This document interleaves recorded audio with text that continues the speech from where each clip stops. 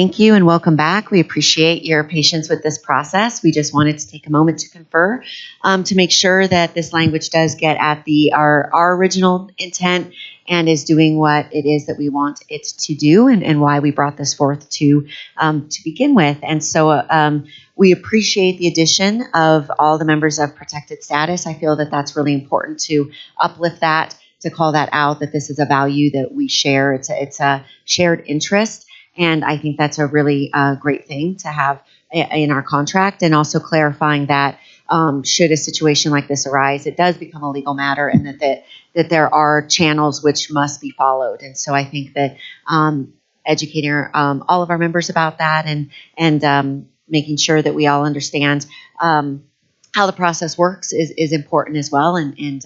So we will also take part in that as we move forward with new members. So at this point, I will ask, are we ready to TA Article 22? Thumbs up if you are in agreement.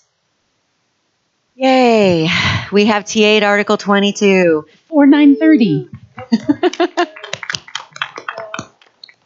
This is a really big moment, and I just want to give a huge shout out to our members that have taken part in helping to do the heavy lifting in crafting this language, in writing this language, and coming to advocate publicly for this language. And this is a big win for our district. It's a big win for our association and for all of our members that now will know that they are seen in this way, and that they are protected, and that is something that we value. So thank you to Julian Kramer, who drove all the way down today. Thank you for being with us for this moment.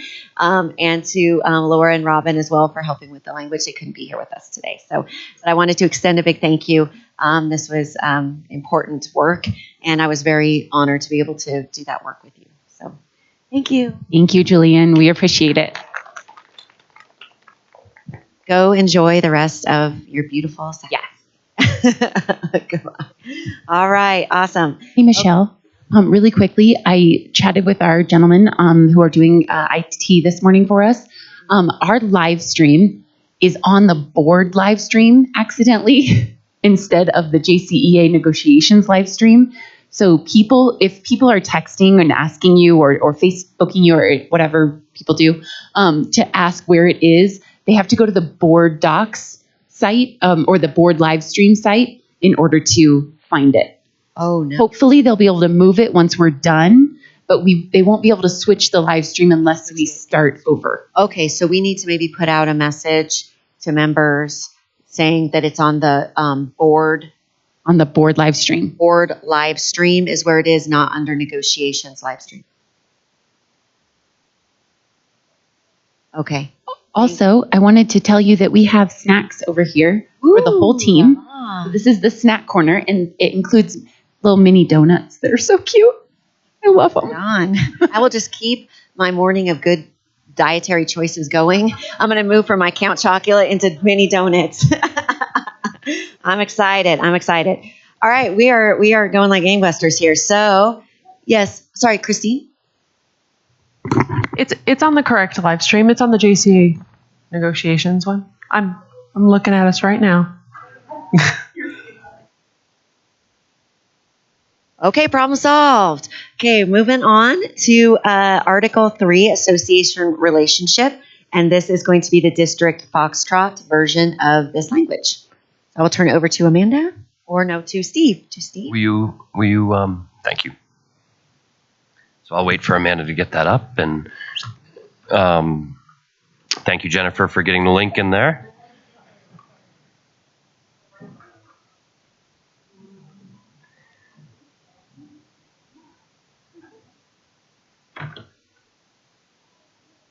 As we wait to get this posted up, I will share we do have a few changes, but then at the very end, what we're attempting to do is bring in the MOU agreement that we had into the language. So first, 3.1, the board recognizes the association as the exclusive bargaining agent representing all educators as defined in Article 1 in matters involving wages, hours, and other terms and conditions of employment. And we've added as described in this collective bargaining agreement. We struck out including working conditions and allocation of district resources, as we believe that the collective bargaining agreement touches on those working conditions and allocation of district resources. We've already agreed to striking out the other language in that section. Going down to 3.3, we are striking out the president's salary that JCEA pays in terms of bringing that into the contract. We do, of course, pay for the president's salary for the 185-day work year. But the JCEA stipend that is provided, we are not willing to bring in, as that's not a district stipend. Let's see, scrolling down, we've got a little bit of cleanup here in 3.4, where we're adding departments with the schools. So we'll have the right to visit schools and departments, the association that is. And then the association will coordinate visits with the principal's designee, or department supervisor by sending a calendar invite at least 24 hours in advance. And that's already language that we agreed to. And then the last sentence here, all visits will be conducted in a manner that does not disrupt the educational process in the school or department. So essentially all we're doing here in 3.4 is adding departments in. Scrolling down to 3.9, we've got some language here with, I guess I'll start from the beginning. It's a long sentence here. The district agrees to support a school and workplace climate conducive to teaching and learning that is free from harassment and bullying behavior defined as a pattern of written or verbal expressions, physical or electronic acts or gestures that are intended to coerce, intimidate, or cause any physical, mental, or emotional harm. Complaints arising pursuant to this article are subject to the grievance process, is what we're putting in the language, and we struck out the other proposal. 3.10, the association will be provided the time not to exceed 15 minutes and opportunity to present during required portions of the new employee orientation and educator induction. And then language that we've agreed to, in order to welcome new employees, introduce them to the association's mission, and invite eligible employees to join. We did strike out down below, such presentation will occur during a portion of induction when all or most of new hires are in attendance and will be equal length to the superintendent or the designee. My understanding is that that already is happening and is part of the induction process, as it is a very collaborative process. And then 3.11, the dues deductions. This is the piece I was mentioning where we're bringing in the MOU.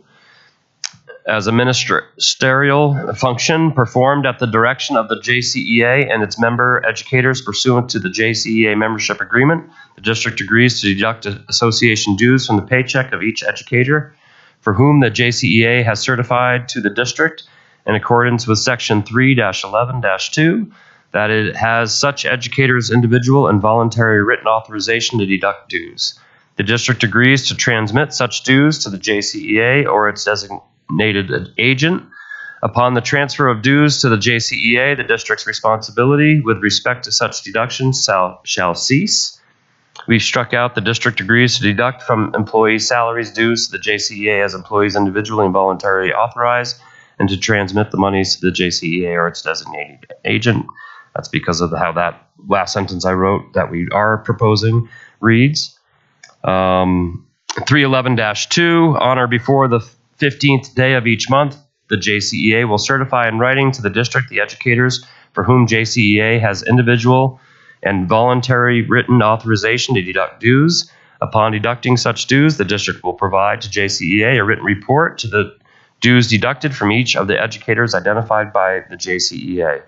The district will respond promptly to any inquiries from the association about data in the monthly dues deductions report.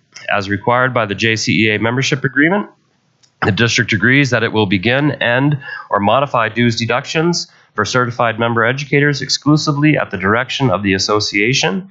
In return, JCEA will indemnify, sorry, I struggle with that word, and hold harmless the district and its directors, employees, and agents from and against any and all claims, demands, and causes of action that arise out of any dues deductions. Certifications to start, end, or modify dues deductions received by the district after the 15th of the month will be processed the following pay period. Now we've struck out each month the district will provide JCEA with a list of the employees, as we've already discussed that above. And then the rest of the language we've agreed to, I believe.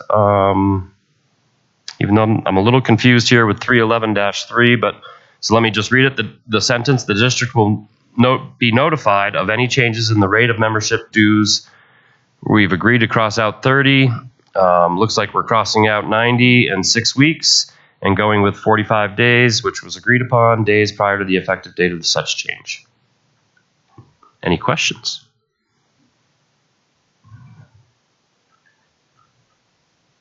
Christine?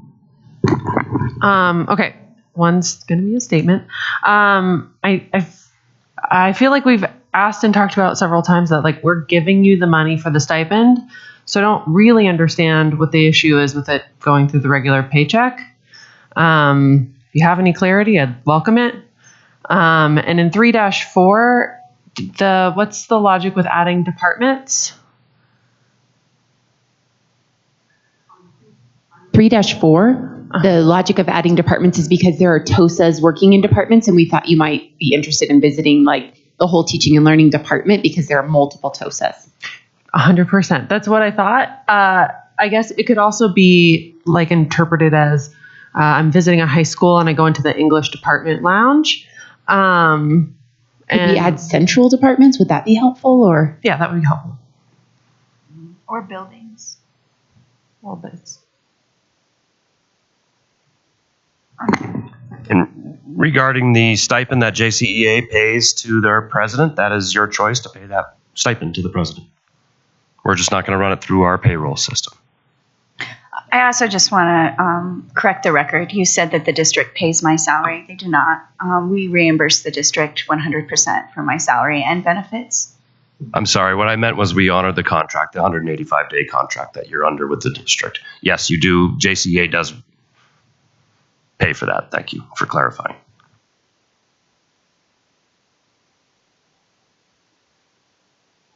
I assume that everyone has access, or that at least Brooke has access to the MOU that all of that language is from. So just in case you wanted to check that language, Jennifer literally copied and pasted it from the MOU. And I also linked it in the agenda, so everyone perfect. has access to it. Thank you.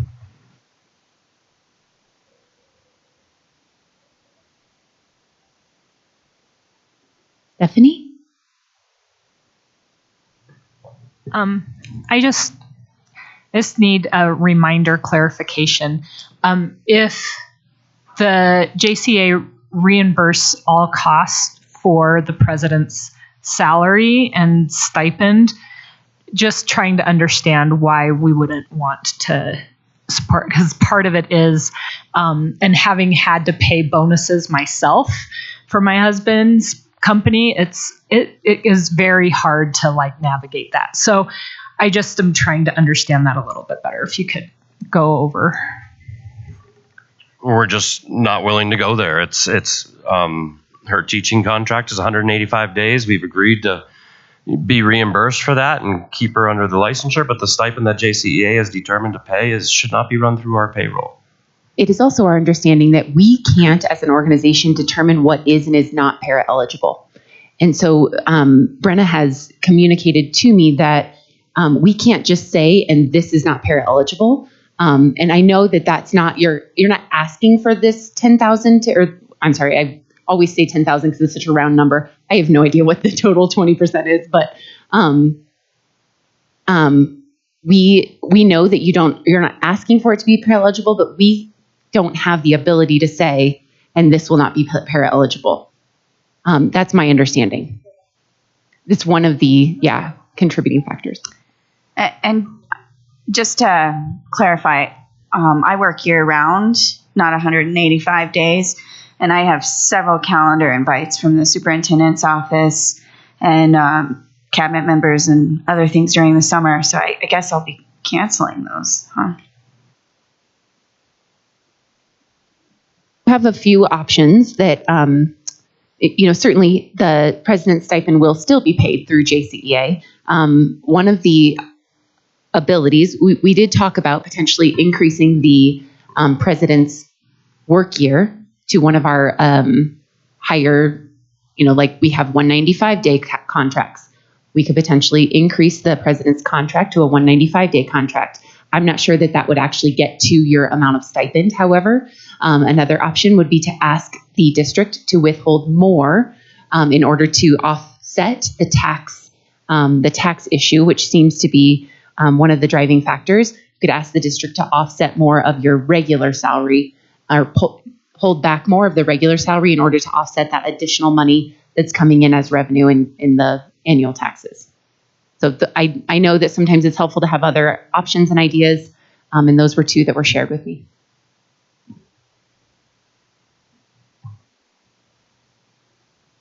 Christine, did you have another question?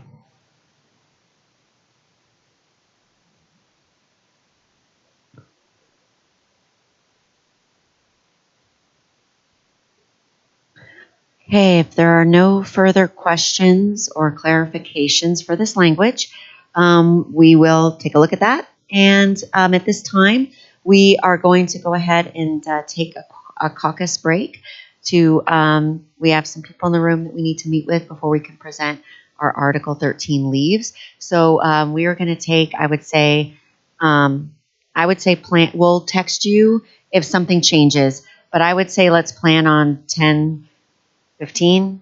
If it's going to be earlier, if we get things wrapped up, we'll let you know. But I would say just to be on the safe side, especially because some of us are moving faster than others of us, that we are going to, it'll take us till 10:15 to get back up here. We're in 3A. I was actually going to ask you, were you able to access 3A this morning? Was it unlocked? Okay, thank you. Great. So we'll be down there and we'll send a message if something changes. All right, thank you. And we'll be back around 10:15.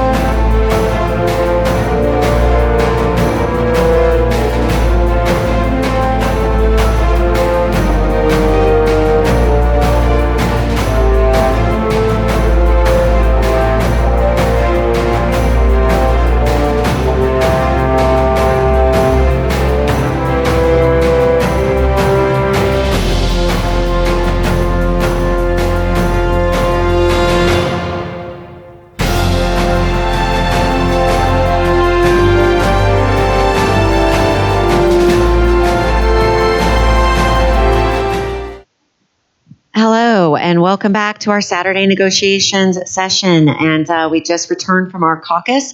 And at this point, we're going to be moving on to Article 13, which is leaves. And at this time, I would like to invite our article bargainers that are joining us today to come to the table. And so they are going to introduce themselves, their role in the district, and then also share with us their favorite breakfast cereal.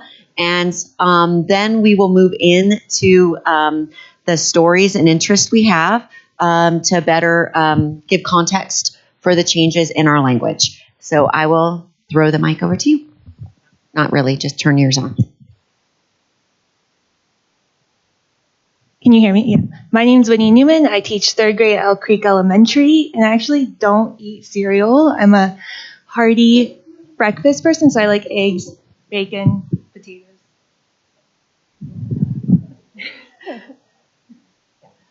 My name's Debbie Bacon. I teach math at the Manning School. And for breakfast, I typically have a shake, but if I'm going to have cereal, it's an overnight cereal with like quinoa and flax seeds and like yogurt. Mm-hmm. Sounds very healthy, not like my Count Chocula choice. Okay, so, and if everybody has your documents, we're going to begin. We would like to start with some of the longer stories from our members. We had some of our article bargainers that were not able to be with us today because of their health issues in part. And so we are going to be reading their stories for them. And then also we're going to have some shorter stories that came out of our survey that we give to our members every year. So we're going to share those with you. So I will kick us off. I'm reading the story of one of our members, Krista Bollinger. And she says, I've been a special education teacher in Jeffco for 26 years. I'm the mother of 2 Jeffco students, the wife of a Jeffco graduate, a Jeffco resident, a 2-time breast cancer survivor, 2020 and 2023, and a current breast cancer warrior. This is my, never mind. So in October, she was diagnosed with a brain tumor, stage 4 breast cancer, and within 3 weeks was scheduled to have brain surgery. She immediately contacted the leave office for information on the short-term leave that she would need to take. After a week, when she had not received a response, she reached out again for clarification on the next steps that she would need to take. She finally received an email to complete and return the form to the leave's office. When she reached out with questions and received another form and no answers, she bolded and bulleted the questions, still no answers. By the day before the surgery, she had not received any assistance from HR, only forms. She was uncertain if these were the right choices that she was making for her family, still had no answers, or even had been verified if she correctly applied for the leave. After her surgery, she was unable to read, write, and her vision was significantly impacted. She needed way more than the 3 weeks that she had anticipated for aphasia treatment, along with needed brain healing. She reached out to Standard to verify everything was set for the short-term leave, and they'd received no information about her claim. What do you do when you're cognitively impaired, on leave, nobody from HR has given you the help you've asked for, and your short-term disability does not exist? She sought help 3 weeks before surgery, and HR would not answer her questions, and nothing was in place after the surgery. She contacted the leave's office to verify what had gone wrong. They said that she was at fault because she should have known what she was signing. After weeks of asking for help after brain surgery and the resulting cognitive struggles, and she had no one from HR willing to help her, she took steps on her own with Standard to get her short-term disability in place. Since then, unfortunately, her cancer has metastasized. It says here, so this was a little while back actually, so this has already occurred. She's had surgery to place a port, and she's going to need a 12 to 24 weeks of chemo to kill the tumors. She will be able to work and wants to work, but has a lot of decisions to make. And some of these are because HR would not help her the first time. She has no sick days left. Her retirement is in jeopardy. She owes taxes on the short-term disability that she did receive because the leave's office only sent the paperwork but did not give her any of the information that she was requesting.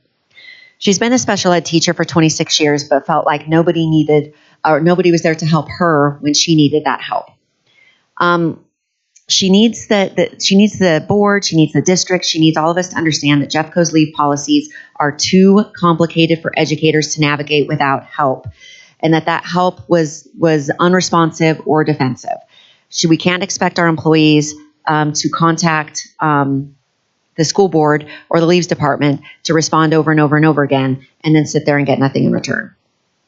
All she's asking is that Jeffco educators and their children who attend our schools have leave policies that are accessible to them. And please ensure that nobody else has to go through what she has gone through. Debbie, that's you. Okay, this is from Sean, a French teacher at Golden High School, and I'm just going to read what he wrote. I'd like to start by thanking you all for your willingness to listen to us and for your steps to support educators this past year. I have taught high school for 11 years and worked in the district for 6 years.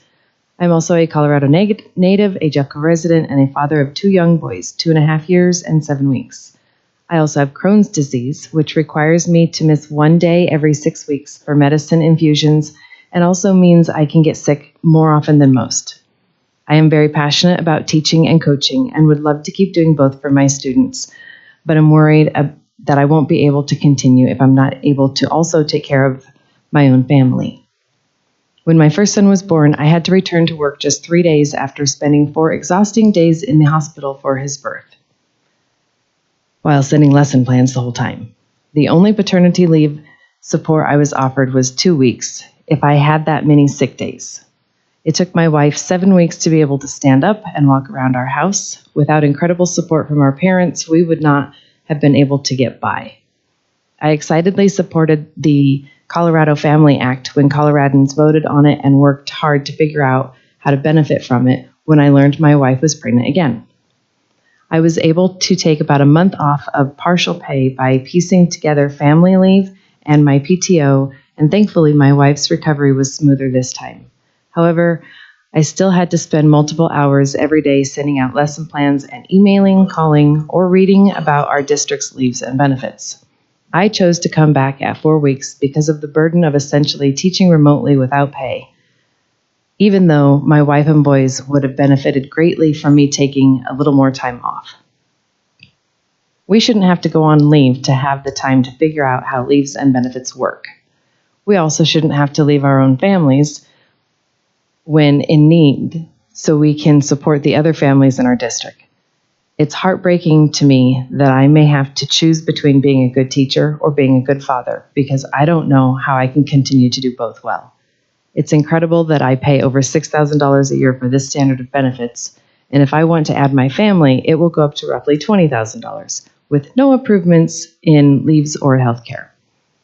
I know there are better solutions by either opting in or working with the State Family Act, or even by working with the standard insurance company that Jeffco already works with, which I've seen work firsthand through my wife's company. Other companies and our state are waking up to the importance of parents being there for families in the first couple of months of life, and I hope our district can support future Jeffco students by providing better support to current Jeffco parents and educators.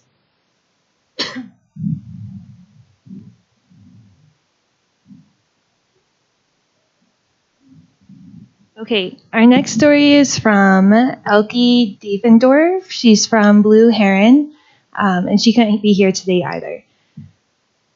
And this is what she wrote. I wanted to bring your attention to a matter that's been weighing heavily on my mind regarding the lack of paid leave for parents facing illness or the passing of a loved one within our school district.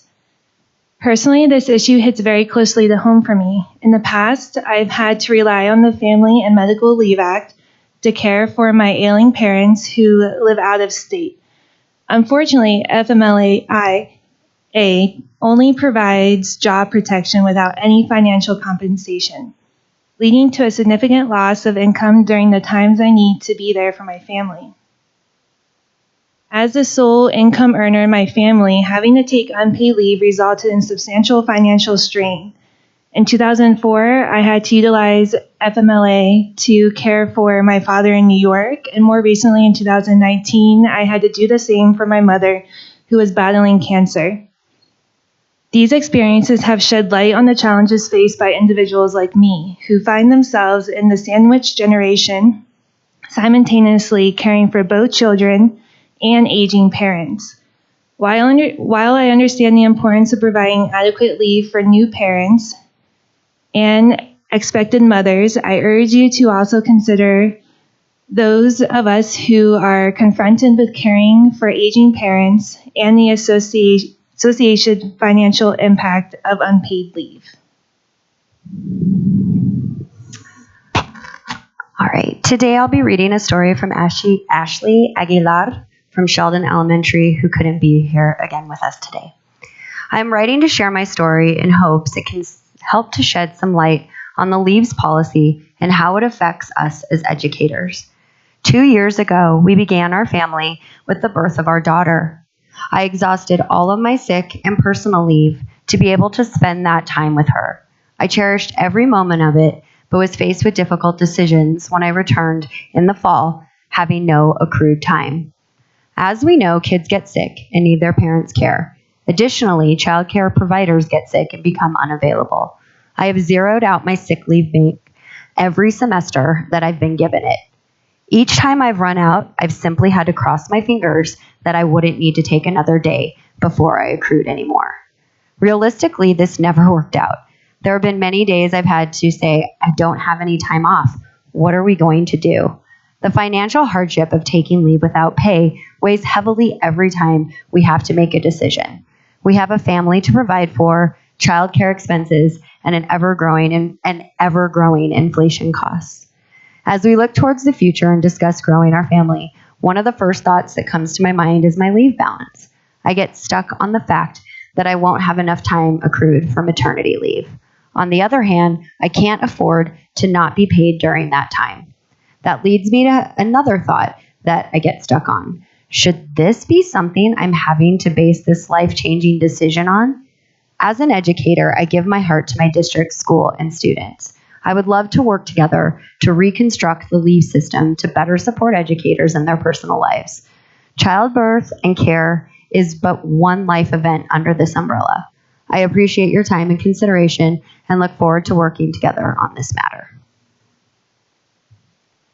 And I'm sharing, can you hear me? I'm sharing Adriana's story, who also couldn't be here today. She said, I am currently 30 weeks pregnant and due in June. When I reached out to HR about a timeline, my options, and the paperwork I would need to fill out, I was met with legal jargon. I was informed I could take short-term disability for 6 weeks and receive 60% pay. These would be my June and July paychecks, the money I had already earned, and it being held in escrow. After that 6 weeks, I would need to go unpaid. For financial security, I would need to come back with a 6-week-old newborn who's not sleeping through the night. Thank goodness for my coworkers and union who told me about family. Thank you. We're now going to share a couple of shorter stories that came from our survey data that our members shared with us. And so I believe, Brooke, you're up first.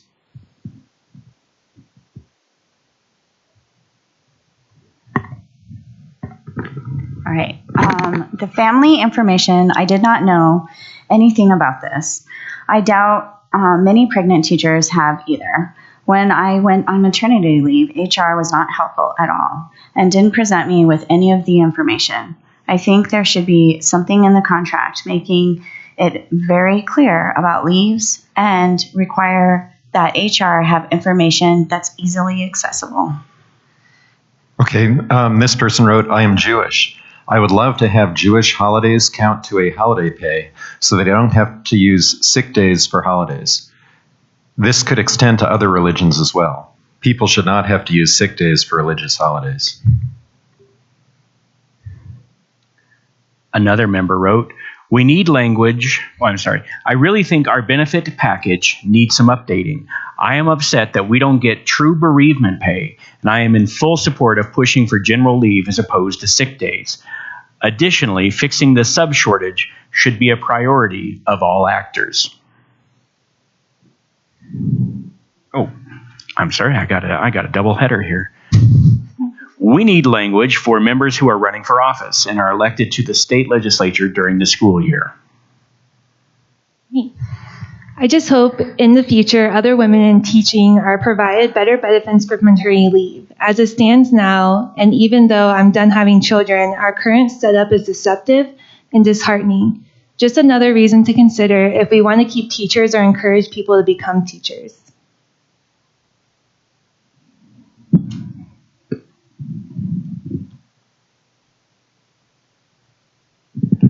Another member wrote, is there a way to change the leave policy surrounding leave taken for a family member that happens in concurrence to emergency medical leave? I had a huge issue when I took leave on a Friday for my wife's surgery and then was in the hospital myself for 5 consecutive days on an emergency basis the next week. Short-term disability tried to kick in. My admin and the district were requiring a ton of sensitive info, and it was handled horribly. Is there a way to get one district representative, like a case manager, for each instance like that happens, who can streamline those rare but happening cases, rather than me having to spend hours jumping through several hoops that ultimately amounted to nothing when the district ended up dropping its insistence on me taking short-term disability? It was a huge stress last year, and I feel had someone actually helped guide me through the process rather than the faceless disability company. If we are able to prevent this from happening to other Jeffco employees, it would be great. Last year, I had paid into the sick bank for days and ran out of days due to my own illness, my children's illnesses, and my daycare provider being sick and having to take days to stay home with my kids. I requested leaves due to childcare. They were sick, and also our provider had COVID, and was denied due to COVID days being a different set of PTO. And then I requested again for days and was denied because I had 0.5 days left in my personal days, even though I was needing more than 0.5 days for sick days, not a personal day. This year, because I was denied last year for sick bank, I chose not to put days into the sick bank. Well, now I can't ask for sick bank days. This educator has had a really rough year and has had money docked from their paycheck, and this is their story. I was out for 5 days for my husband's back surgery. I had strep throat that had resulted in me going to the ER and was out for 3 days. My kids have been sick for 5 days, and I had to take a couple of days because our babysitter was sick. I have used every single sick day and all my personal days for sick time and still had to pay out of pocket because the district doesn't give us all our sick time at the beginning of the year, or honestly not enough time in general. They give us 4.5 days in August and 4.5 days in January. Because of this policy and because I have never been able to accumulate days, I end up having to pay money because sickness and life happens on their own timeline. Now that it's January, I have 4.5 days. I wish I would have had those days at the beginning of the year. The lack of sick time. And now they're struggling. Sorry. And finally, this member shared that the lack of sick time is one of the many reasons why I'm taking a leave of absence next year. The motto, stay home if you're sick, only works if you have sick time to use. Okay. Sorry. So I was just going to say, we're going to move now to we're going to share some interests based on these stories for the language changes we're proposing. Rob? Okay. We have an interest in consolidating sick and personal into one bank of time, annual leave or PTO. We have an interest in our employees receiving bereavement time that doesn't get charged to annual leave. We have an interest in teachers having access to time off options for religious observances. We have an interest in incentivizing educators to take fewer days off outside the classroom by reimbursing them each summer for a portion of their unused time. And we have an interest in having someone knowledgeable to be the point person of the district that will help our teachers understand and choose the best leave option, especially when they're in the midst of a health crisis. Thank you. So at this time, thank you for everybody for sharing the stories. We are going to be, and also all of the members that sent the stories into us and helped us to better understand the issues that they're facing. So at this time, we're going to be putting the language into the agenda. I'm not sure if it's already there or not. And then I'm going to turn it over to Lisa Elliott to walk us through our changes. I think, Christine, can you share it on the screen? Can you do all the things over there? While Christine is getting that up, I just wanted to make a couple of historical comments, which seems to be my duty more and more these days. For many years, we have talked off and on about changing our current system of personal leave and sick leave into just general leave. And we're taking another run at that this year. We know that sometimes the district's been afraid that people will use their leave a lot, willy-nilly, for whatever.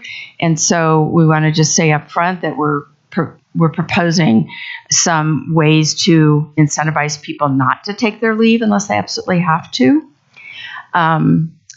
And then we also want to mention, as you're going to see as I go through this language, the new Family Act that was passed at the state. The district opted out of that. So it is possible to opt in as an individual if you're a public employee, like for a school district, and many of our members have. However, the leaves office does not really coordinate people that are on a family leave with district leave policies. So some of our language in here is an effort to coordinate that for people that choose to pay into the Family Act. We are not asking the district to put everyone in the family policy. We're only wanting individuals who choose to pay the premiums themselves to be able to coordinate it with their other leaves.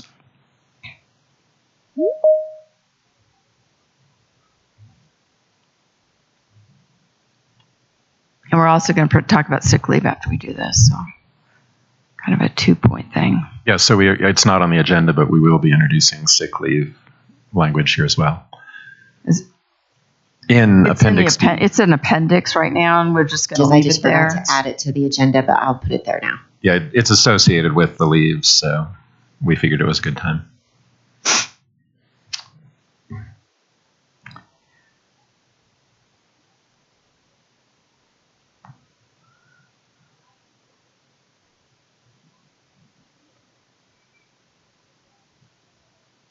All right.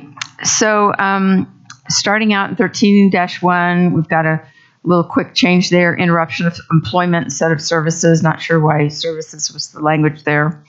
We're also adding a sentence at the end of that section. Any educator who works a minimum of 90 days in a school year will receive the full allotment of leave days. This is because if you're out on short-term disability, you get charged the days for being out sick, but you get charged additional days because you're not, quote unquote, accruing your sick leave. And we don't think that's a good idea. So we want everybody to get their days up front and not lose days when they're out sick. 13.2 is about FMLA, no changes there. 13.3, this is changing it from sick and personal leave to general leave. Educators will receive a lump sum total of 11 days per contract year as general leave proportionate to the educator's scheduled full-time equivalency. Leave will be given at the beginning of each school year, no later than September 1st. Leave days are available to the educator to use for their own or family members' illnesses and for personal use. When possible, educators will notify their building administration of their absences and date of return. In an emergency, the educator will notify building administration of the expected date of return. Giving the reasons for use of leave days is not required until the educator has taken 7 consecutive calendar days of leave, at which time short-term disability must be applied for if the reason for the absence is the educator's personal illness. And then an educator may be reimbursed in June of each year at the guest teacher rate for up to 5 unused leave days of the previous year's allotment after the educator has 10 leave days accumulated.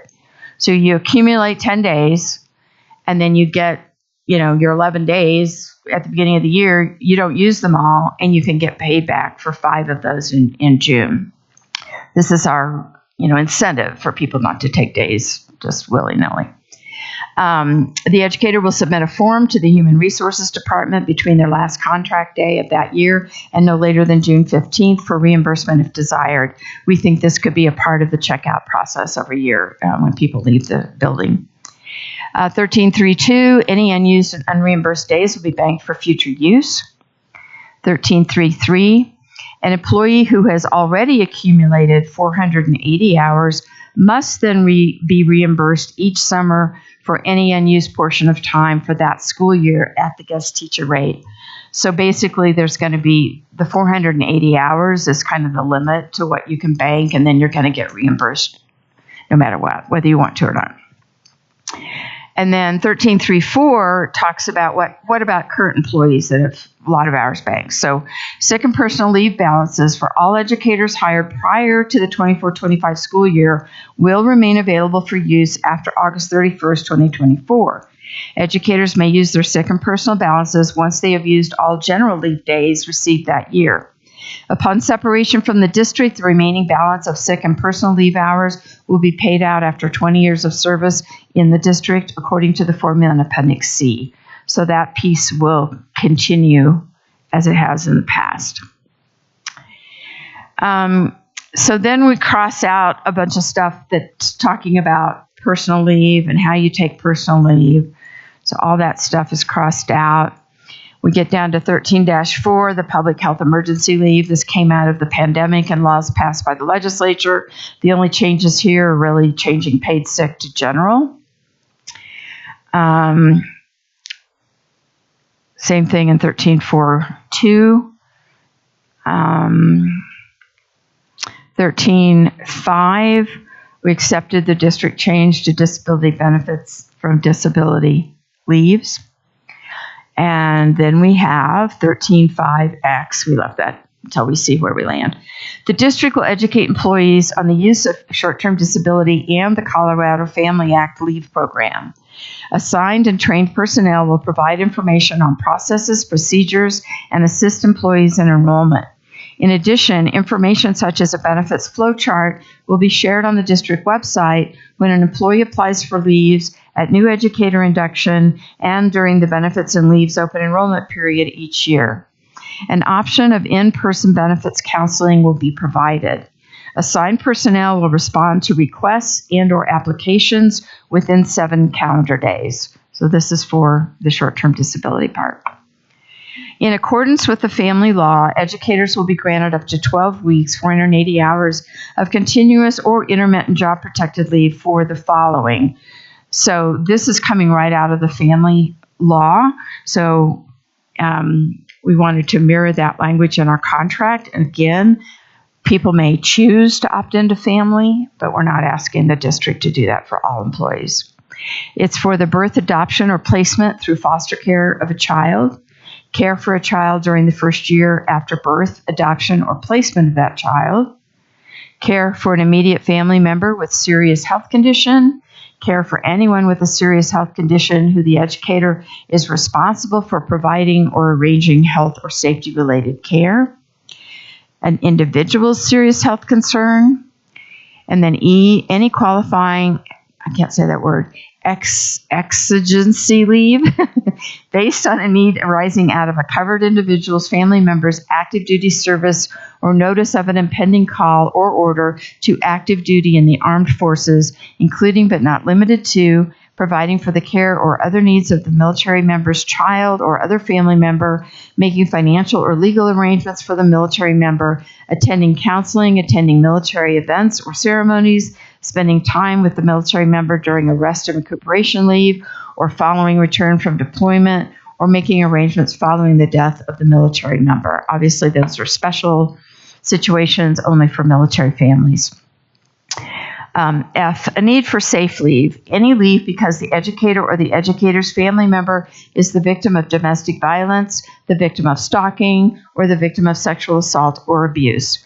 Safe leave applies if the covered individual is using the leave from work to protect the educator or the educator's family member by seeking a civil protection order to prevent domestic violence, obtaining medical care or mental health counseling, or both, for themselves or for their children, to address physical or psychological injuries resulting from the act of domestic violence, stalking, or sexual assault or abuse. C, making their home secure from the perpetrator of the act of domestic violence, stalking, or sexual assault or abuse, or seeking new housing to escape said perpetrator. Or D, seeking legal assistance to address issues arising from the act of domestic violence, stalking, or sexual assault or abuse, or attending and preparing for court-related proceedings arising from said act or crime. So this is, again, coordinating people that take Family Act with district policies. For personal illness greater than 7 consecutive days, the educator must apply for short-term disability benefits or choose to access leave through the Colorado Family Program. We want them to have both options because in some cases, the family program may be more advantageous to the employee. Short-term disability benefits and family leave will be being paid in accordance, et cetera, et cetera. Got a little bit there in yellow that we agreed to. Crossed out accrued sick leave because we're going to general leave. And then if leave time has been exhausted, the employee may apply to utilize days from the sick leave bank, see Appendix D. So this would be if you have no leave days, you're out on short-term disability, you can apply to the sick leave bank for those 0.4 of a day to supplement the 60% of short-term disability to keep you whole. 1353, again, just cross out sick to bring us into general. The sick leave bank is not available for use in this case. This is for when someone is close to retirement and they need to use short-term disability. It is advantageous for that employee to use 100% sick leave instead of short-term disability because the short-term disability payments are not parent includable. Therefore, it would result in their highest annual salary being less, but they may not use the sick leave bank to do that. Crossed out all this stuff about personal leave. Current language under association leave, we just changed a little bit here. Educators who are designated as official representatives by the association for the purpose of supporting district work as a committee member, et cetera, or to participate in bargaining sessions or grievance meetings will receive association leave. They will submit a leave form to their principal, and the guest teacher substitute costs will be covered by the district. 1372 is also mostly current language. We took out short-term leave form. It's just a leave form of some kind, whatever you guys have. We simply added approval for such leave will not be denied for arbitrary or capricious reasons. And this is the kind of leave that Jcea reimburses the guest teacher costs if a guest teacher is required. Bereavement leave. We're crossing out the part of people using their personal or sick leave or general leave now, if we change to that, to being a separate benefit that the district provides. When a death occurs in an employee's immediate family, he, she, they will be granted 5 working days off with pay for the time lost from work. In the event that the employee needs to travel out of state, an additional 2 days of bereavement leave will be granted. And then we have a definition of immediate family. So this would not be for someone who has lost a friend or someone that doesn't qualify as immediate family. They would have to use their general leave for that. If they need additional days, any additional leave days over and above the 5 or 7 will be granted and taken from the educator's general leave, previously accumulated sick and personal time, and or they will be given leave without pay. Court leave stays the same, except we crossed out personal and wrote general. Military leave was moved, but stays the same. We did change, again, sick leave to general leave in 1310.5. Maternity, parental, and child care leave in the beginning stays the same, but we've added one sentence here, and this is important because I end up doing this a lot. The leaves office will provide an estimate of wages that will be deducted during a short-term disability leave and impact an educator's summer pay. People do not understand that when they're on short-term disability, it's going to impact their summer pay. And they really need to understand that so that they can plan accordingly and save part of their short-term disability payments to supplement because they don't get it. Parental leave of absence. We want to increase the parental leave of absence from 2 weeks to 6 weeks. And people taking such leave will be allowed to use general leave or family leave. An educator on a parental leave of absence may also request up to 4 additional weeks of leave from the sick leave bank. Educators may also choose to extend their time off up to 12 to 16 weeks following the birth or adoption of a child and may opt into the family leave program in order to receive paid leave. In accordance with the Colorado Family Act, educators may use up to 12 weeks, 84 calendar days, of family and medical leave per year. Educators with a serious health condition related to pregnancy complications or childbirth complications are able to use an additional 4 weeks, 28 calendar days, of family and medical leave for a total of 16 weeks of leave. That is family leave policy, so we want us to be in alignment with that. Benefits during leave, we just added the sentence, benefits, educators will not have their general leave allotment reduced because they are on FMLA or any other extended leave of absence. In other words, they get their days at the beginning of the year. If the educator is a full-time FTE of 0.6 or more, we still are working on that, not 0.75. We want to go back to 0.6 like it was back in the day. And position hold, we've accepted some language there, added grant-funded position. And we want to take another run at this educators elected to public office. To be honest with you, I do not understand why the district would not want an employee to run for office, be elected to the legislature, and help us get better school funding. And we think that simply getting unpaid leave and holding their position is not a big stretch for the district to do. And so we're urging you to reconsider that. And break in employment, a little bit of a change here. It does not include another paid K-12 teaching position within the state of Colorado. Educators may take a position teaching out of state or abroad. We want to allow people to take a break of employment to extend things, their career path, their experiences in education, etc. We'd like to change the date from February 1st to March 1st for applying for these leaves. We think that would still be workable within the hiring season and just placement deadlines, etc. And if desired, an educator may elect a sub during leave time so long as the leave is not a medical leave. Obviously, we have a sub shortage, so if I take a miscellaneous, well, it's not miscellaneous leave, break in service, and I feel like subbing a little bit, great. And military leave is struck because it was moved.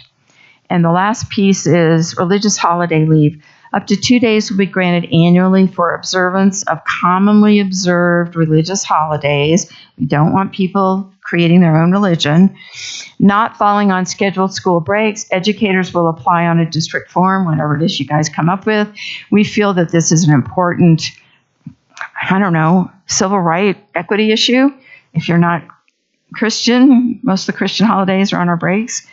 And then sick leave bank, the district will maintain a sick leave bank as described in Appendix D. Whew, that was a lot. Any questions?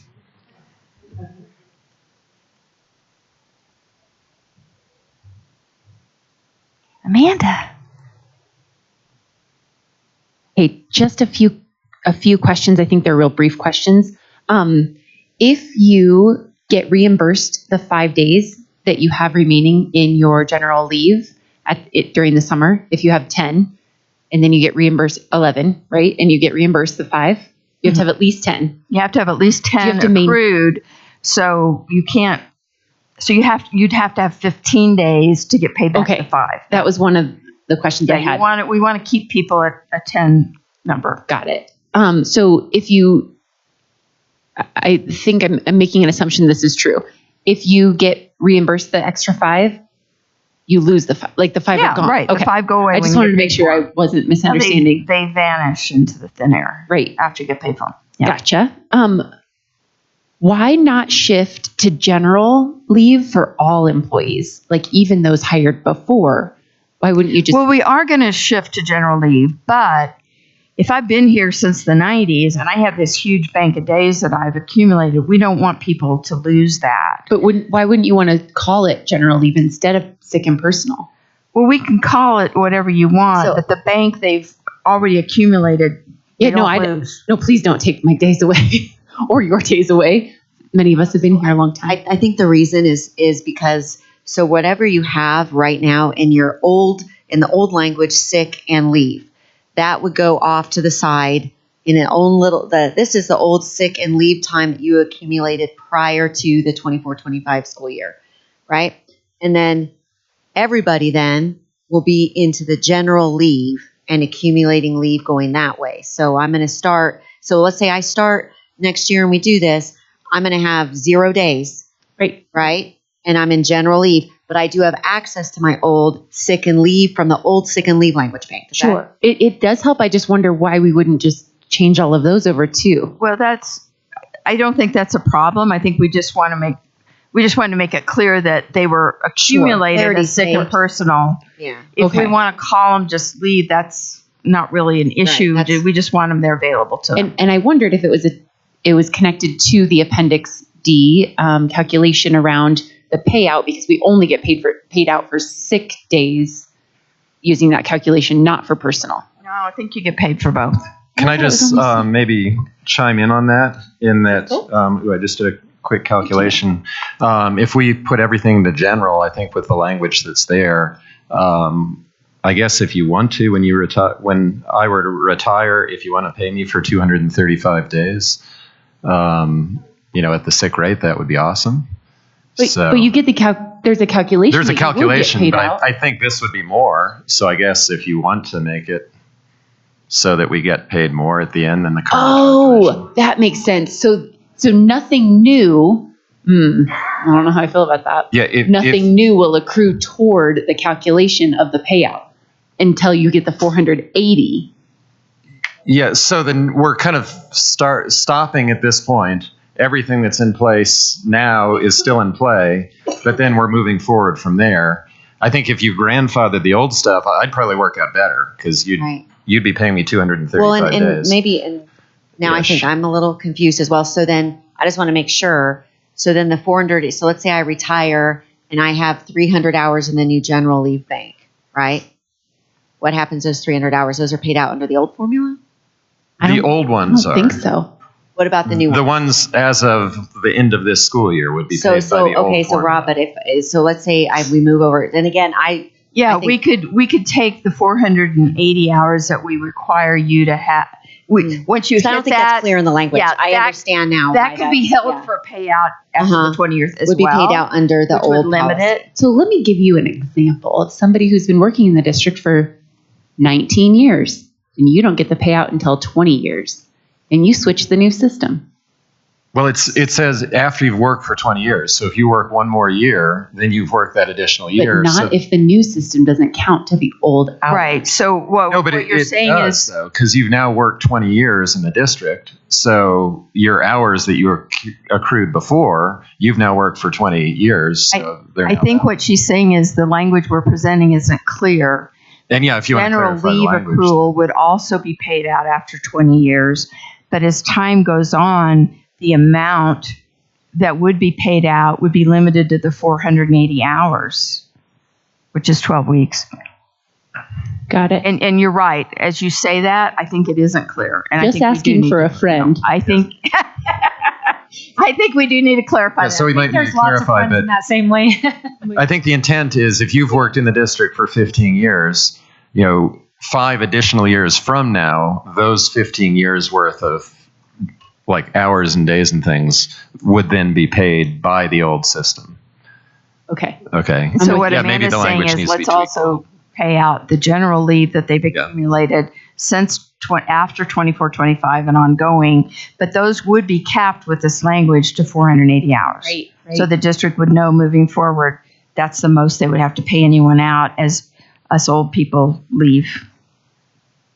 Right. Speaking for myself. Okay, I'm with you. In 13.5, just to make sure that I understand, when we're outlining the Colorado family information, that applies only if you are enrolled in the Colorado family. No, we're saying that you would only get, so you could use your general, if you're not enrolled in the Family Act, you could still use your leave for these reasons. But these are the reasons, these are just aligned they're aligning it. So Okay. if if I've got days and I'm dealing with a domestic violence thing, I can use my days for that. Right. But the language above, when we set out the general leave, also says you can use it for personal use, Right. which would pretty much cover all these things. But we wanted to just line it out in the contract so that it's obvious to everyone what family leave does. Okay. And then my only other question on the association leave. I know there weren't a lot of changes. I just wondered, is there, this is 13.7 for those of you who are scrolling around. Is there a max? Is there a maximum to association leave? Just out of curiosity. No. Okay. I understand that you would reimburse the cost. I just wondered if, We used to have a max when the district just paid for it all. oh, okay. We had 260 to 70 days or something. But since we took over payment, there is no max. The maximum is created by the Jcea budget. Okay. Yeah. But And I mean, I'm sorry, I meant it's per not employee. like a ton of days. Yeah, I meant actually per employee, not max for you to, okay. Those days have to be approved by the president, and they have to be for official use. And we do sometimes get people applying for those that aren't even members, or they work at a charter school or whatever. But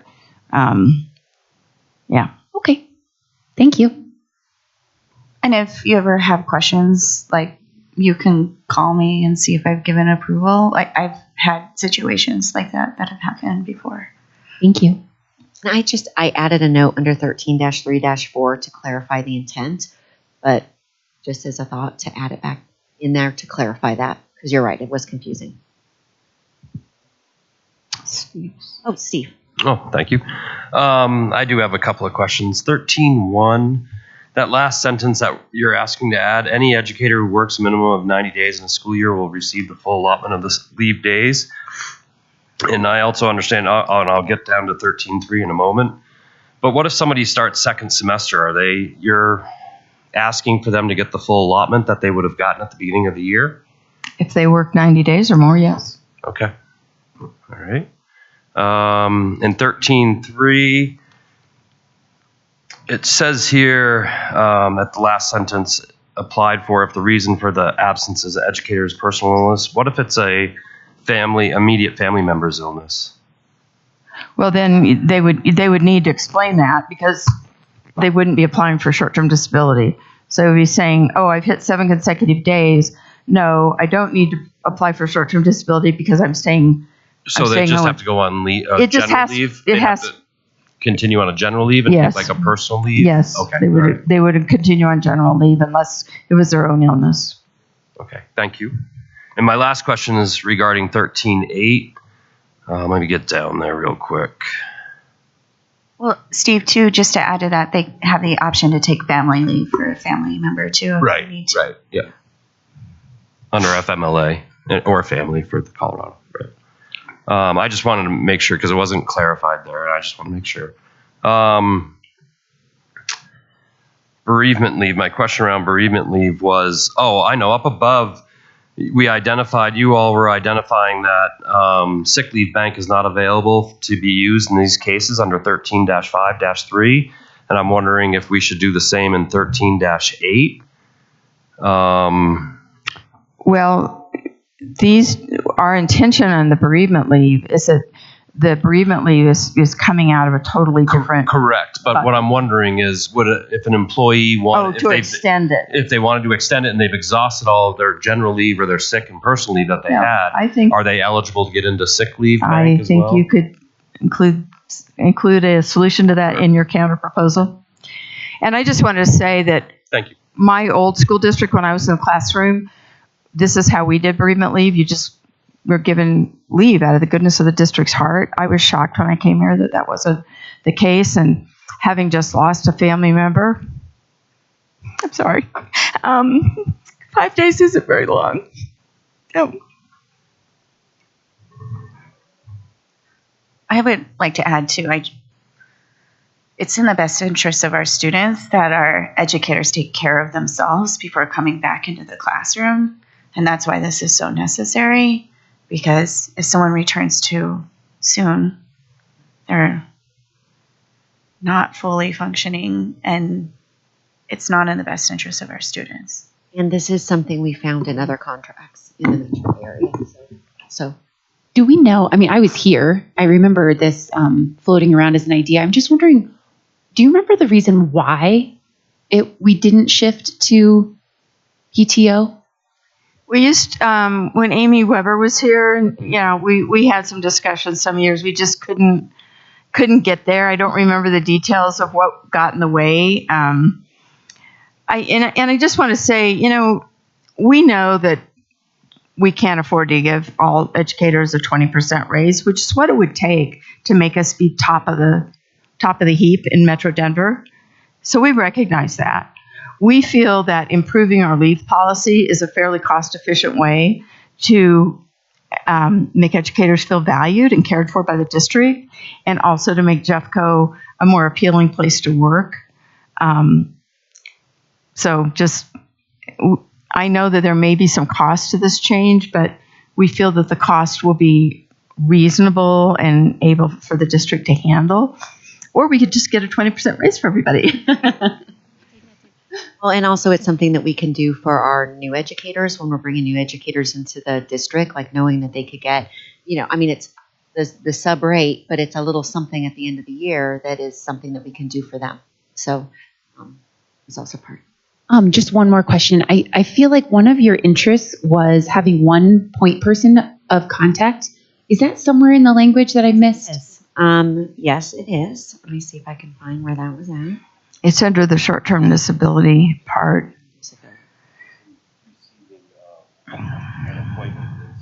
Yeah, it's the ability to get.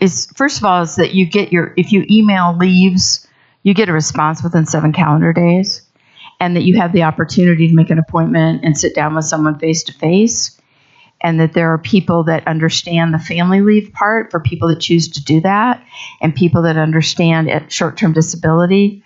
And there are great people in the leaves office that know this stuff inside out, but not everybody gets access to them. I field a ton of calls from people that say, yeah, I talked to leaves, I don't understand this, and I kind of re-explain it. So we see a real need here for people to have some more professional hand-holding through these things. Yeah, I just wanted to make sure that you had, It's 13-5. that's what I thought. Okay. Mike? Yeah, I would just add, to what Lisa said, I feel like for members, I'm the expert on family right now. There's no help from the district. And some of those people whose stories we read, I hope I have helped them be able to take family leave right now, because there's no other option. Mike? As far as the 1 point person, I just always felt Bobby Elrod was really helpful, and she used to have classes for when you were going on maternity leave. So it was, you'd be in a group and there would be couples there, and you were all kind of going through it at the same time, and they were asking questions, and it was really helpful. And I think she still does some of that. And when she leaves, that's going to be a huge loss, I think, for our district. So, I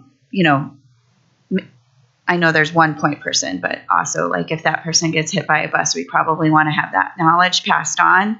But the reason we want this is so that we all are sending our members when we get calls to the same person. I think when we have a general mailbox, things get in limbo and people get forgotten, like the story we heard of someone having brain surgery. And I also recognize that was probably a time period when we were having a lot of changes in HR and employee relations. But unfortunately, that was, someone that wasn't taken care of. And so I think that this will be helpful and ensuring that we're taking care of our employees. All right. I just want to also thank you, Brooke, recognize just the importance and interest that we have as a district, and also getting it right?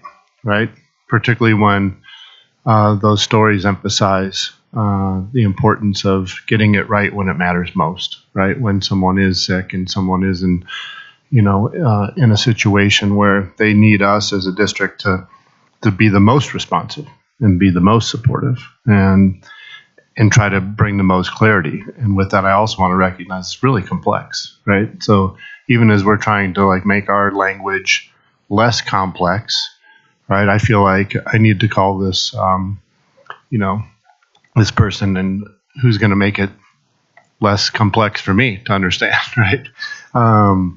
And have the flow chart just even understand this article. So I think just even again recognizing like this is a really complex issue and lifting up the work that the Bobby Elrods have done to help our employees when they need somebody, as well as our principals, our HR partners. I'm hoping that has made a difference this year. And I've seen, that's my story from this year is I've seen my HR partner reach out and help the leaves office to make sure that person who's experiencing cancer or has a family crisis is getting the support and help that they need, as well as the members' teammates, right? And the great work that they do to help make sure that the person coming in to cover for that leave has what they need, and the paraprofessionals and our JESPA folks, and everybody who rallies around that person. So, and then again, I think as a district, we're always trying to balance like what is the impact on our students, while trying to make sure that our employees are, Brooke, to your point, are coming back healthy and ready to return.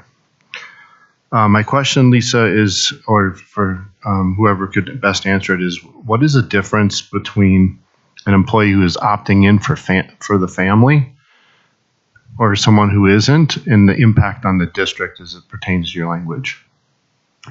Well, I think the impact on the district is that with this language, what we're doing is saying if someone's opting into family, the district allows them to take their leave based on the family criteria. Of course, with general leave, that would kind of be the option anyway. It broadens the reasons that one can take a leave. And the Family Leave Act is giving people money, like a short-term disability thing, helping to pay people for the time that they have to be off so that they wouldn't have to use their general leave necessarily, or not all of their general leave. Does that make sense? I think so. So it's a matter of broadening the reasons that people can take leave, aligning it to the family. Yes, because the short-term disability insurance program the district provides is only for your own illness. So if you need to stay home with an ill family member and you don't have enough leave, days to do that, that's when family would step in and pay you like a short-term disability plan would, but it's not your own disability necessarily. It could be the need of a child or other family member. Thank you. Mike, I currently have 2 employees who are using the family leave. And so they both are using it because they recently had babies. And so they're taking 1 day off a week. They take it as leave without pay. I approve that. They have to pay 3 years into the family leave. So it is a big commitment on their part that they are paying a monthly premium for 3 years for this leave as well. So I've learned a lot about it this year, so I can provide a smidge of context. It's really a pretty amazing, I applaud the state of Colorado for having this. I don't know how many states do, but it's 0.45% that you have to pay in of your salary to be a part of it. And I'm a part of it because CEA is a private employer and they're required to participate by law. So when I was just recently out for my surgery, it went through family, and it ends up the way we arranged it at CEA, they just keep paying my salary like normal, and the money I get from family actually goes back to CEA and reimburses them. There's also scenarios where family leave would pay people more than our short-term disability policy. So people may do the math and figure out that that's, even if it's a qualifying short-term disability reason, that they would prefer to take family leave because, they might, depending on their salary, family pays out anywhere from 50% to 90%. So that's higher than 60.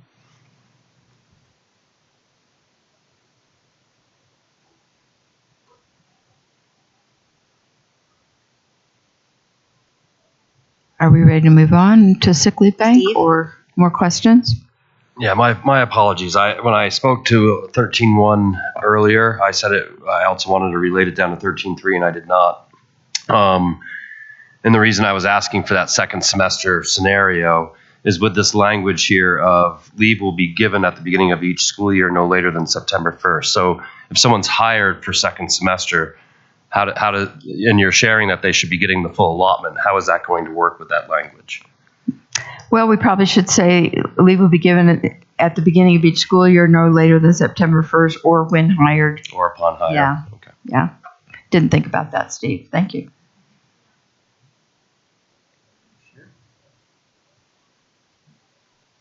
Okay. Any other questions on the Article 13 language at this time?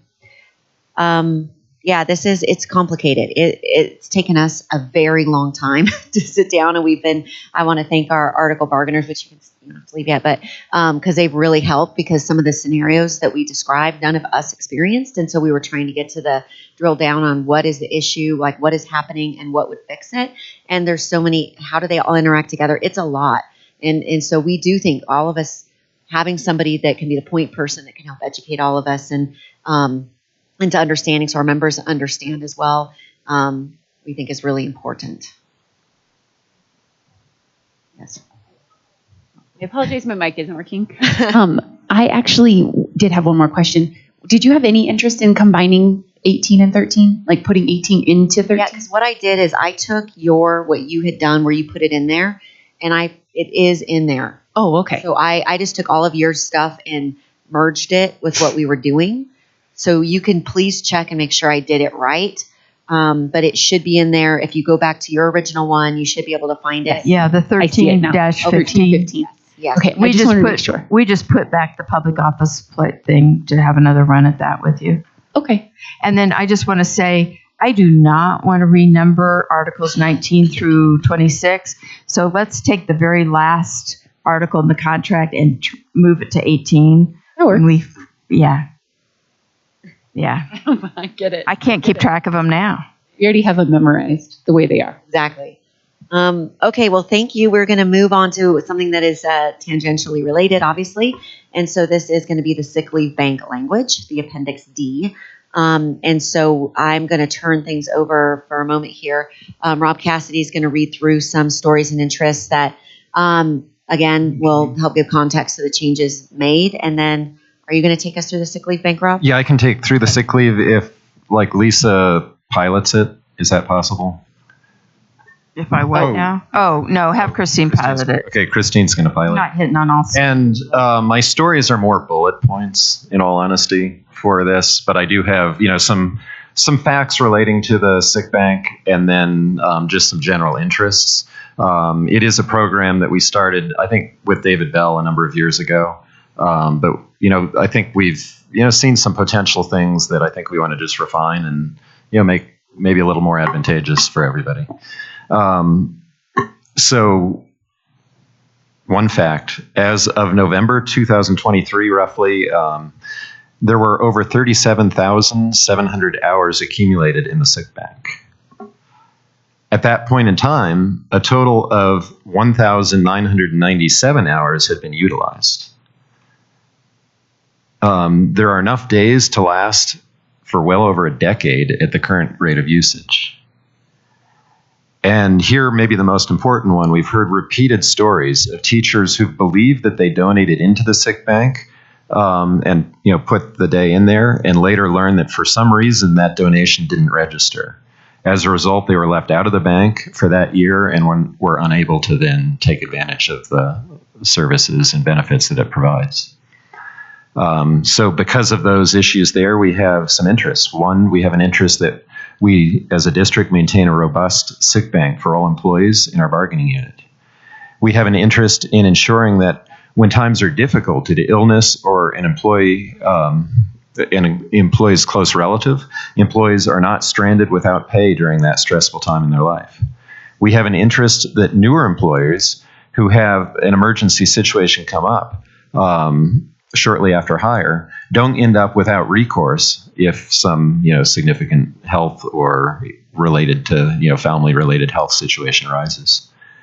We also have an interest that employers have a fair system that doesn't leave them at a total loss due to a failed registration into the bank. Okay, so at this point, I think let's move on to our tweaks to the sick bank. So I don't know if you can bring those up.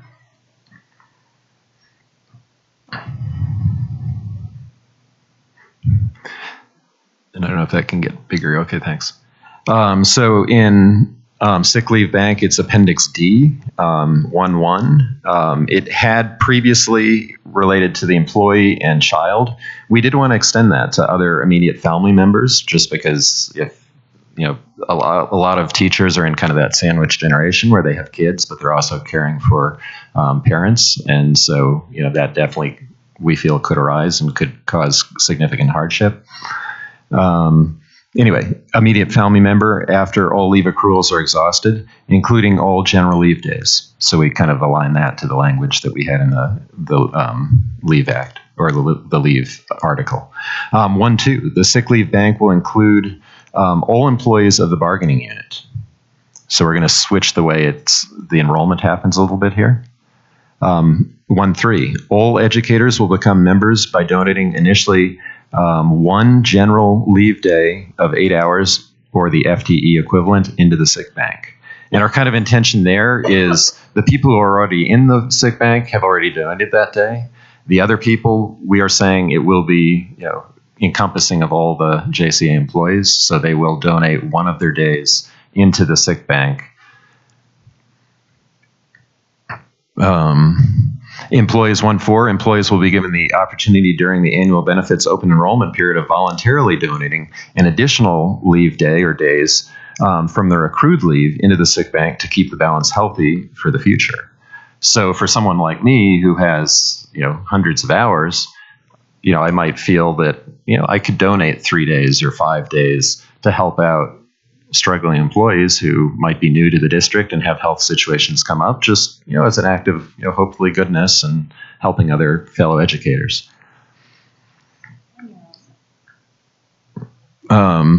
When the sick bank declines to, this is 1.5, when the sick leave bank declines to 2,000 hours, all educators will be required to donate an additional leave day into the sick leave bank. If the individual's leave days are exhausted, then one will be deducted from the upcoming year's allotment. Okay, so here we really want all employees to always be, available to use the sick bank, because we find it really tragic that sometimes when people really need it, it's like due to whatever circumstances, they weren't part of the process. So by having it this way, by having everyone having this, 1 day upfront donation, then everyone's eligible for the benefits. And I'm just going to add on to that. Like, think about an employee that, like some of the stories we heard, that didn't have anything at the end of the year to donate, and so, so for that kind of person, they're the ones that most need to be in that sick bank. So if we just, require that, and it could be deducted from the next year, and then they're in. Yeah, and I think one of the fears that we heard from some newer employees was, well, I only have so many days, so I don't want to donate a day into the sick bank because then I'm already down a day. But the counterpoint to that is once you're in the sick bank by the system that we're trying to set up here, then if you do run out of days, then you can draw on the sick bank. And, if you need that extra day or extra 5 days or 10 days, then it's available for you. So in our thinking, it's kind of a big win here for hopefully all employees. Okay, so I think I was at 1.6. That one actually stays the same. Yay. 1.7. Any educator donation contributions are permanent and irrevocable. And we just switch educator from employee there. 1.8. Educators instead of employees may request the sick leave bank for personal illness or injury, serious injury or illness of a child, and then we just, again, added in that immediate family member for which the employee provides care. And again, because we had made those other changes, I think 1.9 gets eliminated. And that's it. Oh, no, ooh, that's not it. I have to move the page, sorry. Okay, 2.1, no changes. 2.2, again, a switch to educators. 2.3, it was talking about hardship grants, et cetera. And I think that is encompassed by changes that we've already made further up there, so I think that becomes obsolete. 2.5, the maximum grant allowedness is 30 days, and we just took out for personal injury or illness. And we just took out eligibility down in 3.4, and then switched employees to educators in 3.6. Okay, 3.7, that was the one that, again, it kind of is obsolete now with our new setting up of the system. And that is truly the end. So hopefully this, I don't know, provides a more encompassing system that's helpful for more of the employees and is better able to be utilized. And, hopefully will eliminate situations like a lot of those stories that we heard today. So are there any questions? Yeah, are there any questions? Amanda?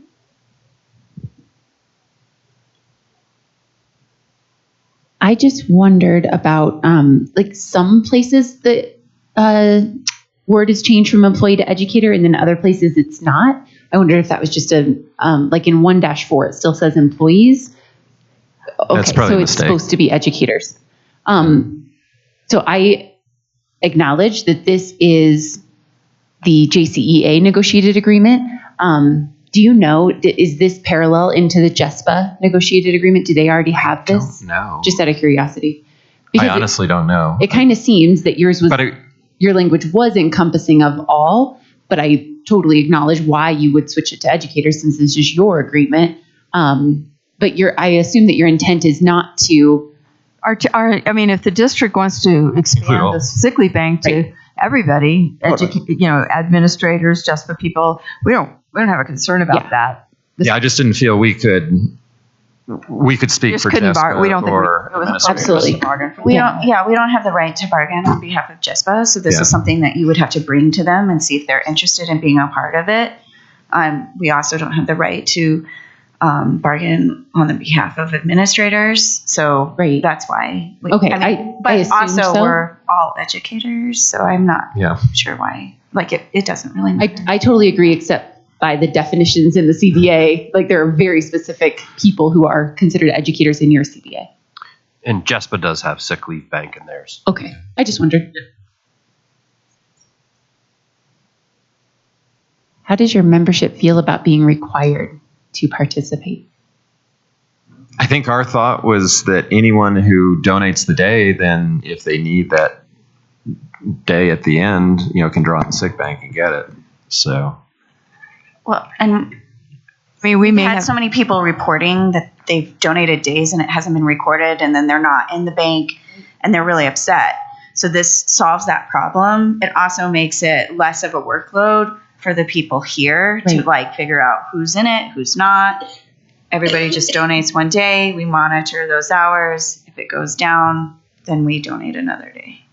And I know that anything we do at this table may have certain people that don't agree with it, but I'm confident that I would, if I were to explain this to someone, they're better off with this language than with the old language. Okay. And I think, Lisa, you had talked about that as how CEA works.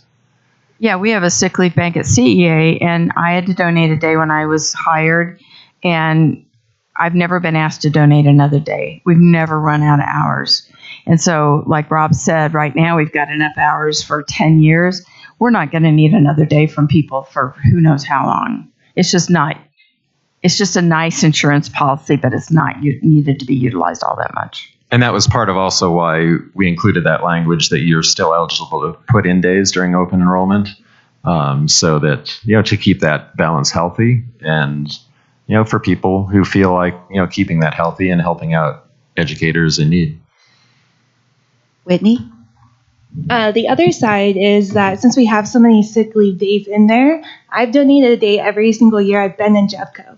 So if we have this huge amount, a huge pot, why do I need to keep giving another day to be eligible to be in it?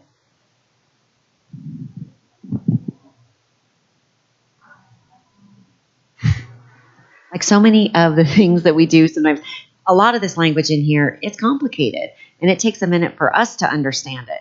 And then that's kind of incumbent upon us then to help our members also understand the intent of the language, like how it can benefit them, how they would go about accessing whatever is in there. And so, for us, it's about, educating. That's what we do. We're educators. Just to Whitney's point, so I think I understand you only are required to donate one time upon initial employment. If you leave and come back, just out of curiosity, did you think? I think within the 60 day or 60 months, Oh, okay. you'd That would still make sense be. to apply. Because your benefits are reinstated, so. Right.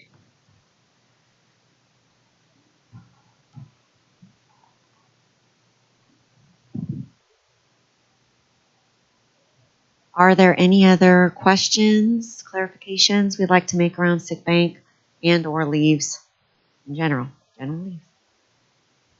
Okay. All right. Well, I would like to thank our article bargainers for being here today and helping us on the back end work on a lot of this language. They were instrumental. So thank you so much. Yeah.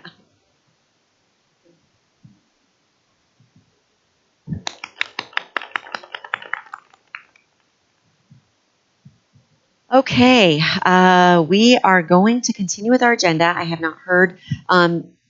We do have lunch coming a little bit after noon, so I'm assuming I'll get a text when that happens. But since I think we should just keep rocking on with our agenda. So should we do? I guess I should be looking at Christine. Article 20. Can we do that one next? Okay, so we're going to be moving on to Article 20, which is professional behavior and educator discipline. Yes, also, if you need to grab a snack, obviously help yourselves. We're getting close to lunchtime. So we are going to be moving on to this article. This is the Jcea India version of Article 20. So, I know. It's India. Is it indigo? Yeah, it's call signs or whatever. Yeah. We'll leave this one. It's India. Okay. Yeah. Article 20, JCEA-I. Okay. We decided to strike all of JESPA. We don't agree on the definition. And currently, as it is in the contract, it is exactly as it is written in 20-1-5. So we're basically going to an original version that is in the contract right now.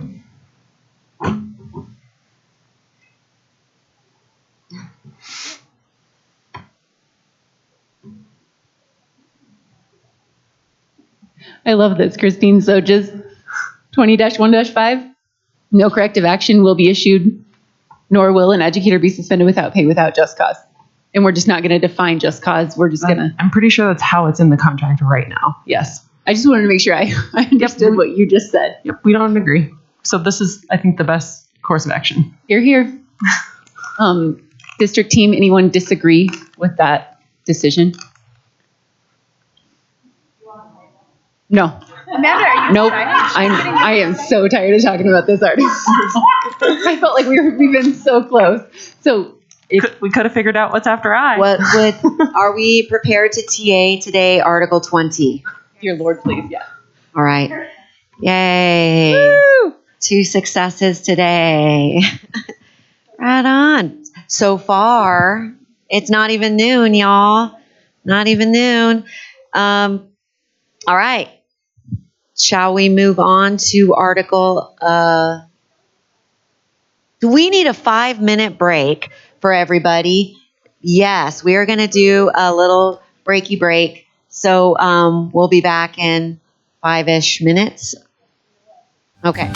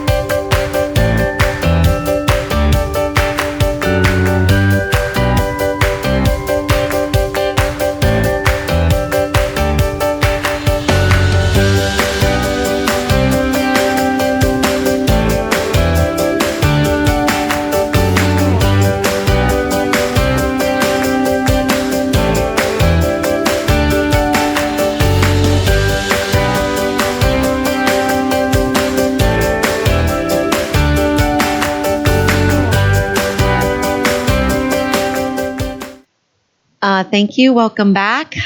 We are back from our short break, and we are going to be discussing Article 11, Academic Freedom. This is the District Delta version, and will it be Beth? Beth, I'll turn it over to you to present the changes. Great. Amanda, are you projecting? Let's see. Yes. I can take notes after I present this, so if somebody can take notes for this. Yeah. Do you want to tag or oops? I will take notes just during 11. Thank you. I will do that. Here we go. All right. Article 11, lots of yellow here, so we're going to scroll down to 11.6.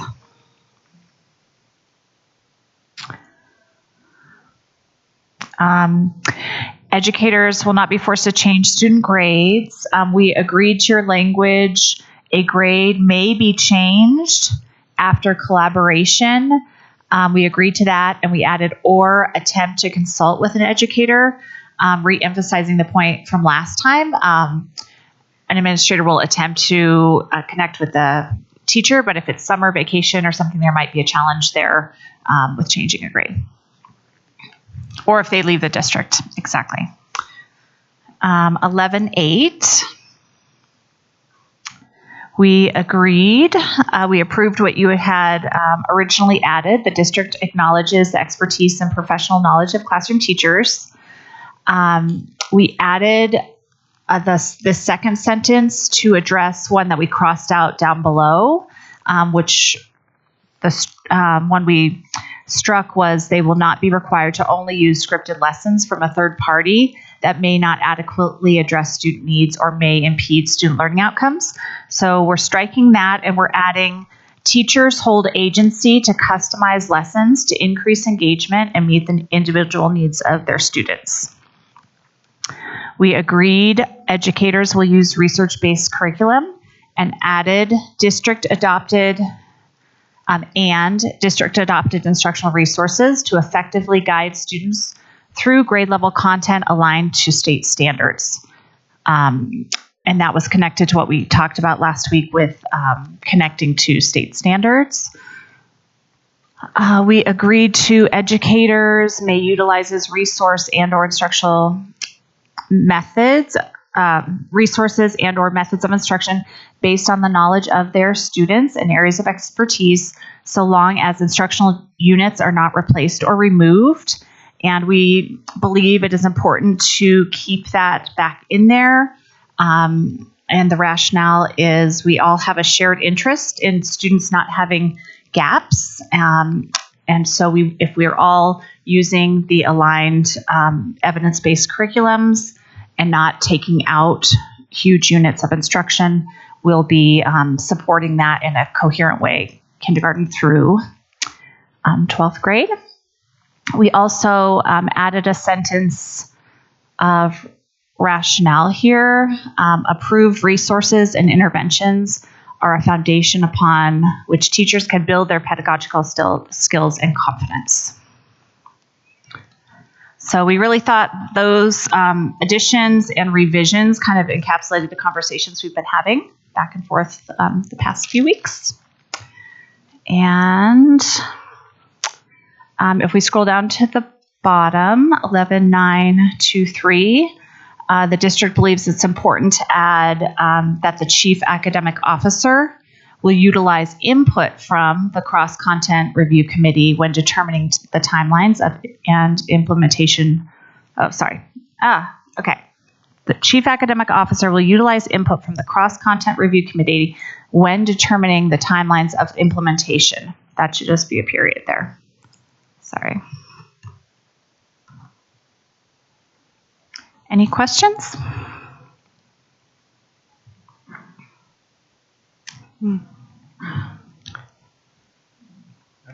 Sorry, I just choked. Oh, no worries. When you can breathe, would you like to ask a question or make a comment? Take your time. I shouldn't inhale. the oranges here.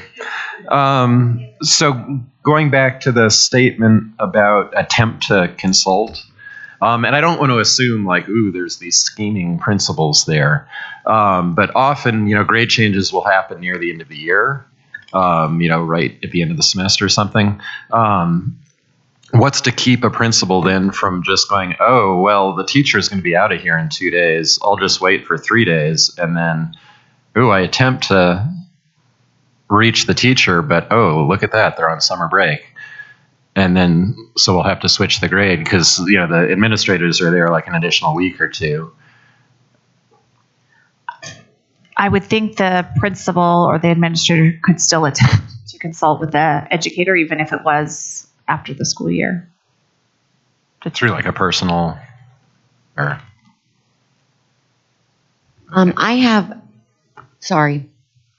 it's more of a clarification. Again, this is getting a little confusing with all the colors and all the things.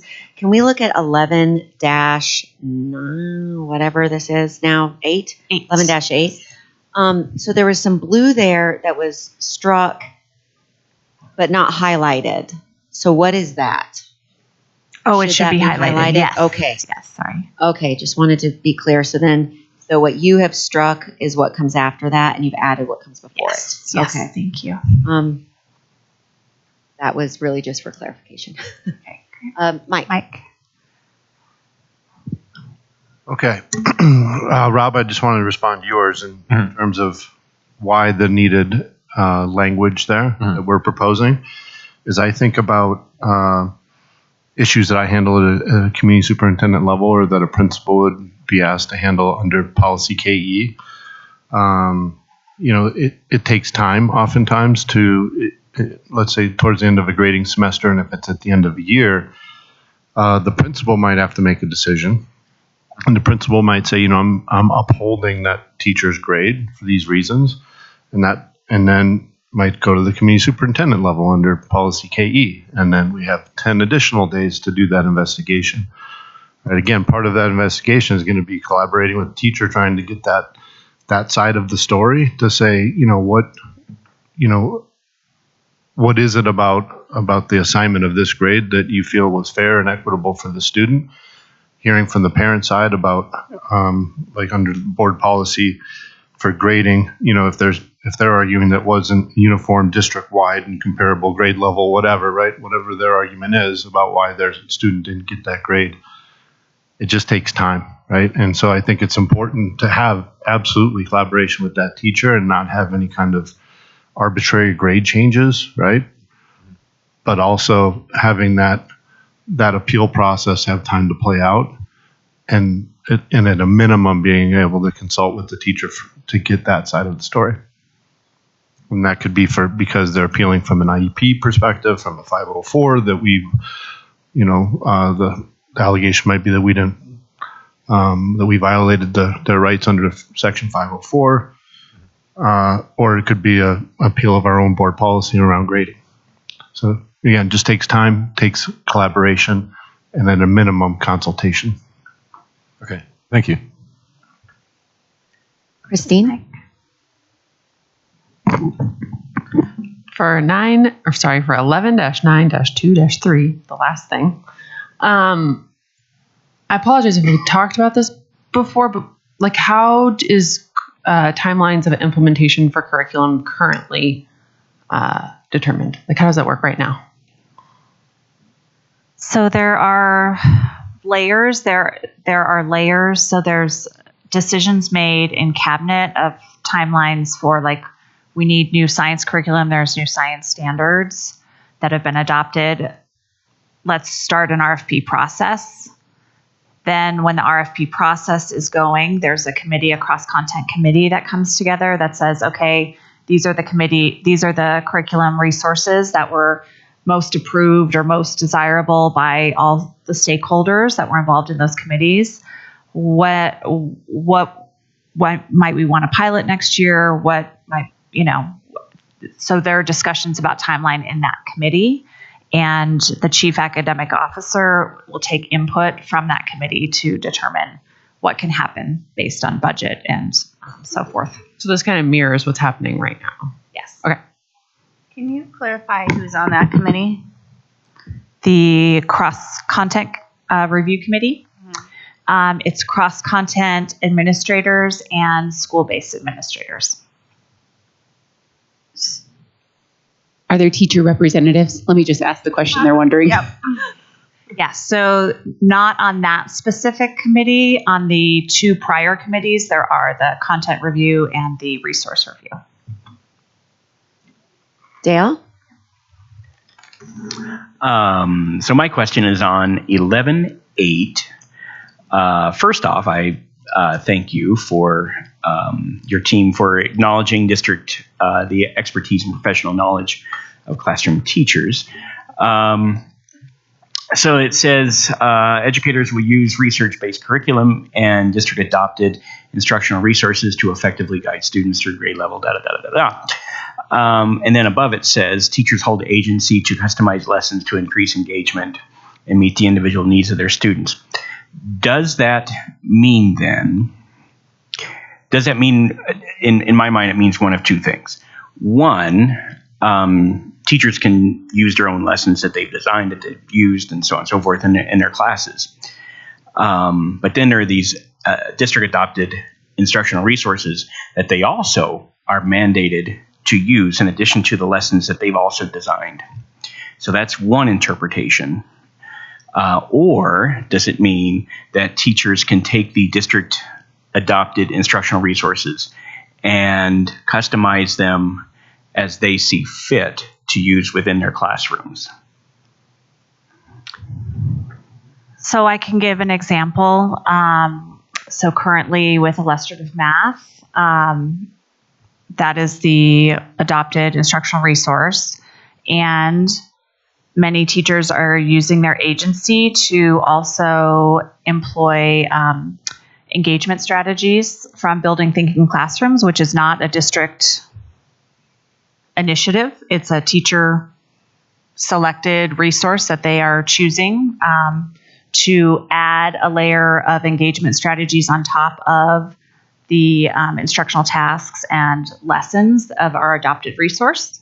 And that is celebrated. I mean, it's really cool to see that happening. And we encourage teachers to maximize the use of the instructional resources that are adopted to improve the learning and the teaching experience for students. So using illustrative math, they could take the lessons that are there in illustrative math.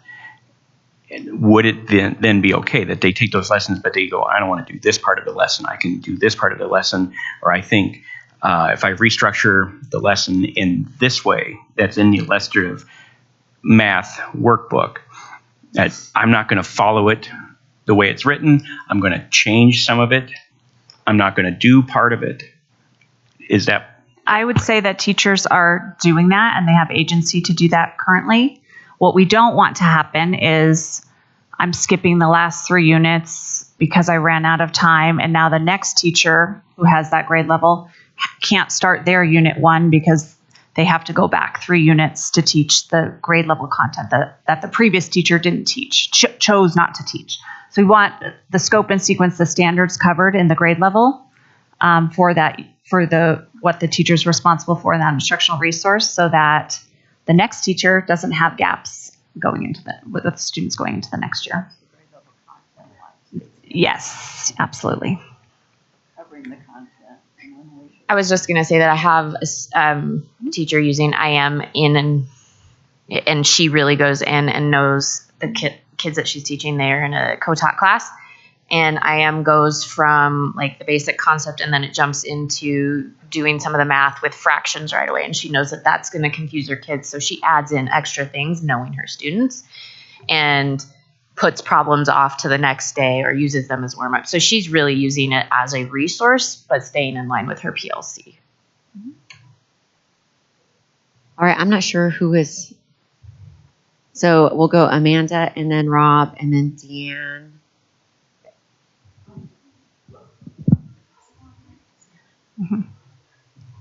Two things. So the report, the grade changes. I do want everyone to realize, and correct me if I'm if you've experienced something different, but this is very few and far between that an administrator would change a teacher's grade. We actually discourage administrators from doing so, especially doing so unilaterally.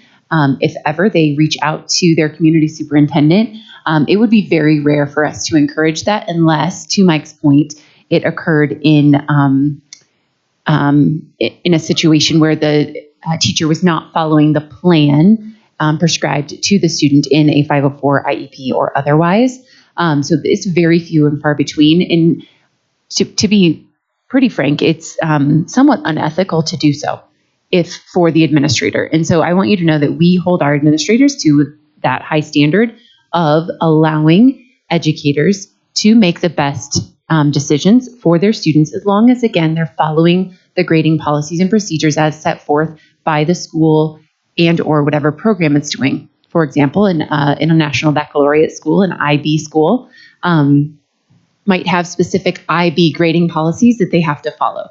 The teachers who are teaching in those programs are very familiar with them and are very used to using those policies. It would not be we would not support an administrator wanting to change a grade if the teacher was following those policies. I just want to make that statement very clear, and I do feel like it does not happen very often. The other thing I wanted to point out is that an acknowledgement, we don't have district adopted curriculum for every content area. So I don't want anyone to think that the language in 8-9 is going to all of a sudden, there's going to be a new resource sitting on your desk in August for every teacher across this district. That is not possible. The number of different contents that we have, we will very likely never reach that point, right? An art teacher is probably not going to have a resource where they are teaching from a textbook or something similar. Same thing, a world language teacher, they might have different resources that are approved, but not necessarily prescribed or adopted. The other thing I wanted to tell you about this, we specifically took out the language around scripted curriculum. We do not want there to be a misunderstanding that it is an expectation that you are reading from a basil, whatever those are called, literally reading from first students, you will do this. That is 100% not our expectation. We fully believe that our teachers are experts and professional, and they know how to deliver instruction and adapt instruction to meet the needs of their students, and we fully support their knowledge and ability to do that. Rob?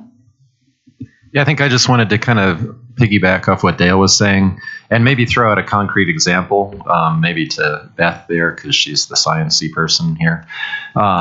So let's say next year I am supposed to be teaching that pilot program for chemistry. And, let's say that we have a activity for figuring out empirical formulas that we like in the school. And to be honest, I haven't looked at the new curriculum that we're doing, but let's say there were a lesson on calculating the empirical formulas.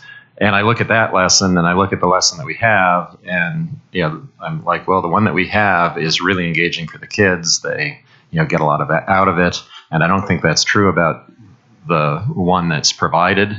Does this language then allow me to make the professional decision of, I'm going to swap those lessons and use the one that we'd used in the past? Specifically for experience chemistry and the high school science curriculums, that's why we're starting with such a small pilot. We're actually going to need a lot of input and feedback on these lessons from you all, which if you read something and you say, this isn't good for these reasons, we actually want to know that so that we can guide the rest of the teachers who will be doing that the following year and give appropriate, there's actually a lot in that curriculum. So we'll need your advice on what should we take out and just for pacing purposes. So we are going to be not only acknowledging your expertise, but needing your expertise with that specific resource. But say it's after the pilot period, and there's this lesson in the curriculum, and the teacher at the school has a lesson that hits the exact same content standards, will they be entitled to put their lesson in? Yeah, I think you'll have that ability to do that, and if you have something that's going to better meet the standard than one specific lesson that you've already been using, I think you have that ability to do so. Okay, thank you. Deanne and then Brooke. To kind of connect with Dale and Rob, but also from a elementary school standpoint, we have a lot of high school in the room and elementary. It's really important that what we see at the elementary level, especially in terms of those core content such as math, that district or that resource that we're able to implement into their teaching every single day really helps to keep students in their grade level expectations and not vary from that. Because past and prior, when we didn't have that resource, we were filling in holes or filling it, and we weren't staying to that grade level content, and kids weren't getting. So there was always something they were behind with in terms of the Common Core standards that we were trying to catch up. And so from an elementary school teacher's perspective and elementary administrator, having that curriculum in place really maintains those high expectations and grade level standards that we know are best for students. Thanks, Deanna. And I think we hear that even in secondary. I think it's a shared interest for us all to have students as prepared as possible when they get to the grade level. And I hear that with science too, especially from science high school teachers. Students haven't had the content they need, K-8, to engage in science. And so as we build these systems together and choose resources collaboratively, we will address those needs. Brooke? Amanda, can you tell me a little bit about the process? Because you talked about we wouldn't approve, and it's kind of frowned upon for an administrator to go in and do a grade change. I also want to just point out that our intent here is not to prevent kids from graduating, right? But I just kind of want to know what that process is a little bit, because you kind of talked about it, and I don't know that we're all aware of what that is and what that looks like. So as you can imagine, typically we get the complaint from the student or the parent, and it comes to oftentimes, it should come to the teacher first. Oh, okay. Sometimes the parent or student likes to go around the teacher because they think they're going to get a different response from the administrator. What? And so they Answer shopping? That never happens. Let's say they've already talked to their teacher and their teacher said, no, this is the grade you earned. And you knew from the beginning of the year, this was our grading policy. This was our this is our syllabus that showed you how your grade was going to be broken down. Certainly it's our expectation that students are made aware of that, especially in our secondary courses. So an administrator then would take the complaint from the parent or student or the question, the concern, the ask, and they would be expected to investigate, right? To discuss with the teacher, show me your grade book, show me your syllabus. When was this communicated with students? How did the students score, right? Was everything followed the way in which the teacher said it was? And if it was, then unless there was an accommodation that was not provided, let's say the student got extended time on all assessments, but the teacher didn't give the student extended time for the final exam, and they didn't get to answer the last 20 questions. So they failed the final exam, thus failing the course. The administrator would then need to tell the teacher, they were to be afforded extended time, you didn't give it to them, they need to finish their final, for example. And so that might be something that happens. Otherwise, if the teacher has followed all of their expectations and the student truly earned the grade that they earned, there should be no reason to change a grade. For an administrator to change a grade if the parent or student doesn't like that response. Oftentimes they will file, like Mike said, a KE complaint, or they'll just come to the community superintendent and appeal the administrator's decision. our expectation is that we also go through that same investigation process. I did this actually this year at Stanley Lake with a teacher, and I upheld the principal's decision and the community superintendent's decision not to change the student's grade because the student had violated a cheating policy. And so, but I did the same thing. I investigated. I talked to the teacher, talked to the parent, talked to the kid, talked to the administrator, talked to the assistant principal, anyone who's involved, and concluded that the teachers communicated to the student, here's how you'll be graded. The student violated the academic, what's it called? Academic integrity policy. Thank you. That's the word. And I upheld the decision, and that was the final word. Like the appeal process only goes so far, and then it's like, and this is the final decision. So when the grade is changed after that, is there ever like a notation that's made like within the report card? Like I think that would be something too, if not like maybe needed, Sometimes it could be documented. For example, had I changed this student's grade, the teacher was very clear that they did not want it to be noted anywhere that they agreed with the grade change. So even though I upheld the teacher's decision and the principal's decision, I actually noted in the formal response to the parent that that the teacher, we did allow for a makeup to happen at 50%.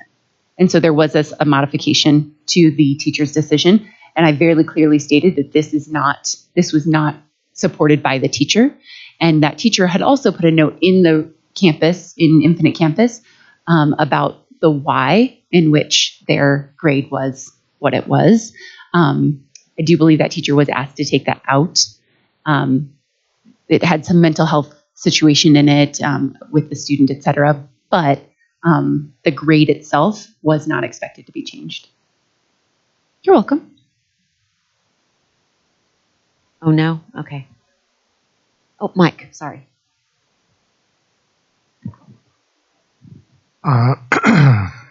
The other piece I would add is someone could also go to our compliance officer around OCR, Office of Civil Rights issues, and saying and so it might also start there. So, but again, to Amanda's point, it's very rare, but I think the language in there is allows for hopefully that just right balance.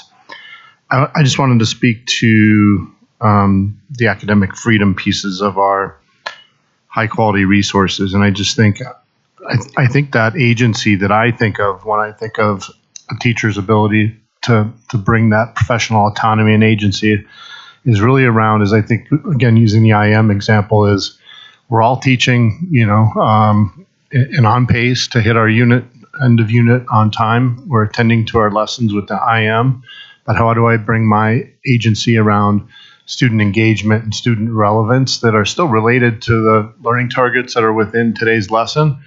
But how do I, as the teacher, bring that engagement and the relevance to that lesson? I think that's where most of our agency is happening. Well, and I just want to add too, like we all have lessons that might work for one group of students that may not work for another group of students, whether they're behind or ahead. So I think we're all trying to advocate for being able to adapt lessons for the group of students that we're having so we can meet their needs at that point. Not that we're, dumbing anything down, but also if there is more rigor needed, that we have the ability to do that.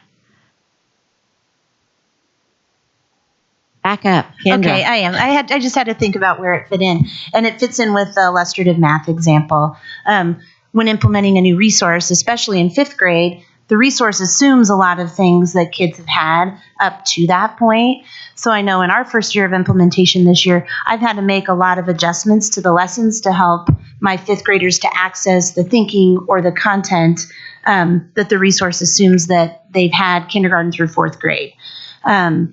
Or if you have an impacted class, what kind of strategies can you help kids graphically or visually or concretely that aren't written into the lesson But the as a professional is going to help kiddos access the content.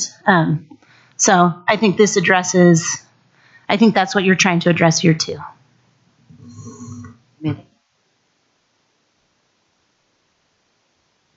Connecting to Brooke's point, I think that we also need to afford our teachers the knowledge of using their assessments to determine where their students are, and connecting to Kendra as well, as far as, for example, in a co-taught class, we can't assume that because, I don't know, 50% of the students are on an IEP that they can't do it, right? We need to assess and respond in a way that's flexible enough to adapt our instructional practices, and sometimes fill in gaps if it's brand new curriculum and you think that they have this and they don't. And so I think that's really important to acknowledge as well, is the importance of using assessments to respond to student needs. And I think teachers are really great at that already.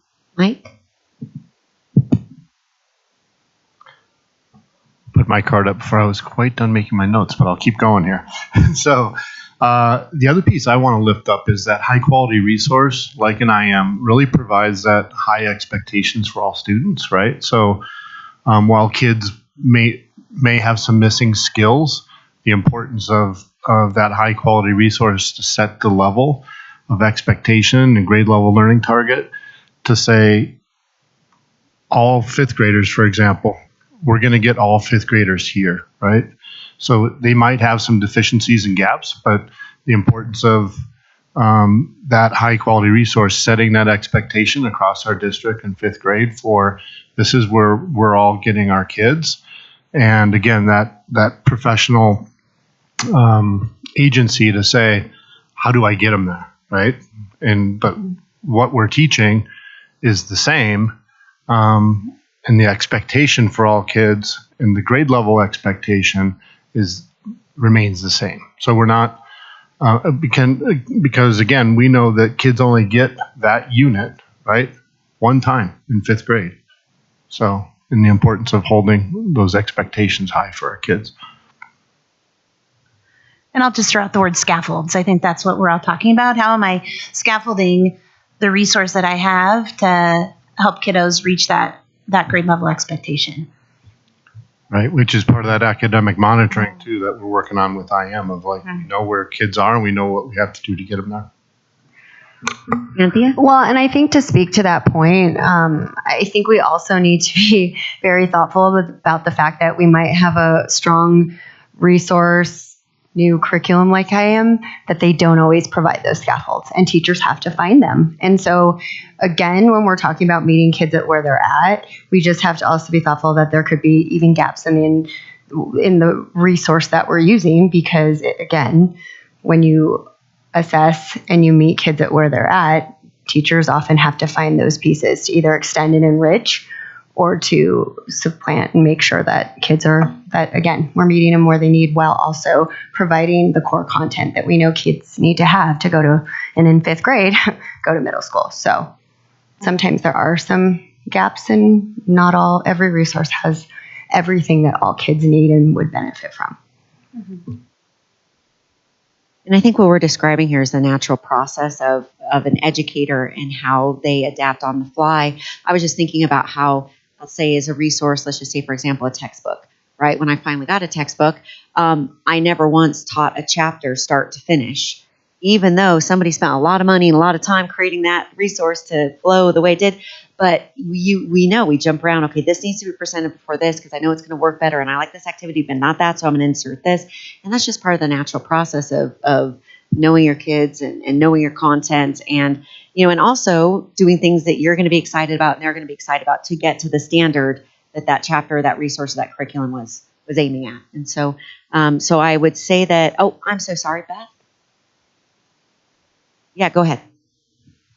Along with that, when you have a high quality resource, there's an intentional sequence and progression, specifically with illustrative math, to build conceptual understanding before procedural. So if you flip too many of those things around, the research says, if kids learn the procedural before the conceptual, they won't grasp on as strongly to the conceptual piece because the procedural might just be easier, quicker to get to. And if they know they can get the answer, their brain pathway will stick to that.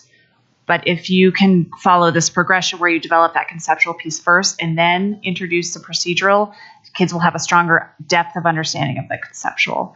And so some of these sequences, it's just a learning process, like you said, for the teacher. Teach it a full year. So kids are learning, we're learning. You start to understand, is what we've heard from teachers. They start to understand those progressions and learning progressions and sequences, where it might seem the first time you're teaching it through, why the heck? I've never done this before this. And as you teach the sequence and progression, it helps the teacher understand how to unveil some of those progressions as well. So I just want to say that other side. Right, of course. And that's also part of, I'm assuming, the feedback loop with the curriculum committee. So say after a year of teaching it, then these teachers are like, okay, this is awesome and this is working great. This is not, what do we do to address that? So I think having that's feedback loop is really important. So I think I see Dale, and then was that Anthea? So I just want to jump back in here and bring it back to what I do and what my real passion is, and that's teaching history. I know there's been a push in a lot of history curriculum and looking at the iCivics history that it's really, really focused on doing these skills. Skill. Analyze the document. What does the document say? How do you figure out what the document means? And on and on and on and on and on. And that kills, absolutely kills students, kills their passion. Very rarely do you find students that say, God, I love history. Because it's all skill. And that's what curriculum is focused on. That's what iCivics is focused on. What they lose in history specifically is the root word of history, which is story. They don't connect the stories. And there's no story. There's no ongoing connection from this event to that event to that event. And even though the skills are important, it's also important that they understand the story, that they understand how all of these things connect, right? Lewis and Clark are not an isolated event. Lewis and Clark are connected to all sorts of other things that are interconnected. But if all you do is focus on the skills required to look at a document and pull out the information and answer this data point and analyze this and analyze that, but there's no connection between the French and Indian War and then the American Revolution and then the War of 1812, and if you don't connect all of these data points together, then the real focus, the real intent of my subject is completely lost. And all I am is just delivering data. And they're losing the importance of certain subjects, such as history.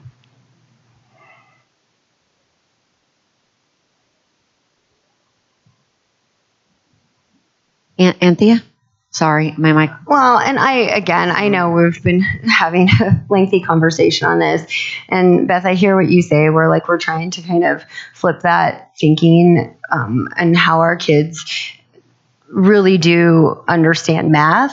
But I think we also need to be very thoughtful about just the difference in learning styles for different students.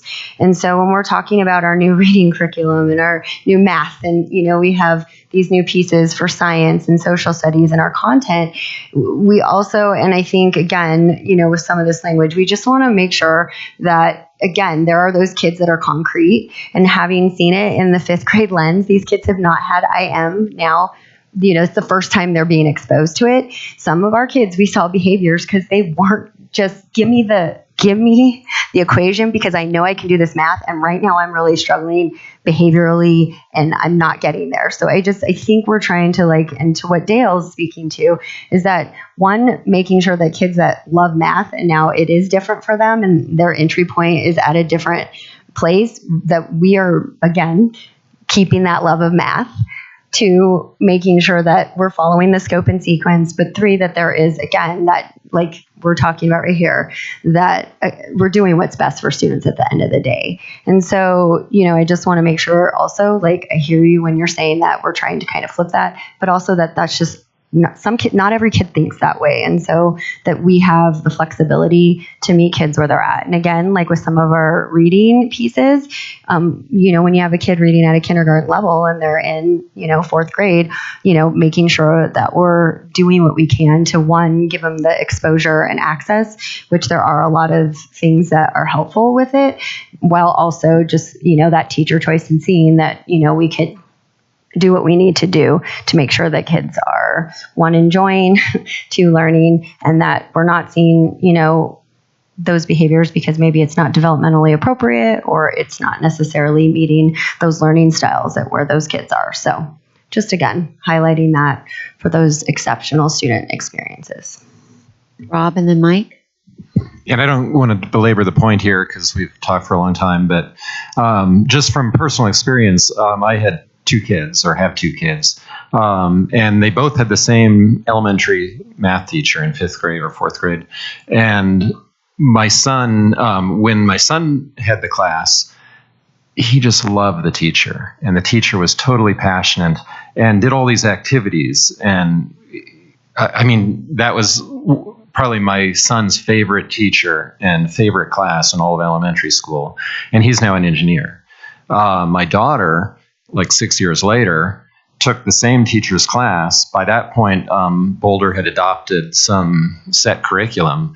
The teacher wasn't basically allowed to teach the way he'd always taught and was, going along with this curriculum. And my daughter could tell he just was kind of going through the motions and he didn't have, that passion that Dale's talked about from time to time. And it just wasn't there. And I think the teacher, was losing that spark that really brought things forth for, and really inspired my son. And so I just want to make sure that, we as a district, give the teacher the latitude to keep that spark there. Mike. Thank you. As I think about these high quality resources that we're investing in as a district and into our teachers, so that they have to spend less time planning what to teach. They get to spend more time planning how to teach. And so, Dale's, I think, as I heard you describing your passion for history, I think, you're talking about that art and science of teaching, right? And so as I think about high quality resources, they really level set what we're teaching and to what level we're teaching it and when we're teaching it. And there's always room for the spark, for the passion, to build that relevance and to connect those stories for our kids. So I would say that we can have both. Okay. Any other questions, comments, concerns? Okay. So thank you for that discussion on academic freedom. We will take that under consideration and return that hopefully next week. So at this time, a lunch is here. It's ready. It's set up out in the, what would you call that, the lobby area. So I would like to extend a thank you, and I can do this again after lunch, but Ralston Valley High School, thank you so much, and Jill Dean for bringing that here to us. We really appreciate it on a beautiful Saturday. I would ask for everybody while we're having our lunch break that you look over the agenda notes from Thursday night and also what we have so far and make any additions or changes or edits. And then we can thumbs up both of those at the end of our session today. That would be great. And then if you have to do any meetings to get things ready, we can also do that during that time. I would suggest we come back to the table ready to present at 1:15, and we can maybe get an article or two done, but we will try to get coach activities on as close to 2 as possible. Yep. All right. Thank you, everybody.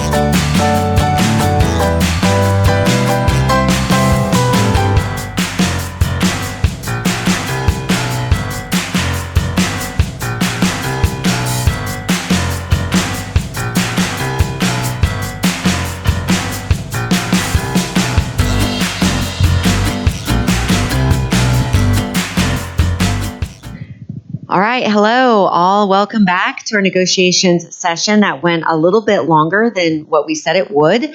We ended up having a working lunch to try to return some language that we'd received today, and we are prepared to do so. Once again, I would like to thank Ralston Valley for the delicious Chipotle lunch that we had. We really appreciate it. Thank you so much. Fuel for negotiations. Yay. I'm going to go ahead and make an adjustment to this schedule. Is that all right, team? I think we're going to do Article 11. We're just going to go ahead and return it right back. And then we're going to move on to Article 13. So I guess we can put that down under counter proposals, which I did not do yet. So I will add that in right here. So if you see under counter proposals, item number A, or it's number 3, item A, down below. If Christine will, or Brooke, whichever one. Oh my God, you guys. Yes, thank you. Yes, 11. I was, yeah, too many numbers. So under counter proposals, we're going to add Article 11. I believe this is Jcea Echo. And Brooke will walk us through those changes. And then depending on time, we may move on to 23 to return that. But when our guests show up for the coach and activity sponsor, we will stop our work and have them jump in. Do you want to project for me? Okay, sweet.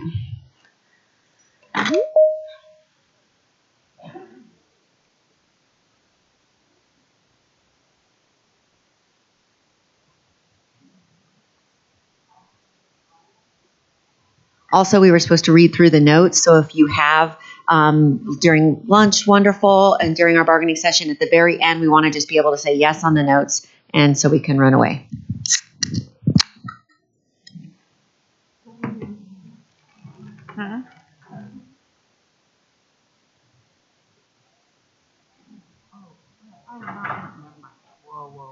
You're in March.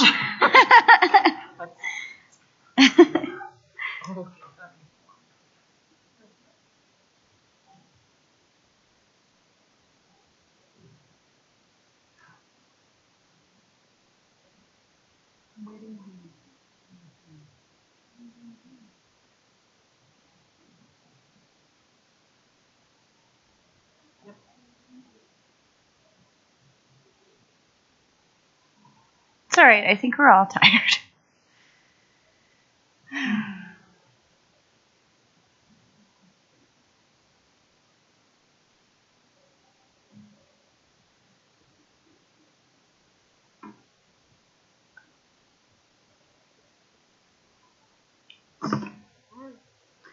All right. I hope I can read this.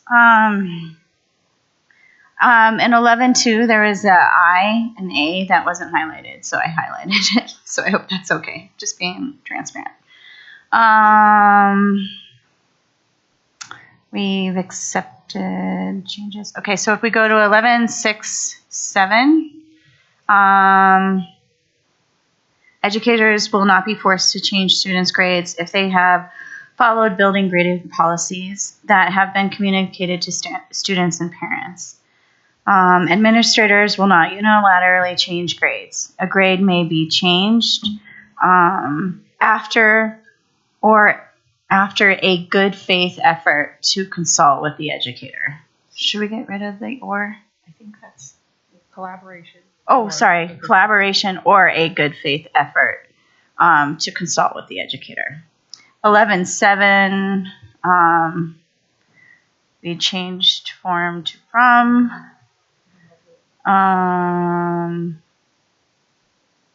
Let's see. Okay.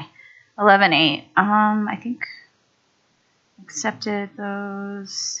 And then we added educators should be able to adapt district provided curriculum resource that may not adequately address students' needs or may impede student learnings and outcomes. That was just what we had talked about from our discussion, so we wanted to make that clear.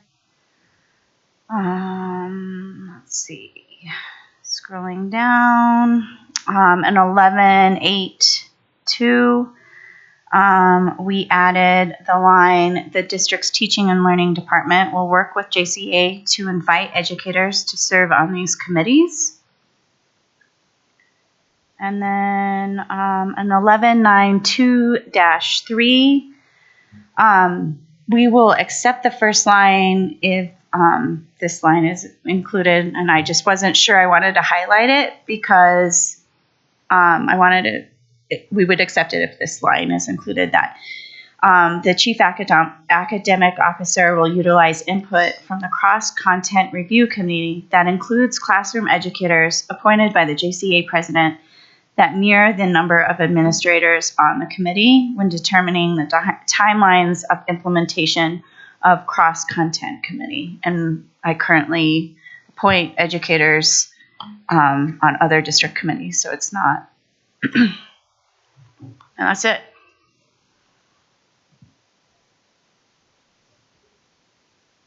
And I don't just unilaterally make those decisions. Like, there's a whole process in our bylaws. Like, we usually put out communications, Google Forms, we get applications. I run all the appointees through my board and get approval through that. So it's not like.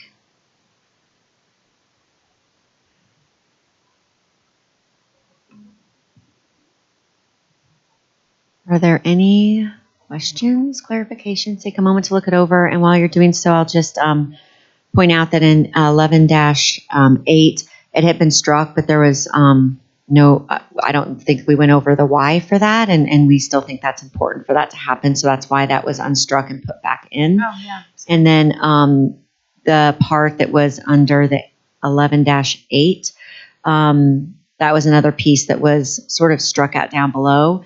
And so we put that back up in this other section to sort of try to synthesize two disparate ideas into one spot to get at the intent. Okay. That.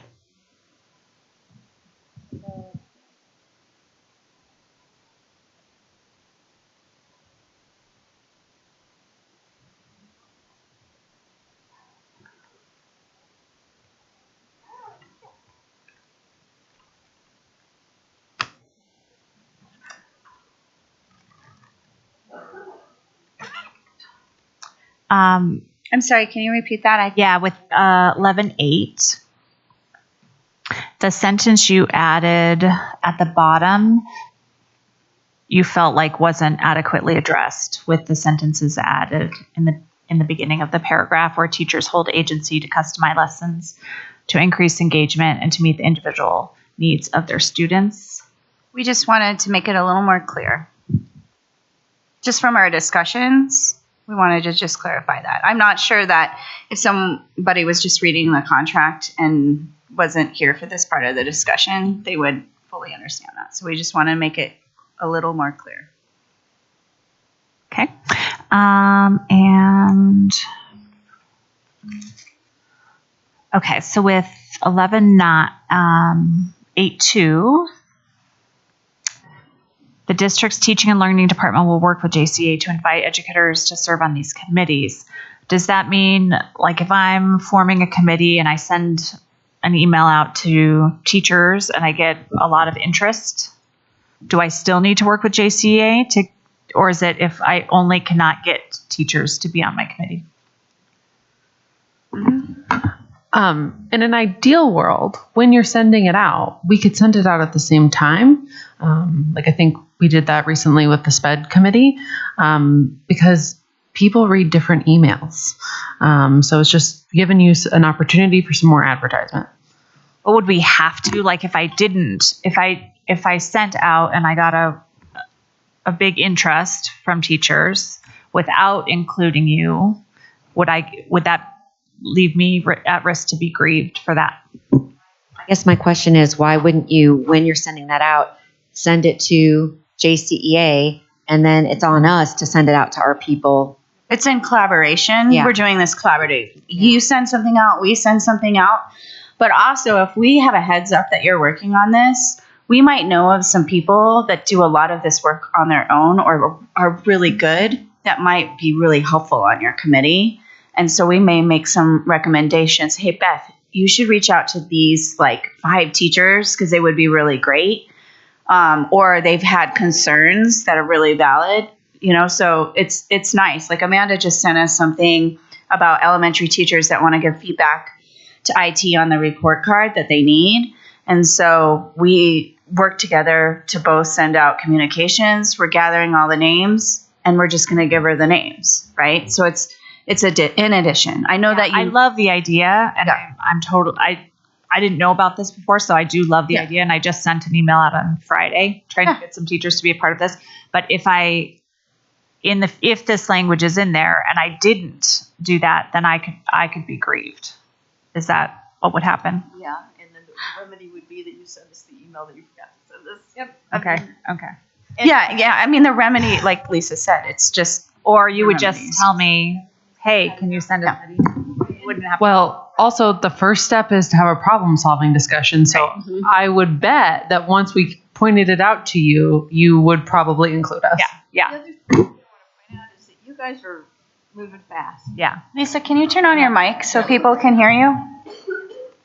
So it helps us be in the loop, to help teachers be in the loop. Yeah. and- Yep. Okay. It's actually really helpful. Yeah. And if we give Jcea a list at the beginning of the year of as many of the committees we can, except of course the ad hoc ones that might exist, that come up, it's really helpful to get, like Jennifer and I did the same thing at the beginning of the year with the teacher rubric revision.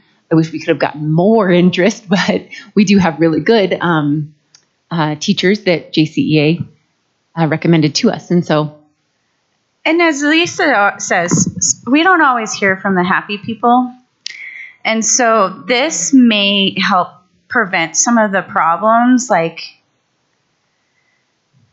we know people that will have concerns about this committee that you're forming. So this might be a way of addressing some of those concerns up front to save you time later.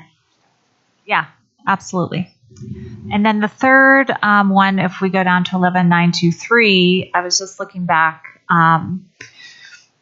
There is some district policy that is written with the purchasing department around who needs to be involved in the cross-content committee and what the role of that committee is.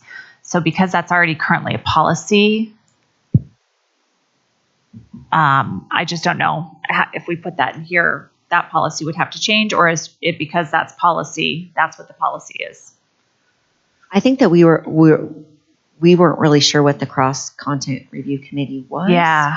Do you have that in front I of do you? have the document right here. I also, Beth, like one of the things that we're hearing from our members is like we want buy-in from our educators, right? Anytime that we're doing anything, like we want buy-in from our employees and our people. And I think this is a really good opportunity to get buy-in on some of the curriculum and resources that we're using in the district, is if they're a part of the discussions in the beginning.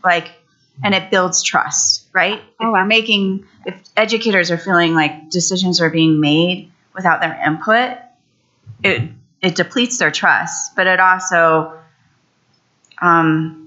you don't get as much buy-in. But if there's people that are on that committee that are helping with that work, and then we get the questions, we can send them to them, and they're hearing from their own, fellow colleagues, like, no, this is actually a really great resource. We did all of these things. They can talk about the processes and the steps, and there's more buy-in. But like right now, some of the things that are coming out and rolling out, people are, I think, upset about because they didn't feel like they had a voice in the process. And I know some people worked on some of those things, but we're just trying to include educator voice and be a part of that process. I'm going to snip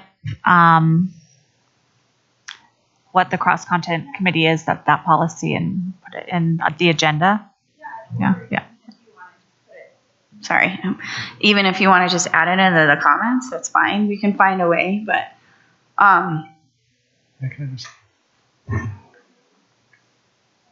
And can I just say, I think a lot of the concern was that when you said what that committee was composed of, it didn't include any teachers.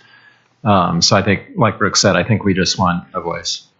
And because teachers were involved in the other two committees, just from experience, like we heard teacher voice in there of like, for the elementary committee specifically, like we want the teachers who were involved in the science committee were very interested in implementing the science curriculum because they love science. However, elementary is also implementing a few other things right now, so it might be too much load to add on. And so those are just the considerations that were made, along the way through all three of the committees. But I put that, so the cross-content committee, administrators from teaching and learning and central departments and school-based administrators. And it just tells what the responsibilities of that committee are. And they're not written by me, but from the purchasing department. If that's just for clarification, I believe that, and maybe someone else can answer this at the table. You may not have the answer, but I believe a lot of those policies are being updated and changed while we speak. So it's a possibility that we could update some of that language within the policy to mirror the language in the contract. I think. I don't know if that process has been completed. Do you know, Amanda or Steve? Or I know they were updating a lot of policies and changing policies. So it's an ongoing iterative process. I'm not sure which section of policies they're on right now, but I can certainly take a look. Okay. The purpose of that committee is really it's cross-content administrators so that people can say, this is rolling out at this time, this is rolling out at this time. It's principals because they're feeling like teachers are really stressed right now. We can't take on one more thing, or we can, or maybe certain schools can, or certain schools are overloaded, so it's those kind of conversations when it gets to that third committee. But I'm not opposed to having teachers on it as well. It's just not the current policy. I put it in the agenda, sorry, just right above the notes.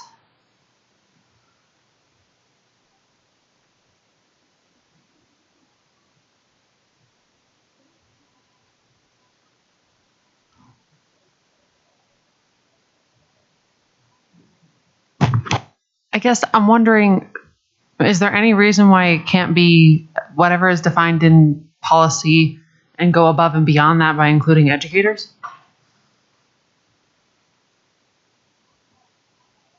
I think maybe we need to be clearer about the committees. Like I see multiple committees included here, and it's like one committee tells another committee their feedback, and then the other committee, and both of those committees give feedback to the committee that determines the next steps. So maybe it's clarifying like the level of committees. I have the chief academic officer taking a look at this. So I think we can get to the right spot today. Yeah, and I want to highlight too, we don't believe that Renee is not including educators, but it's just really important that our educators are aware of what, like you said, clarifying what committees and who does what and where these recommendations go and the process. Because when they're upset about something, we can say, hey, we've got this committee. You can join and get your voice on and make those changes and those recommendations as an expert in the classroom that's struggling with this, right? You said you want to hear from them. So, this provides that guidance of where they go when they're having these concerns, within their classroom.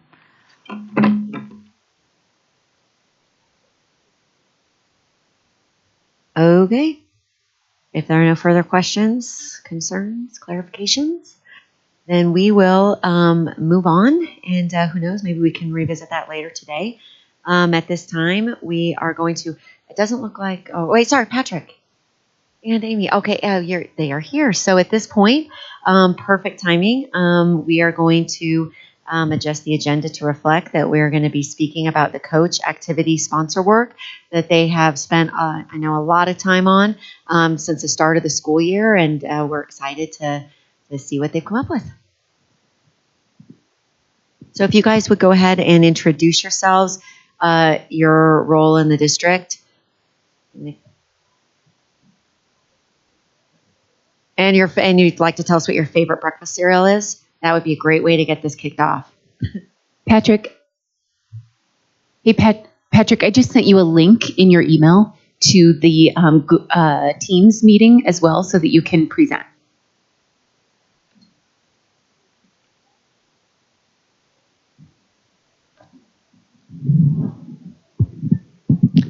Hello, good afternoon. My name's Amy Woodley. I am the music coordinator for Jeffco, and I'm a TOSA here in this building on the second floor, curriculum and instruction. And I served on the activities committee as we were trying to redesign this whole procedure. Oh, my cereal. This is embarrassing. My favorite cereal is Fruit Loops. Yes, but not Fruity.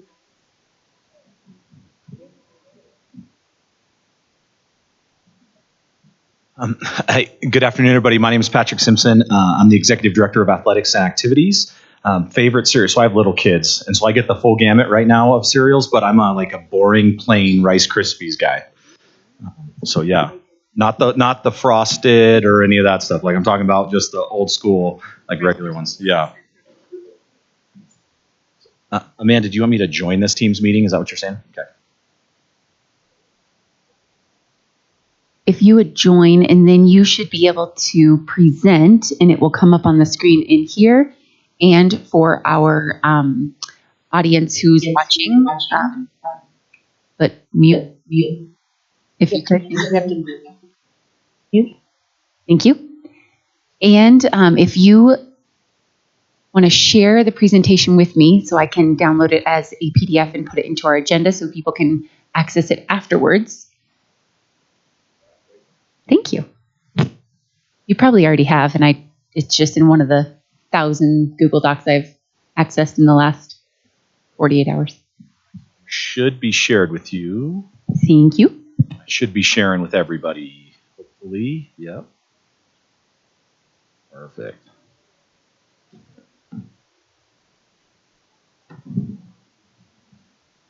All right. So again, thank you guys for having us here. And I know today's a long day, and so wrapping it up with us. So hopefully, especially with Amy here, maybe we save the best for last, maybe.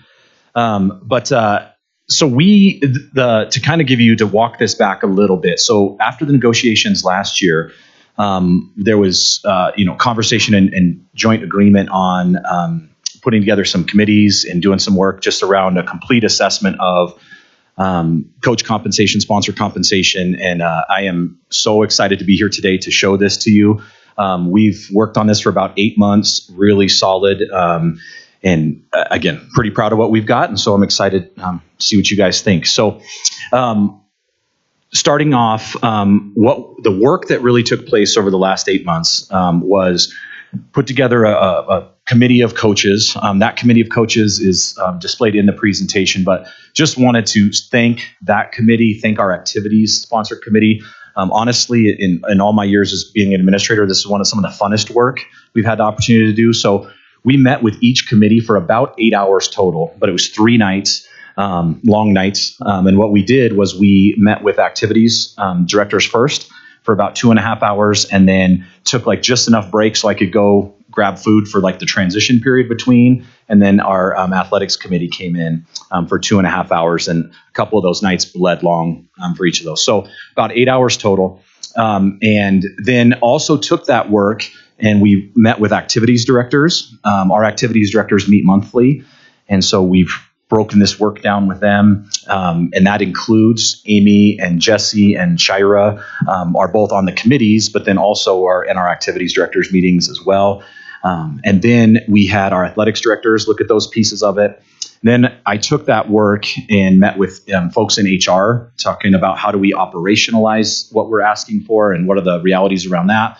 We met with legal to make sure our handbooks and some of the things that we updated as a part of that work together, that everything was board policy compliant and all of those things, which honestly our handbook hadn't had that level of review in a little bit of time. And so, and then met with budget to help us try to get a sense of how to forecast some of these decisions. So a lot of different groups. The work together was really framed around trying to come to today to be able to present to you guys a proposal that really came from all of those groups together, that really took a comprehensive look at where our compensation lies.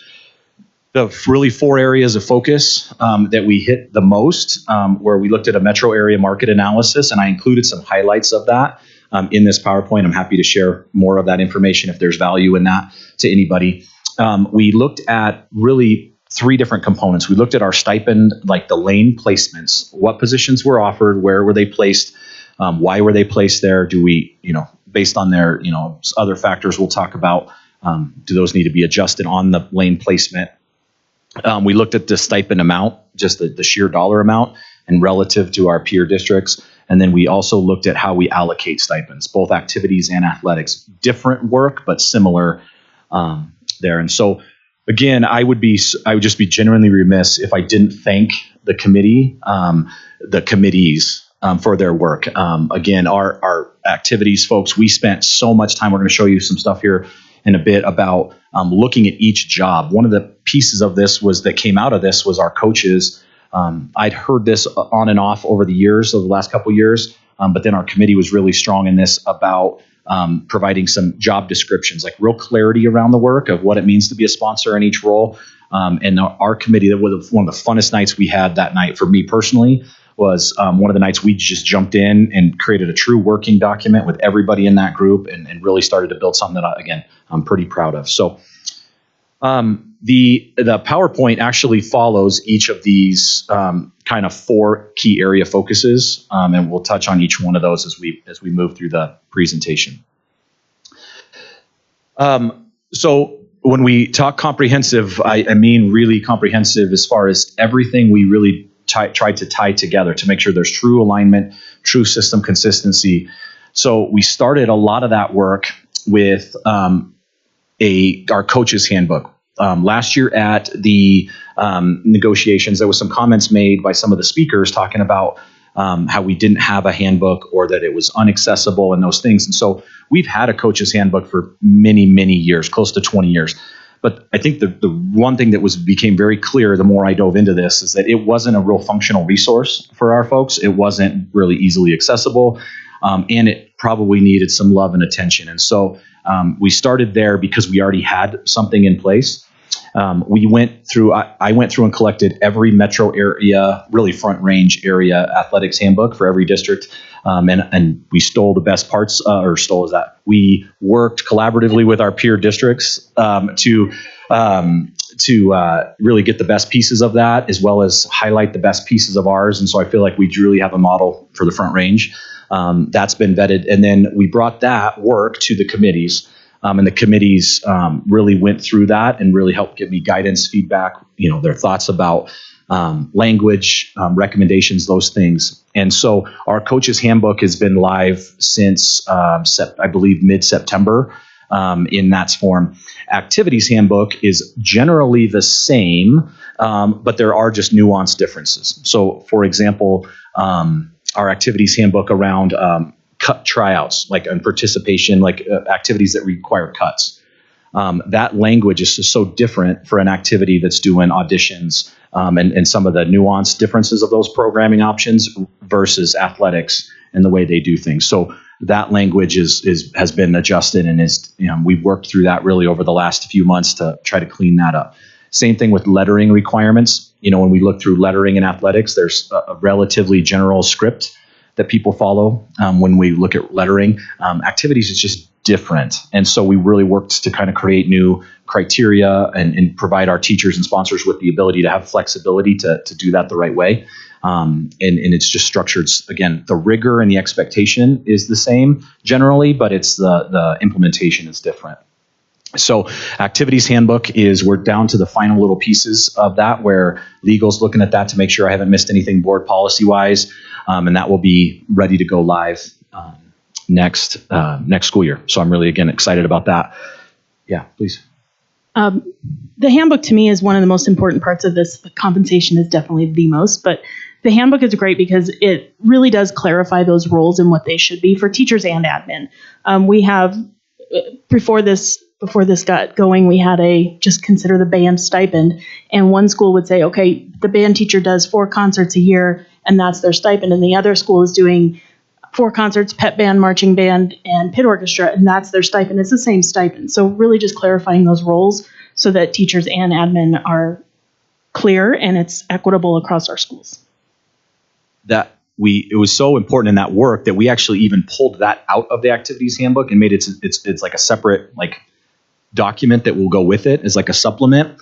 And to just what Amy was talking about, that work, we dove deep into that to where we provided, if for marching band, for instance, If we talk about marching band, we identify the stipends that correlate with marching band, from the head sponsor or head director through the assistant staff, support staff. But then we went in and talked about what is that job? What are the general expectations of that job, kind of professional responsibilities piece.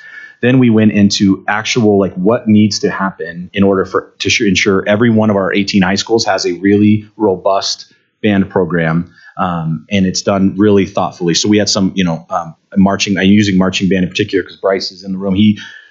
He's run such an incredible program at Lakewood High School, and he was so influential in kind of outlining. I don't have a marching band background. Sixth grade band is about as far as I was allowed to participate.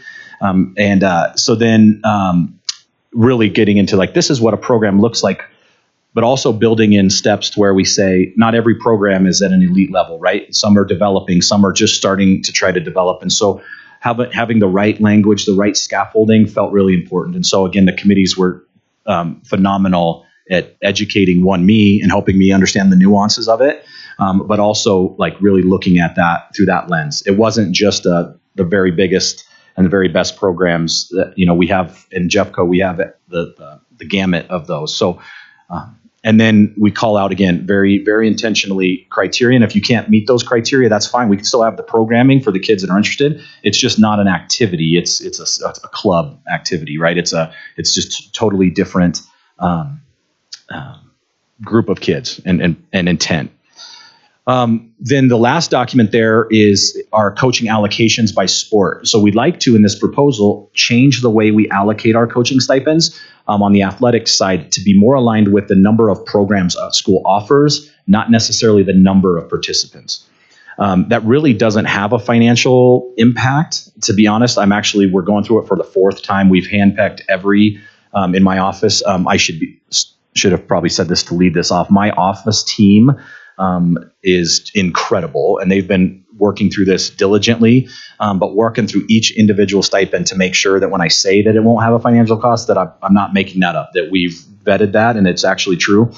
But what I've seen over the last 3 years is that there's times where we have programming where we have these number thresholds that, if you hit 17 plus kids, you get an extra coaching stipend, and those numbers feel slightly arbitrary. And we oftentimes have a program that's got one more kid, has one more coach for that programming. And that doesn't sit well with me. It feels like, if we're talking about extraordinary student experience, if you have a program, you should have X amount of coaches.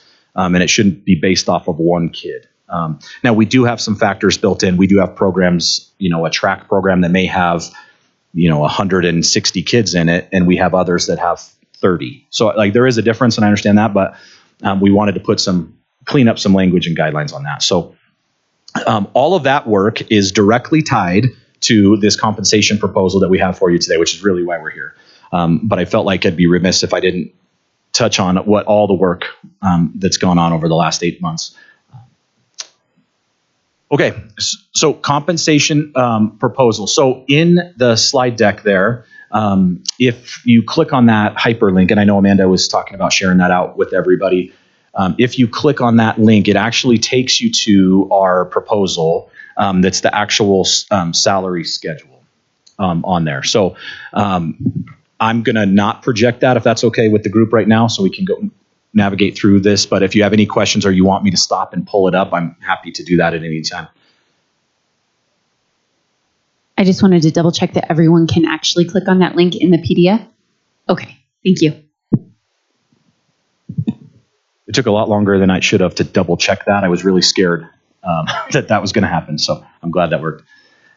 So again, just to highlight, there's really 5 components of the compensation proposal that we put in place that are all generally tied together.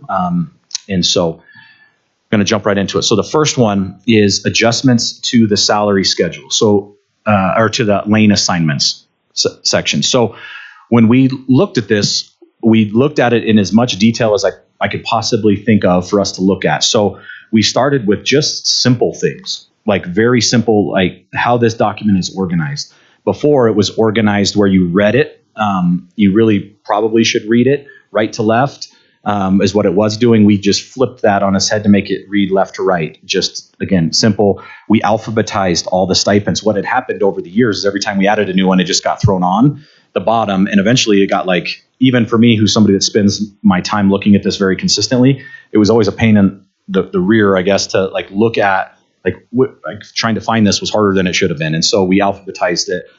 Then per the recommendation of, and I apologize, I can't give accurate credit to which individual it was, but somebody said, well, why don't we just separate activities and athletics? Like, why is it mashed into one? So like very simple things, but I think we've created a document that is exponentially easier to read for those. The one I do want to call out quick while you're looking at it in red, there is girls flag football. That is in red intentionally. We are, I've been a part of a committee that's leading, trying to get that approved at the state level. And we have a vote in April will determine if flag moves forward or not at the state level. And so we have huge numbers in Jeffco, huge participation. I also, as the competitive person, I feel like I need to be that for the district. That's like my role. We have won the last 2 state championships in its pilot stages with the largest participation numbers. So I want that on record, and I definitely wanted that like live too, so that everybody around the state knows that. And so that is why it's in red there. But our part of this proposal is requesting that we add those stipends under the assumption that that passes. So, can I also jump in? Yeah, please. There's also an additional orchestra stipend in here. There's a few additions here, but this is a really important one for me because we have orchestra teachers who have never had a stipend in the high school realm, and this is really honoring their work alongside the band and choir teachers who have. And we also have another one of our committee members.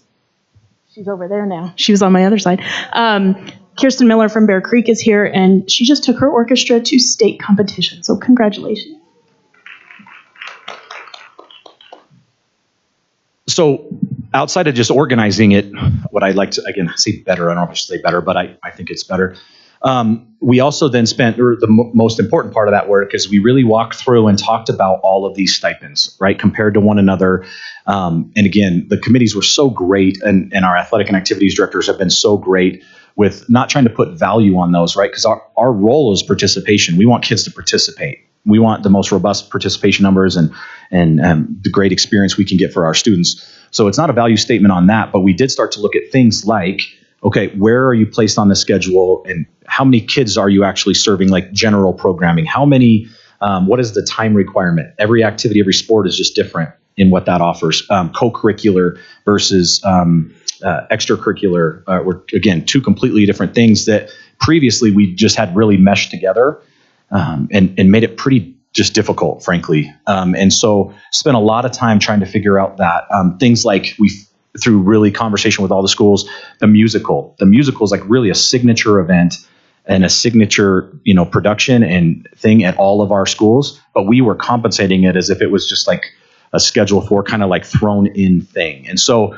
we really shifted that around and some different stipends. And I have shared in here later a real breakdown of what all that looks like on the activity side. So athletics side, really not a ton of movement, a little bit of up, a little bit of down, nothing, very different. Activities is quite a bit different on here. We also looked at the safety and security piece and student supervision. We have challenges in programs like cross-country programming where we don't cut kids in cross-country, which is incredible. And the culture within those programs is maybe some of the best and healthiest we have in the district in activities programming.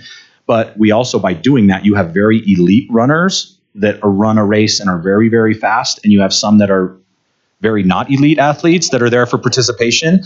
And so, which is great. And again, it's so healthy and it's so awesome. The problem for a cross-country coaches is that those kids start to get scattered out over 3 or 4 miles.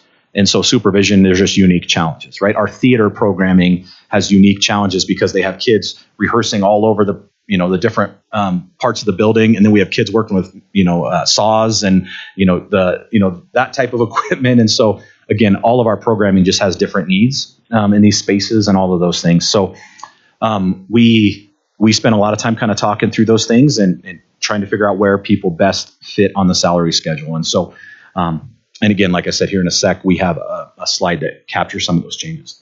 It really speaks to the sense of belonging that we're really after in this district and honoring that, making sure we have those places for kids to belong. And this, I think, really does honor that.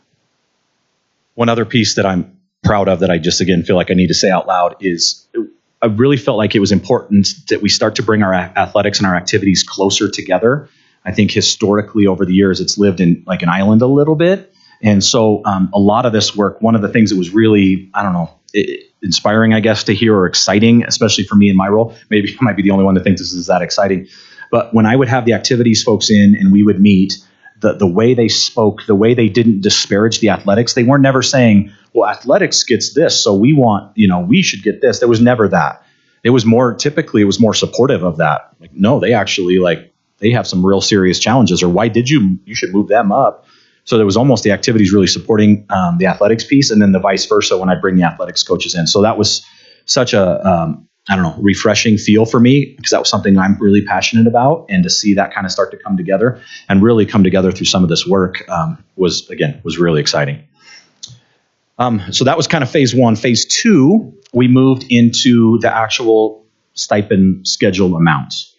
And so when we did our market analysis, which is located in an appendix on this slide towards the bottom, it's not real pretty. I apologize for those not looking as nice as the rest of the presentation, but we went through, and some of the things that we really became crystal clear to us when we looked at our proposal compared to other districts is the tying it to base teacher pay.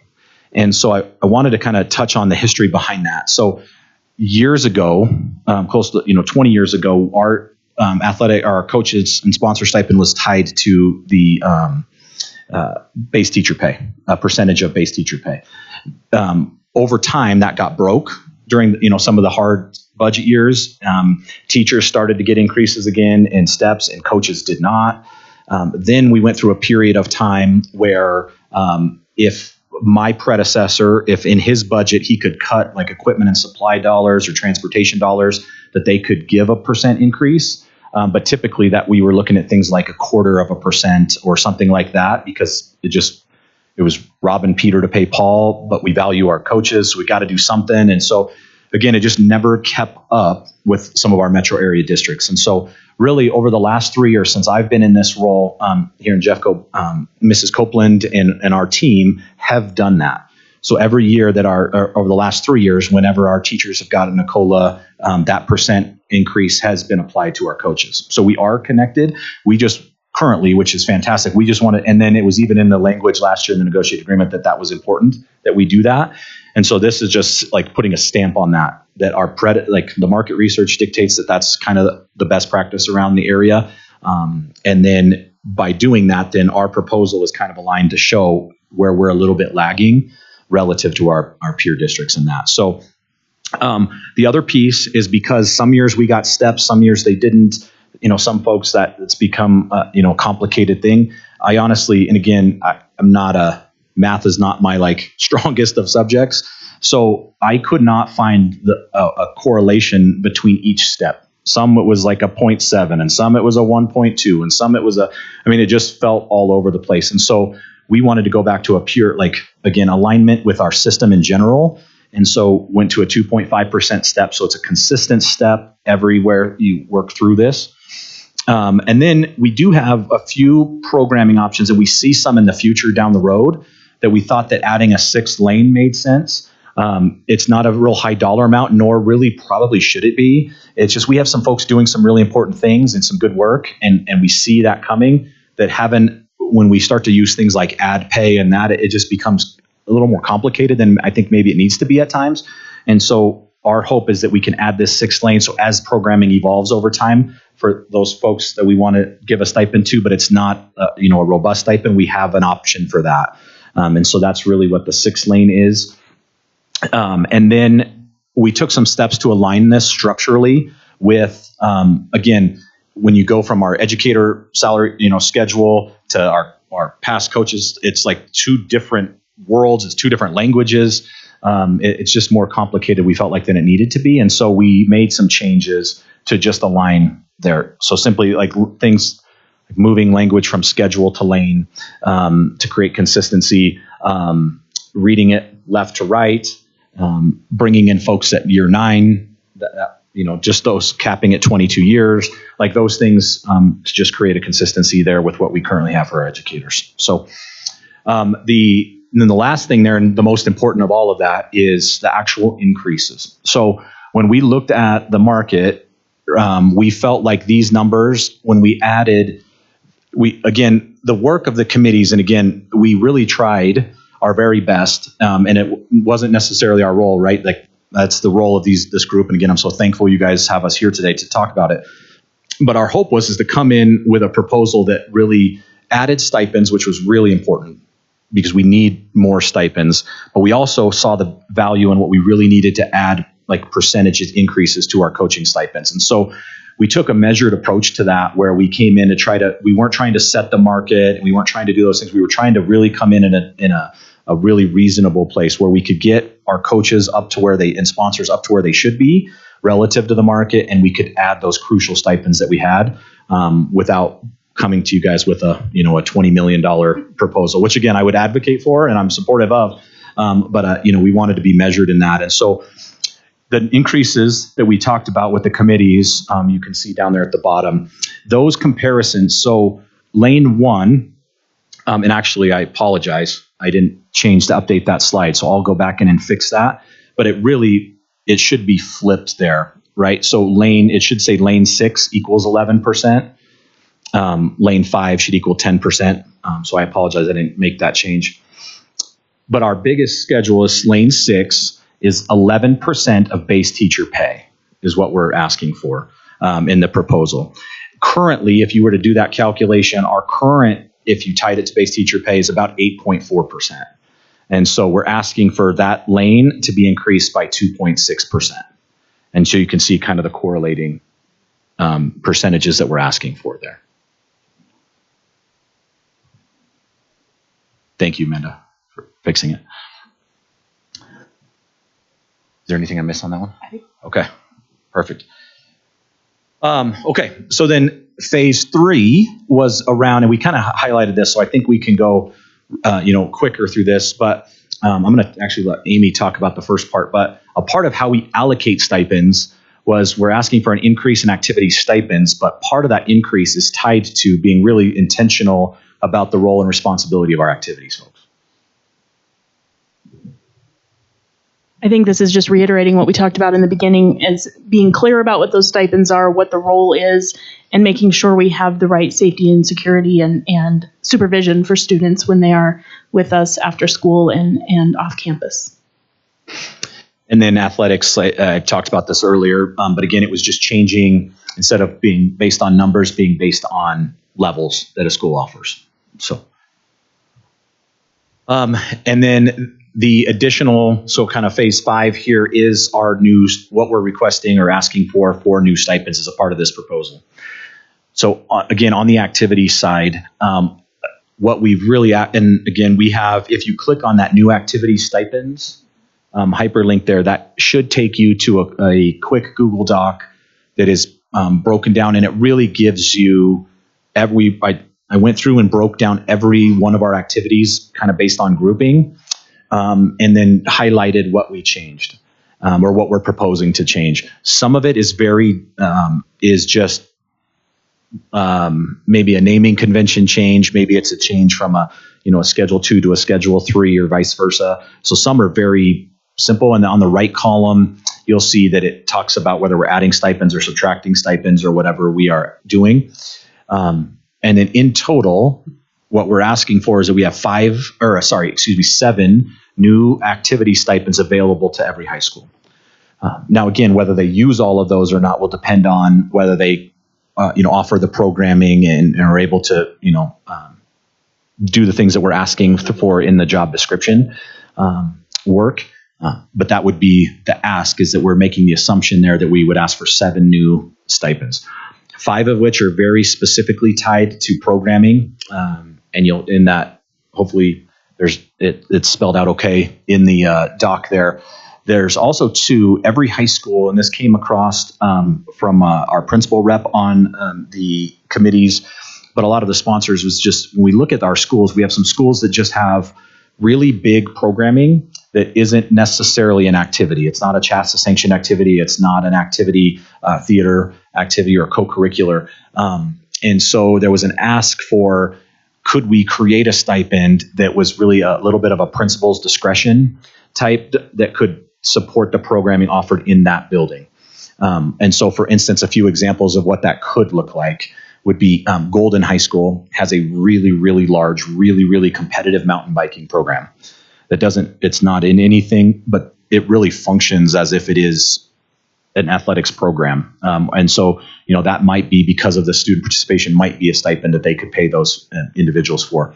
A school may have when I was at Columbine High School years ago, and they had a really large Unity in Action, huge club with huge participation that did a ton of things, that may be something that, that school maybe takes advantage of. And so the ask there would be that we provide that for the principals. We've had a lot of conversations about what that could look like around, is that something where the principal works with my office to make sure like we've thought out why we're giving stipends to, to certain positions? Is it working with their community superintendent to make some of those decisions, or, a group, something like that? So there's still some details to be ironed out in that. To be honest, I wouldn't be telling you the whole truth if I said that was completely ironed out on that piece. What we know is we just have a lot of folks that are doing a lot of great work with kids that we think maybe that makes sense to explore that. So that was the ask of the committee as we talked through that on the activities piece. As far as athletics go, on athletic side, again, we're asking for the flag football stipends for that programming, again, assuming that it gets passed in April. And then we have some unified bowling programs in our district, and we're actually growing those, which it's again, awesome programming, and it's really cool. If you haven't had a chance to get out to watch your feeder area high school teams, unified bowling team compete, it's a great experience. One of the things, though, is oftentimes those competitions are during the school day, and so there's just become some challenges a little bit around staffing. Oftentimes it's our SPED teams that are the coaches of those unified teams because they know the kids the best, and they're the most connected to them. And so we felt like it was important to add a unified bowling assistant. It's low on the stipend schedule because it's typically just the support of, we can't have the head, the SPED teacher out of the building so consistently. And so it gives an opportunity for a para assistant or maybe somebody else in the building, and another educator, to fill in and to be that for at those competitions and things. So that's the ask there. We also have an ask for 4 centrally owned stipends that would be owned out of my office. Those really aren't asks like from a financial perspective. We pay those people currently through ad pay and through some different things. This would it's just a system efficiency ask. So we have a individual who coordinates our swim meets, doing the timing of the swim meets. It's a complicated technologies that they use. It takes a lot of time to enter all of the right work for our coaches and our athletics directors. And so we pay that person through ad pay and through some different things. And it's not the most efficient system. And so the ask is that we add those 4 stipends in, and it's something my budget will centrally handle. It's just moving money from one pot to another to be able to more efficiently do it. And so that change is on here just again to show we're going to move forward with that change because it doesn't affect the budget, but I just wanted to show that that's part of this work, kind of the comprehensive part of it. So. And I think that is it. Is there anything we missed? I'm sure there's things Probably plenty we missed. And again, we wanted to say thank you for being here. Again, I am excited because I'm excited we have so many of our educators, so many of our classified staff that do so much to help our kids. And really, I speak from this from a place being a kid that only went to school or really wanted to go to school for athletics. To be honest with you, I was a good student because I had to have B's or better to participate in sports. And so I did everything I could because I desperately wanted to play. And some of my coaches and those folks are the most influential people in my entire life. And so just am really passionate about this work and for our kids, from our activities, and really sitting down with all of our partners. And when I looked at the work that we did, when I was able to sit back and reflect on this a little bit, I spent more time working with Amy and Jesse and team, sitting through and talking about how do we make this work and how do we tie these things together. The work with our committees, the work with our athletic directors, our activities directors, just everybody. Had a room the other day of about 12 folks from HR talking about okay, here's all the things I'm going to go ask for. What can we deliver on all of these things just from systemically can the system accommodate these things? And so just so much collaboration and work went into this. I'm so proud of that, and so thankful for all of that. And then just have an opportunity to be here with you guys. Great. I think I probably speak for all of us when I say thank you so much for taking this on. I mean, we really threw down the gauntlet last year, like, where is all this stuff? Like, why does it look like this? Why hasn't it been updated? And man, you guys took it and ran with it. This is really so much, I can tell, so much work and time and effort and input, went into creating this. And we just really want to thank you guys so much for doing this.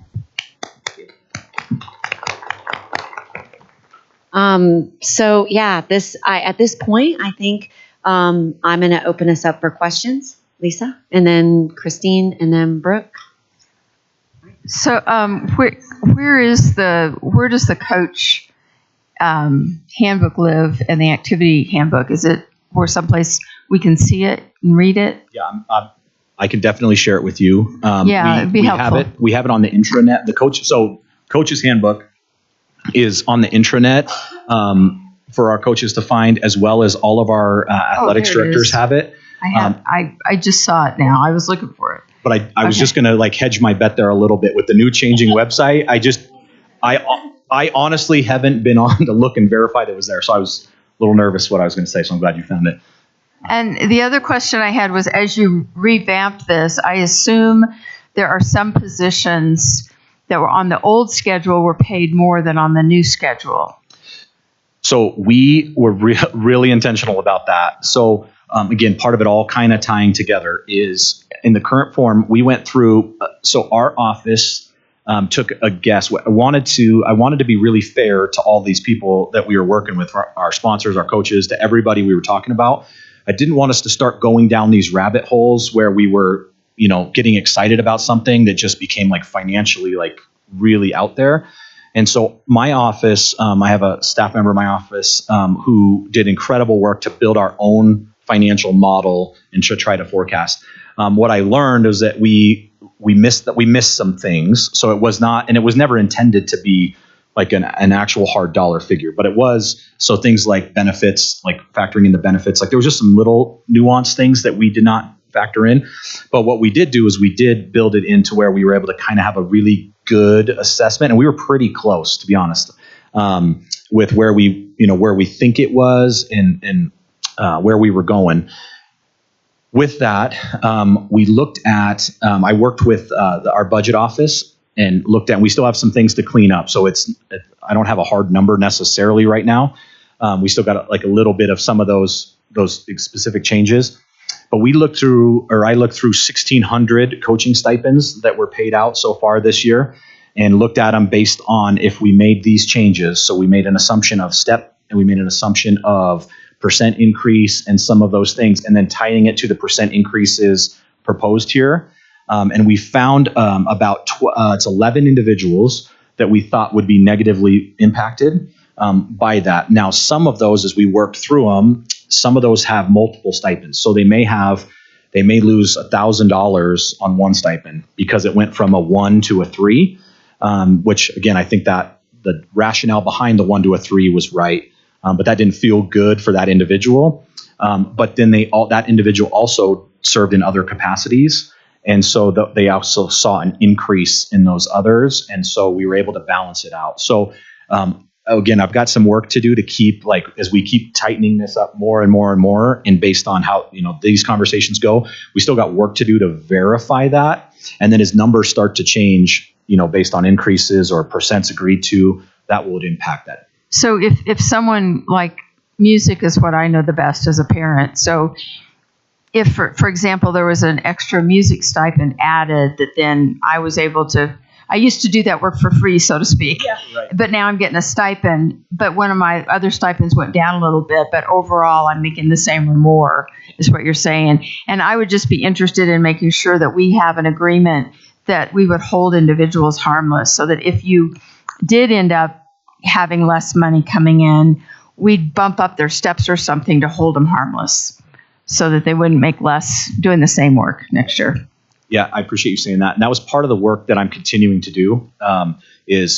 every time there's an adjustment to in any kind of facet of this, it changes all of the variables to those numbers. And so still trying to, this thing tightens up more and more based on how these conversations go, and this thing tightens up more and more.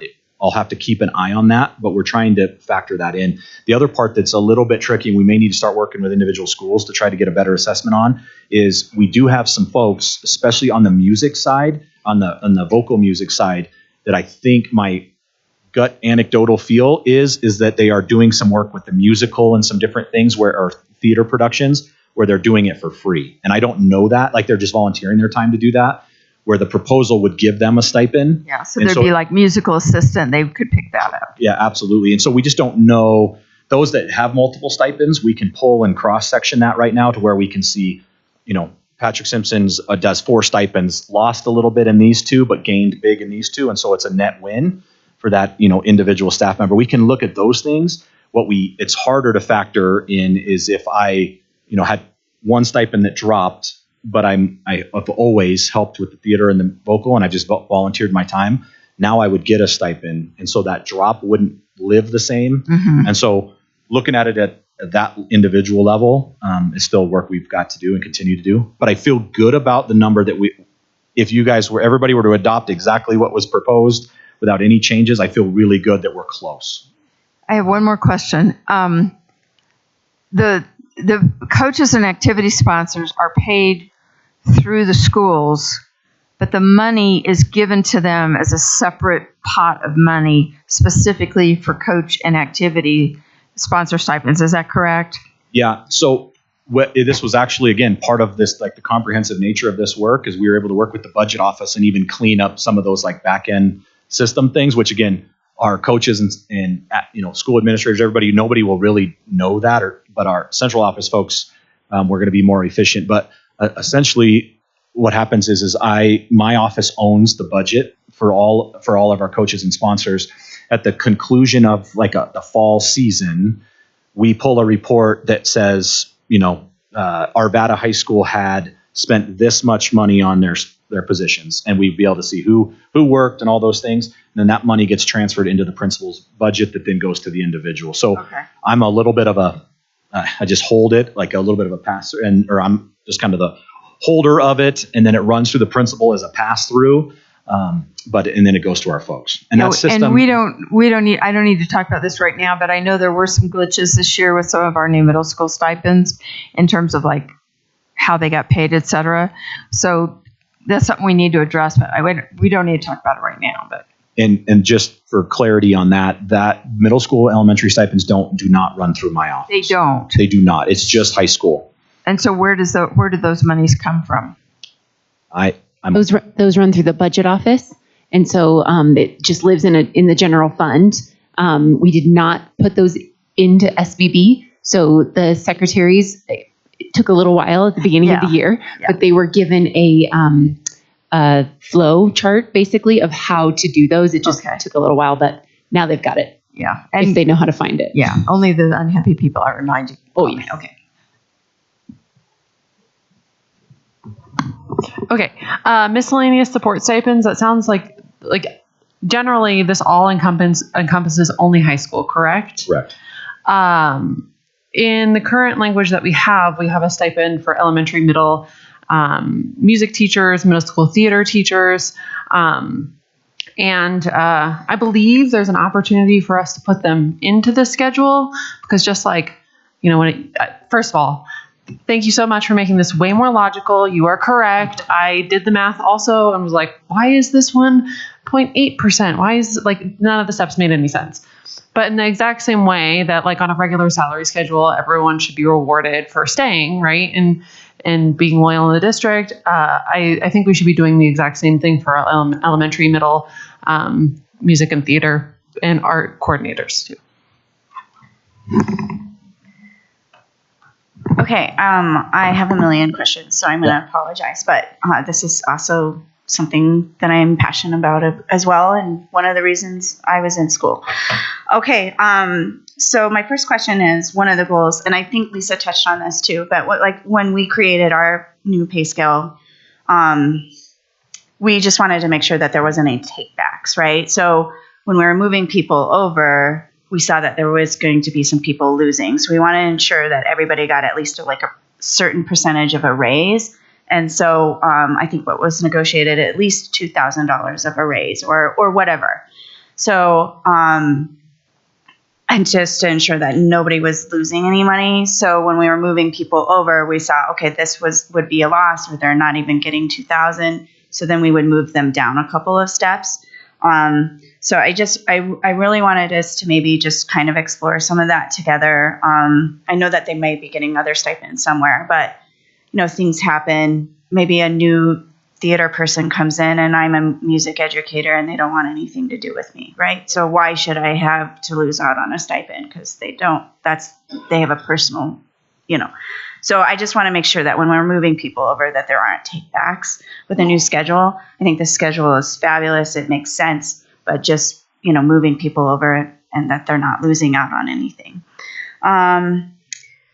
So is that a possibility? Yeah. Yeah. So that was something. So when we did our internal kind of work again, and I by no means want to represent that this wasn't 100% accurate, because we were definitely out of our lane trying to figure this out. But that was really for more like high level looking at. Then last week, as I started like really fine tuning this to come in with you guys, Budget really shared a lot of that work and really shared that same thinking around when we made those shifts in the educator effectiveness, that this was the work of this, JCEA is the work of the district to try to look at those gaps. So spent a lot of time over the last week starting to try to look at those things and identify them. So I feel pretty good. We still got to like tighten that up if the proposal was adopted kind of as is. And then as we make tweaks to that, it would obviously change all those variables. So we're looking at the right structure to be able to identify those like possible areas, like, red flag warning kind of areas. And so I know it's something I'm committed to doing and helping support in any way. Yeah. And maybe even just making a process, like if anybody's losing out, that they apply and, sit down with you in a meeting. The other thing is when I'm looking at this and activities, can you tell me, I don't see anything about business activities or DECA on here. And can you explain why that is? Yeah. So my office is over the high school athletics and activities that are JCEA sanctioned, and then theater's thrown in there. Those stipends are all part of the CTE program. And so I know that has come up as a so they wouldn't be double dipping. Yep. Okay. Well, it's just not owned by our office, and it's not owned structurally in the work that we have historically done. Okay. And so I know there's been, there's some individuals on our committees that also serve in CTE roles, the yearbooks, the DECAs, those things that were, advocating for those programs. But we really, our work focused on high school athletics and activities that are JCEA sanctioned and theater. And people ask me sometimes, how did theater get added? I don't know. It got added a long time ago, and it's just been part of our department. Okay. So, sorry, I don't want to sidestep that. I'm avoiding the question, but it really truly is out of our scope. It's fine. Out of my scope. No, it was a question that I had heard, and I was like, I'm sure it'll be on there. But now I have a full understanding as to why. So they fall under CTE. Obviously, like we can't encompass all the things that go on in a high school and activities that people may want to do. Is there an opportunity, or would you be open to like some way to apply for something through your office, like a variance, right? Like, I want to try this activity with my students. It would be, I already have this many kids that are interested in it. It's been a club, but I'd like to be paid for it or whatever. Is that something that would also be possible? Just about student experience and, maybe like broadening that somehow. Right. Yeah. I mean, the competitive part of me, and it feels like if you give us a challenge, we'll make it happen and we'll do it really well. It's the question would just become, we'd have to work through a lot of layers of how would you apply? Who is the decision maker? Is that better live with the principal or the high school activities director? Because they're there, day in or day out. Would it make more sense if it came more centrally from my office? There's would be some kind of mechanics questions there. I'd But like again- to work on that with you too. Yeah. Because I mean, like esports, for example, like that took a really long time to get on there, but there's lots of different things, and with the way the world is changing, I'm sure that there'll be more to come. Right. The way our current system is set up is we really, and I think some of the work that we've done with the activities handbook as well as the sponsor description work is really intended to help out our schools in general to try to provide a little, I think sometimes the language of club and activities gets a little bit entangled more than it maybe needs to.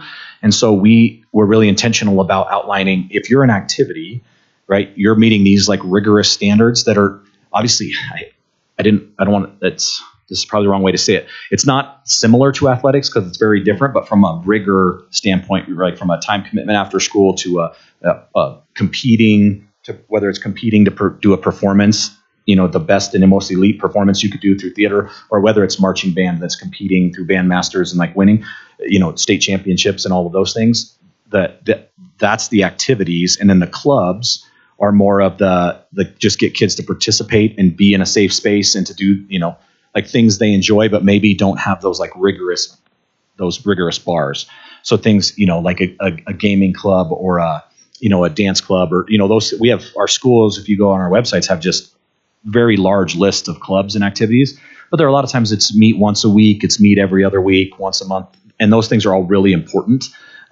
We just have never tied them to a salary or to a stipend schedule in any way, just partially because of the rigor piece of that. That doesn't mean it should or it shouldn't be that way. That's just how it has operated. I just think it'd be really cool because I'm like, for example, my son has a friend that is a foosball player, right? Like he does all this foosball and he's competitive and he's like rated third in the world. Like he's been to France, he goes to all these competitions and, like he's wrangled some of my son and some of his friends in, and like, for example, if they go to high school and he creates a group and they're competitive, could there be a process that they could maybe apply for? Like you said, there's a rock climbing club, mountain biking. I think there's opportunities for competition. I think we just need, this list seems limited. And if we're really about experiences, I think it would be cool to have like a variance process that schools could apply for if they have a group of kids that are really interested in competing. And, like as Americans, yes, we have football, we have this, we have that, but I never thought that you could go to France and play foosball. Like I would have totally done that. That would have been really cool. And I tried to get my son to like get into it because I was like, let's go to France. Okay. Can I answer? Yeah. Real quick? One more point on that is part of the committee's recommendation for those 2 miscellaneous stipends are a little bit of a step into that space. Yeah. Because we do have schools that, I gave a few examples, but we do have a few that have like a really large robotics, right? And that's like their jam, like their signature, their kids are interested in. And so we dipped our toe into that a little bit, I think, with the committee. I don't think to the level you're talking about, but a little bit with the proposal. Well, I mean, there's fundraising and other things involved, right? Sure. So if, as these programs start to build, so I'm thinking music, for example, if a music program starts to get really big and there's 2 band directors, are they, or more than, 2 theater teachers, are they both entitled to these stipends? I don't know the rules on it. So right now, the way the proposal is written is that those miscellaneous stipends, those would be the things that principals would use to do that. Okay. All right. So great. it is not like right now to have a marching band, you get, this position, these correlating support staff positions, and then that's consistent across the system. And then it would be the principal, like Lakewood's a great example of that for that specific example of just, they have a really robust, band program where it may make sense for them just when you look at their overall programming that they would add that extra support to that program. And same thing with theater, at Lakewood in particular, like that would make sense for that school. Yeah, I don't want to see anyone get punished for having great programs and it growing. For sure. Okay.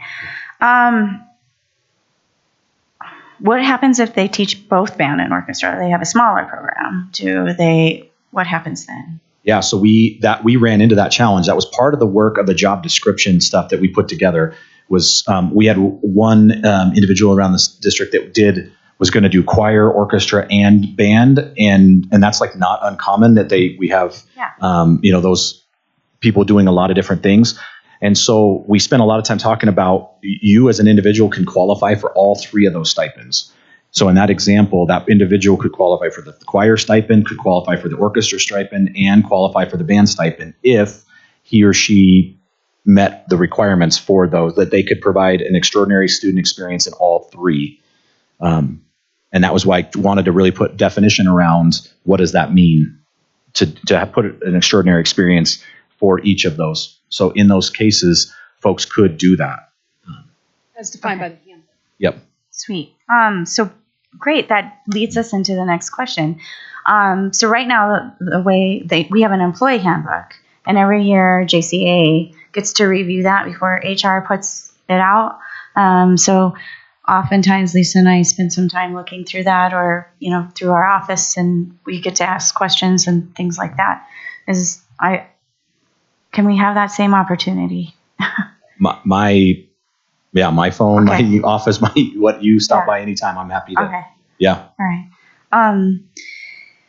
All right. So this is I'm putting on my parent hat and taking off my union president and teacher hat. But so within this handbook, I'm sure there's a piece around communications. My kids play a lot of sports, and I feel like I have probably 20 different apps on my phone. Yesterday I went to a soccer game, and I was just simply looking for the roster, and I couldn't remember what app. And then I was like, oh, no, that one's baseball. No, that's the Rush soccer team. So I was wondering if we could streamline some of this, because then I find out now there's a Google Classroom that I got to join, and that's where the roster is. And so, just as parents, I think that that's confusing. I was wondering, and I want to take away people's creativity or autonomy, but I also think, like communication is key with our parents and with our programs, and the success for it. Because there was a fundraiser and I had no idea. And I didn't even find out about the app last year that we were using until the state champion game, which was the last game. So I'm just saying that would be helpful. Is there a way that we could streamline some of these things too? Yeah, explored that a little bit. Just our size creates some challenges there. Yeah. And just the nuanced, when you really dive into each program and their needs and volume and those things. So our handbook addresses both athletic and activities, addresses best practices around communication, from what should be included in parent meetings, all of these kind of things. So it's a lot of recommendations, best practices as a resource for our coaches and our sponsors. And then I work with our athletic and activities directors around that. That's one of the things we kind of have wrestled with a little bit this year is I really believe it's in the best interest of each school to be able to take some steps into that space. They know their coaches, they know their needs. And so that's not something I've really explored from a district level, but I do hear that from I'm at Green Mountain High School, right? There's value in the athletics and activities communicating the same way. I think there's value in the programs communicating the same way to try to make things more efficient, right? Because as you know, anytime we have challenges, right, just like anything, right, it's typically, foundationally based in communication breakdown at some level. And so being proactive and being just really intentional about that, I think is important. It's not something that I think is appropriate that I run from my office, but it is work that we need to keep doing with our ADs and activities directors. And then also with reviewing the schedule, the music pit orchestra director stipend. There's a music pit piece. I'm sorry, I'm not a music person either, but is that missing? That was a question. So Amy actually, Amy was messaging me about that last night. I went back and looked through all of my notes, handwritten, sticky notes, all my stuff. I can't find a word about that. Okay. But I know we discussed it in our committee meetings, and so it is not captured in here, but it was discussed by the committee. So I need to go back and see where that disconnect. That was not something that I unilaterally just chopped out of it, to be honest with you. Yeah. But I cannot find one word. Amy emailed me about that. I don't know last night, and I literally scoured everything I have, and I can't find one note about Okay. that. So that's All right. a clerical error on my part, I think. Well, there's a lot, and it's okay. But yeah, so we could add that. That's not my world, so I don't even know what I'm talking. I know it's the person in the pit directing it, but I wanted to quickly to jump in on that, so Amy didn't have to be in the position of throwing me under the bus, which she should have, and it would have been fair to do.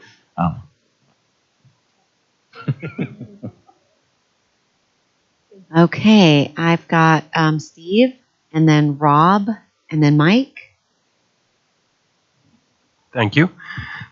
Amy and Patrick, thank you both very much for being here today and presenting to us, and to you both and the committee as well for doing all this work. I know it's important for our kids and our staff to see each other in a different light, right? Doing these after school activities. I did have, I got to put on my HR hat here, and looking at the schedule that's being proposed, I'm just curious about a couple of things. On the old schedule, a volleyball head coach, well, let me also say this. I'm glad to see that the girls are above the males. So let me share that. But I am wondering, why is it a volleyball coach at the girl level is a higher level pay than the boys? And the same thing for when it comes down to swim and dive meet director? Yeah, good. Great question. So on our volleyball programs, right, boys volleyball is a developing program in the state. And so we have 3 schools that have volleyball that have typically 2 levels or 3 levels, where most of our female volleyball teams have 4 levels, and honestly probably have the numbers for 5. We just don't have space, or we don't have, it's hard for a team to have 5 levels and find competition. Now we've done that. Conifer's had a 5th team, our Ralston Valley's had a 5th team from time to time. And so really it's just the scope of programming. Is the girls volleyball is far more robust than the boys. Now that isn't to say that down the road as boys volleyball, when we first started, D'Evelyn and Bear Creek were our only 2 schools that offered boys volleyball just based on interest. Alameda has added a team and is seeing good success with growing numbers. And then Arvada West is coming on this year with a boys team. So honestly, I see in a future that we may need to have a conversation about it, adjusting that. But right now it felt like this was, when we looked at it through the lens of trying to be as balanced and consistent through the whole thing, that was the case. The same thing is true with the swim meets. So the swim meet director, girls swim teams right now, our average teams are, 40, 50, 60 girls, where our boys are, 14 to 25, in that range. And so the meet director does so much ahead of time as far as entering into the digital platform and the assessment of the testing. And so it just felt like the volleyball or the girls season is far more challenging and more of a workload than the boys season.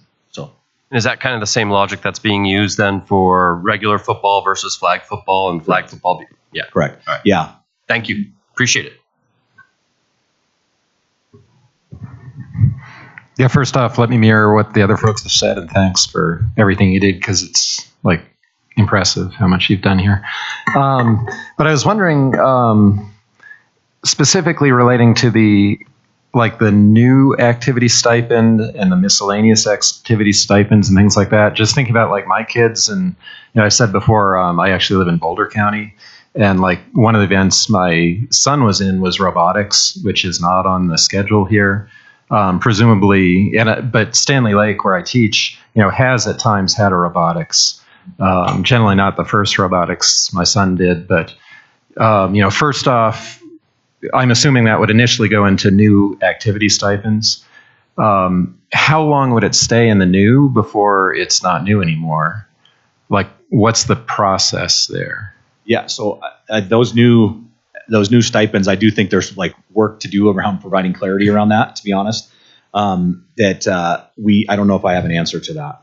I think we've seen programs like that and again, this is very anecdotal, so please don't hold me to this, but it feels like a lot of times those programs are based on the teacher, right? If you have a really dynamic robotics teacher for that period of time, the school may offer that program because it's just a magnet for those kids.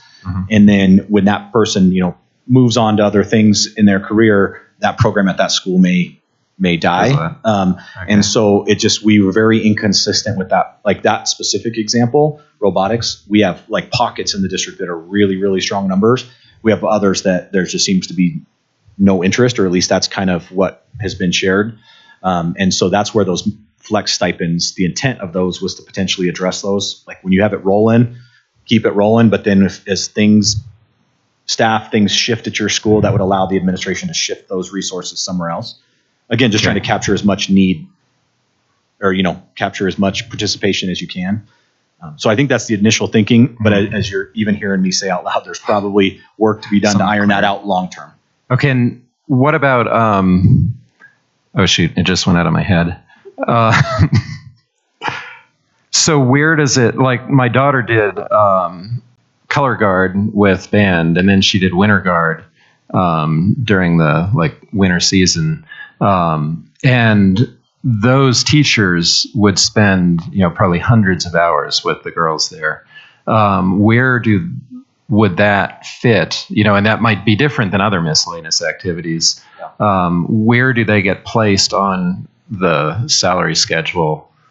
Or is it an individual judgment looking at, this person puts 200 hours into the program?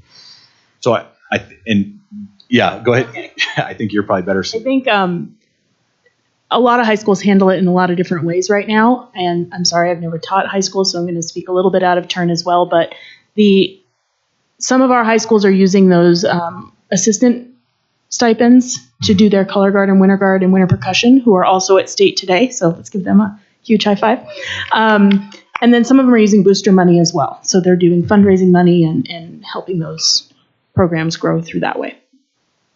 Part of I think the hope is by especially in the instrumental music space, there's quite a bit of adjusting on the schedule to add additional stipends. Because we've seen, I think, again, this is very anecdotal, but we have some schools that have large winter guard, color guard programming that maybe it makes more sense to have a full-time, like a full FTE or, position, allocated to that. Others, it may be more of a split, like let's split that stipend and use that for more of a drum line or something like that. So the schools still have the ability to split their stipends and, bring on more staff. They're not limited specifically to the stipends that they're given there.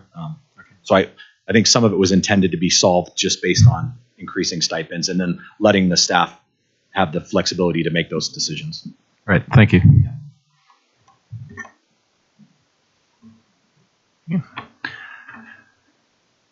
Thanks for all the work. And I think my first question would be along Rob's questioning. How do schools know their base allocation for the different programs? Yeah, so that's one of the things for the athletics side, our coach allocation, based on programming, like the number of programs, is at the beginning of the year, if we move to this model, at the beginning of the year, we'd be able to have the school, the athletic director say, all right, basketball program, I've got a varsity, I've got a JV and a level 3 on the girls basketball program. And then that would automatically correlate to these stipends. They would get 3 stipends, a head coach and 2 assistant coaches.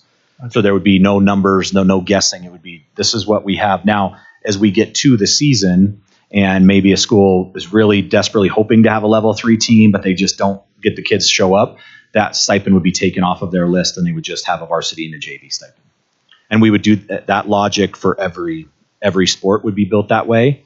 And then on the activity side, it's really about the job description. We have a job description that's written and expectations. And so if you can meet those, if you have enough numbers and you have enough commitment in the process to be able to meet those expectations, then you would get the full gamut of stipends to your, and not that you have to use them. Sometimes hiring coaches and sponsors is getting, ever more challenging with just the nature of, especially on the athletic side, the nature of high school athletics and some of those things. It's getting harder and harder, and hopefully, addressing this through this work helps that a little bit. But sometimes we have stipends available to schools that they just don't use because they can't find the right person or even somebody to do it.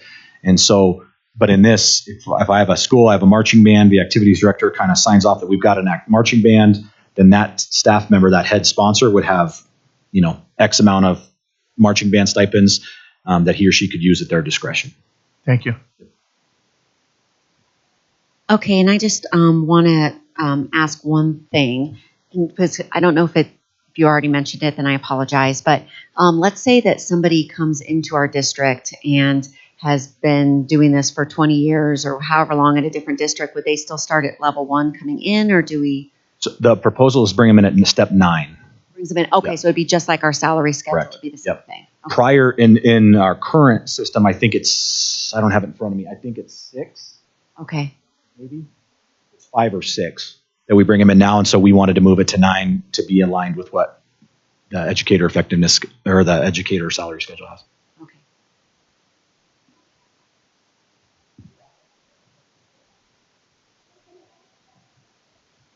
So just so everyone is aware, certainly there is a cost to this, and Patrick's working on costing out. What does this look like all at once? What does this look like if we roll it out over time? And our plan and our intent would be to introduce that with our next compensation counter proposal. As you likely recall, we had a little placeholder in there with a TBD, and right now we are working through the TBD. And I just wanted to, before we wrap up this topic, I wanted to share the district interests in this, and those are just briefly the following.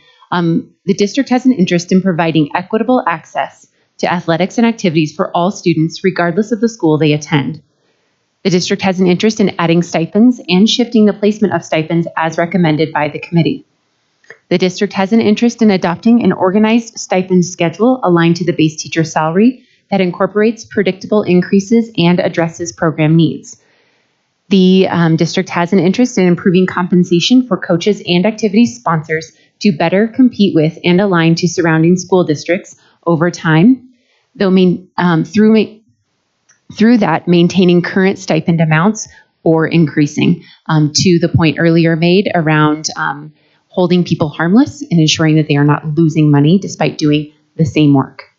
And then finally, the district has an interest in continuing to balance our priority of increased compensation for all employees while also honoring the work of this committee and increasing coach and sponsor stipends, whether done all at once or, again, over time.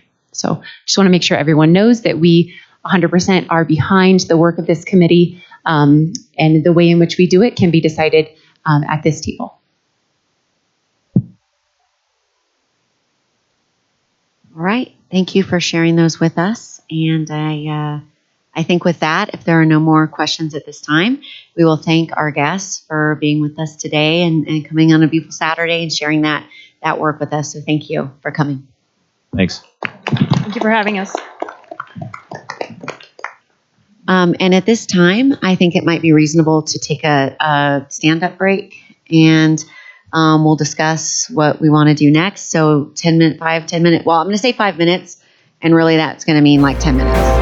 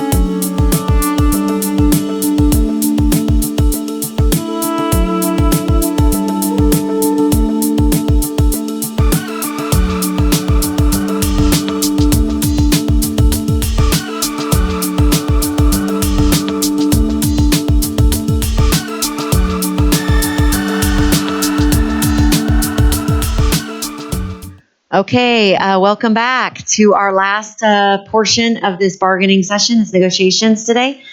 We've adjusted the agenda just a little bit. We do have a couple of people that have had to step out and leave. So if you see a couple empty chairs, that's why.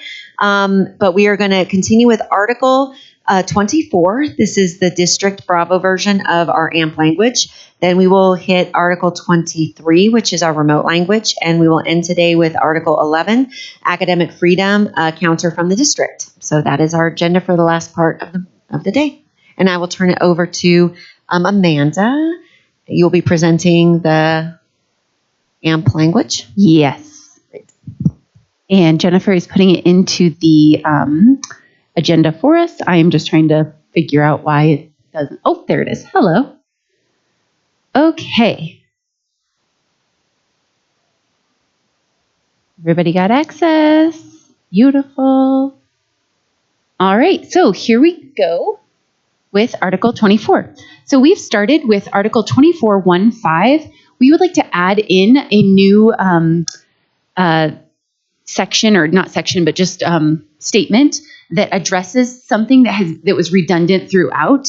And so this statement is all around curriculum coordinators. So it says 24.1.5, AMP curriculum coordinators are accessible as a resource to building-based AMP and EIM teachers and may be consulted for recommendations related to curriculum, resources, space, scheduling, instructional best practices, professional learning, etc. So they were referred to quite often throughout the article, and we thought we would just take all those and put it right at the top so that everyone knew how they could access their content specialist support. On 24.2.2, we accepted many of the changes, and we just made one modification. If AMP educators must travel between classrooms, which we are very much hoping that is few and far between, and feel for those of you who have to do this, the OLT will consult with AMP educators to assess the need for additional time. So certainly we agree that cleanup and setup time is important if you have to, especially if you have to move classrooms and somebody else is coming into the classroom you just vacated. And it might be 10 minutes, it might be longer, it might be shorter. And so we wanted to ensure that the OLT would be working with the educators in their buildings to identify that time. And also it might be that they need time between period 1 and period 2, but they might not need time the rest of the day. And so we want to make sure that the individual school schedules reflect the needs of the teachers in their building. We agreed to 24.2.2.1, every effort will be made to ensure educators see every grade level section for the same amount of time. In 24.2.3, split site AMP and EIM teams will collaborate, instead of collaboratively agree, if that felt a little weird, almost like forced. So we just changed it to collaborate with the OLT and school administration to assign classroom space for all AMP and EIM educators to teach their content effectively and safely. Down below, we agreed to AMP educators meet with the OLT. 24.4.5. Resources in classroom space for split site AMP educators will be reviewed and planned with school administrators to ensure AMP educators have, we just wanted to say have access to resources. Certainly they should be reasonable, they should be accessible, they should be equitable. Sometimes when we start using qualifiers like that, it causes us to get into arguments about things that aren't necessary. We just want to make sure they have the access to the resources, period, that they need in order to serve students, which includes materials and classroom space.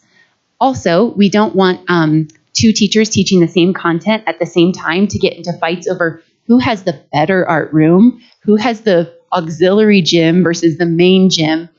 Sometimes it just happens the way that the master schedule works out. Again, curriculum coordinators back up to the top. On 24.7.1, we agreed with the language you proposed around the building principal or assistant principal will collaborate with the AMP educators to determine how students should be divided. We did cross out when combining one or more additional homeroom sections that AMP educators will receive 1/6 pay. If they are teaching more sections, like in a secondary class, if they're teaching a 6th class, then 100% they should be getting 1/6 pay. If they're going over 30 students, that needs to be addressed as we have addressed it in in Article 8, around working to provide class size relief through either an additional teacher or paraprofessional, is what we felt it should be, how it should be addressed. In 2472, AMP educators, we propose brand new language. AMP educators who teach in a K-8 serving elementary and middle school electives will create a schedule annually which assures that AMP educators have passing periods, planning, and duty-free lunch according to the negotiated agreement. Certainly, ideally, they're only teaching 6 classes per day, and sometimes I know it has happened. They need to either teach at some point during the school year an additional class, whether that is a class beyond their typical caseload that potentially is paid at 1/6, or that is a supervision class. I know that sometimes they've had to supervise study hall, which may or may not be included in their quote-unquote caseload. Let's see. We crossed out the if a 4th special is scheduled. Again, we want to allow school OLTs to have the autonomy and flexibility to make that decision. Certainly, we want that to be done in collaboration with AMP educators and any other 4th special teacher, whether they're bringing in an outside world language teacher, whether they are employing their DTL to do some kind of additional special, etc. In 24.8, we have crossed out equitable resources include a safe and appropriate space. Not that we don't believe that, but we feel as though it has been addressed in other places. The word space was in here about 14 times, and so we didn't feel like we needed to keep repeating it. We agree that that is an equitable resource, and it is also reflected in many other places. And then finally, we have returned, as we did last year, the allowance of 2 professional learning days back to 1 professional learning day. And again, we very intentionally put this last sentence in there last year. Any additional days I don't know why this is needed, but should be requested and approved by the AMP. Oh, that's why it says it. Any additional days needed must be requested and approved by the AMP educator's building administrator.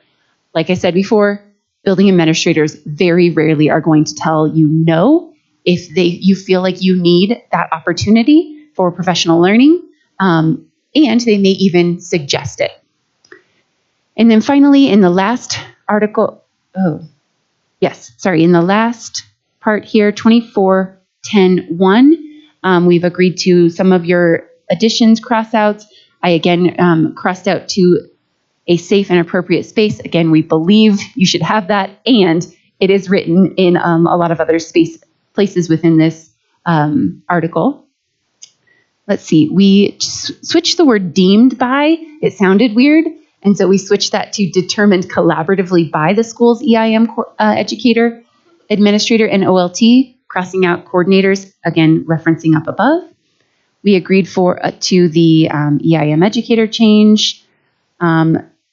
Just so everyone is aware, mileage is to be allocated within SBB. It is part of the SBB guidebook that principals receive each year. That is their responsibility to allocate mileage funding for their itinerant staff that travel in between buildings.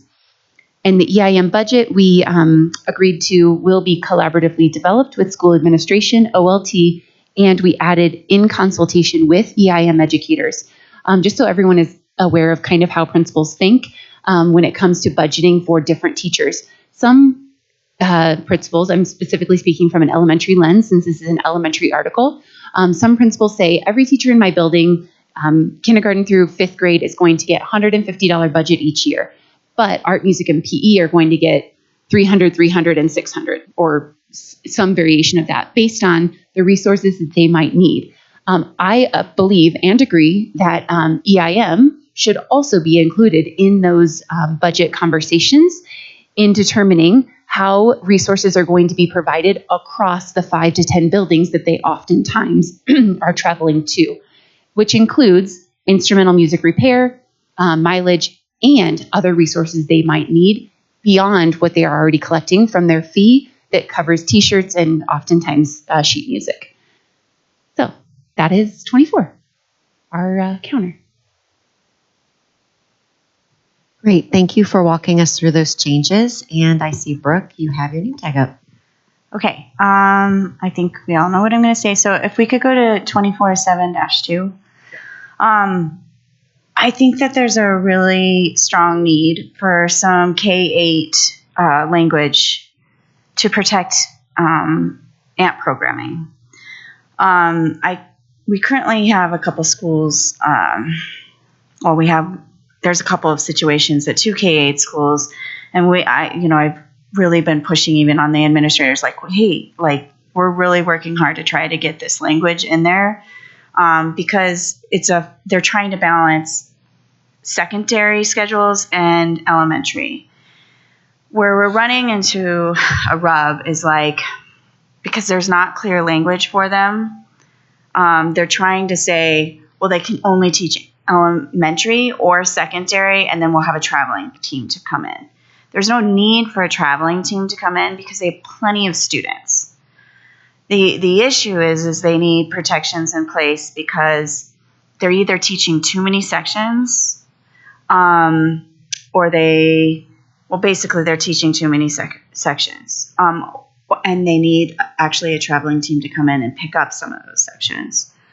I don't even know like how they were able to squeeze in 7 classes in one day, but that's what they're doing. Every day they're teaching 7 classes.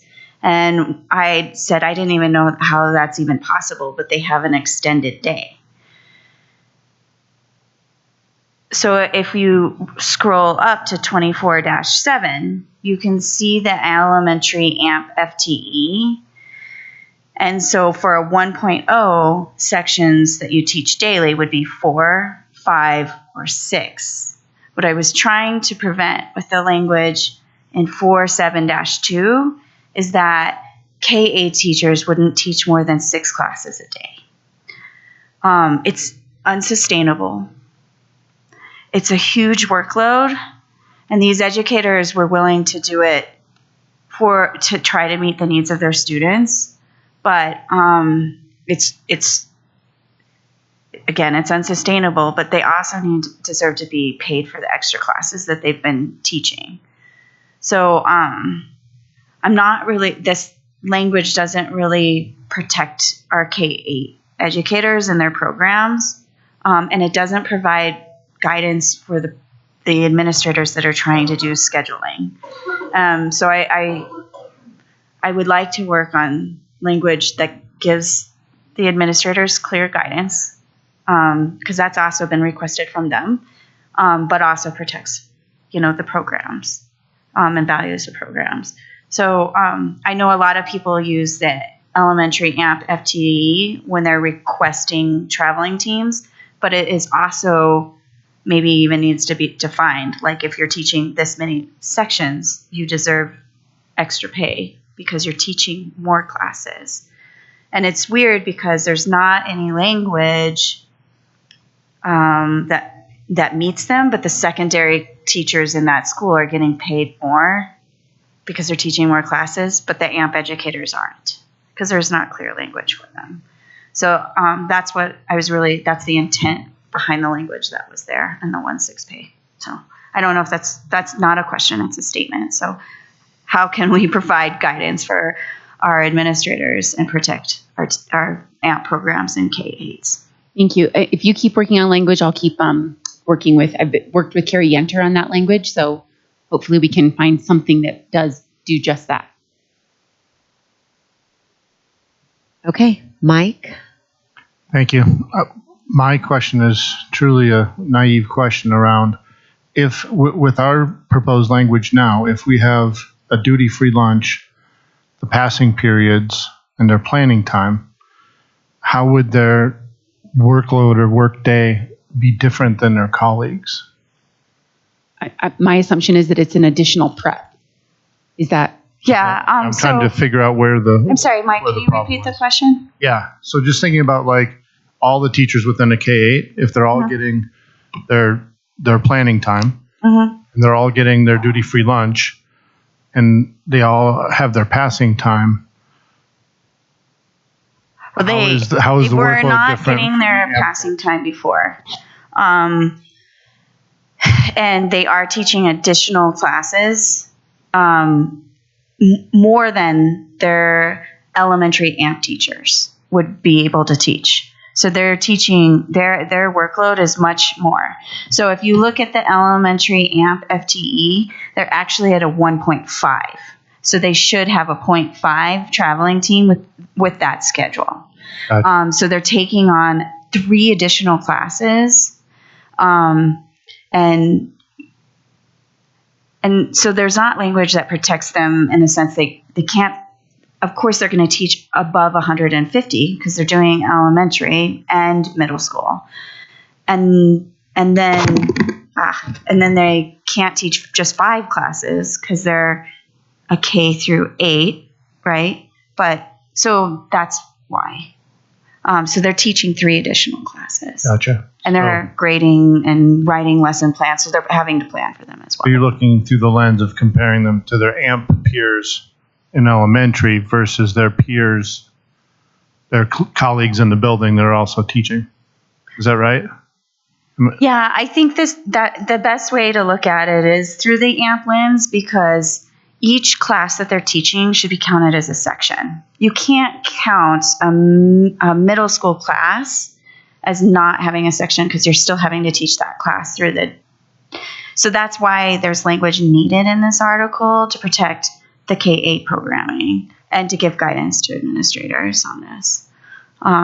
Does that make sense? It does. Thank you. Okay. Yeah. Our schools with K-6 in our Alameda and Jefferson areas specifically, I mean, they're teaching 7 sections. No, so that was brought to my attention too. Like they were saying, well, they're teaching 7. A lot of those K-8s are actually, or K-6s are pretty small, and there's only 2 classes at each grade level. That's what I thought. Yeah. And so, or they are combining some classes, and they're, so. Or they have a traveling team. Like if they're as large as Leslie, they have like more than 3. Okay. Yeah, so they have a traveling team, and so my argument,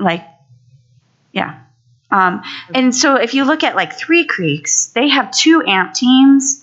One teaches middle school and one teaches elementary. That's not going to work for Bear Creek K-8. That's not going to work for Foster. That's not even going to work for Bradford because they're smaller. But they have enough kids that they don't need to travel. So there's no need for them to just teach elementary or middle school. You can combine them. But as long as you're counting each class as a section that they teach. Does that make sense?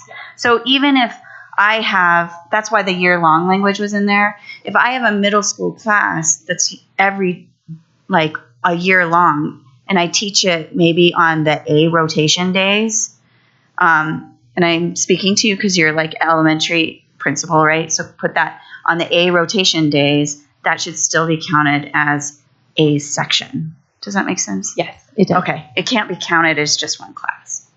Thank you. Yeah. Okay, at this point, Sorry.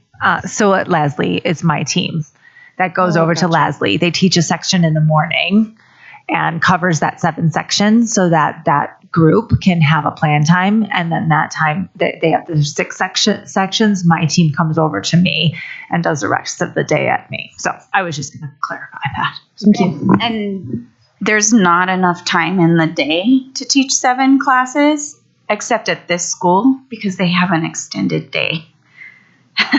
So if we can adjust their times, this never happens again. I think it's also clear to have language that, if you're going to teach extra classes and you're willing to do that, you need to receive compensation. Right. Yeah. All right, Christine. I think I was going to say what maybe you were about to say, but I was going to see if our friend Emma helped us write our initial proposal. She's one of our article bargainers. She's an elementary music teacher, and see if she could just join us up here because I think she would be a good part of the conversation.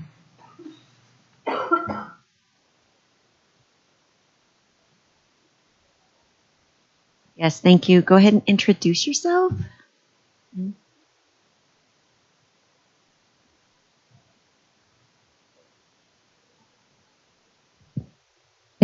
Testing. Okay, beautiful. I teach music for a living.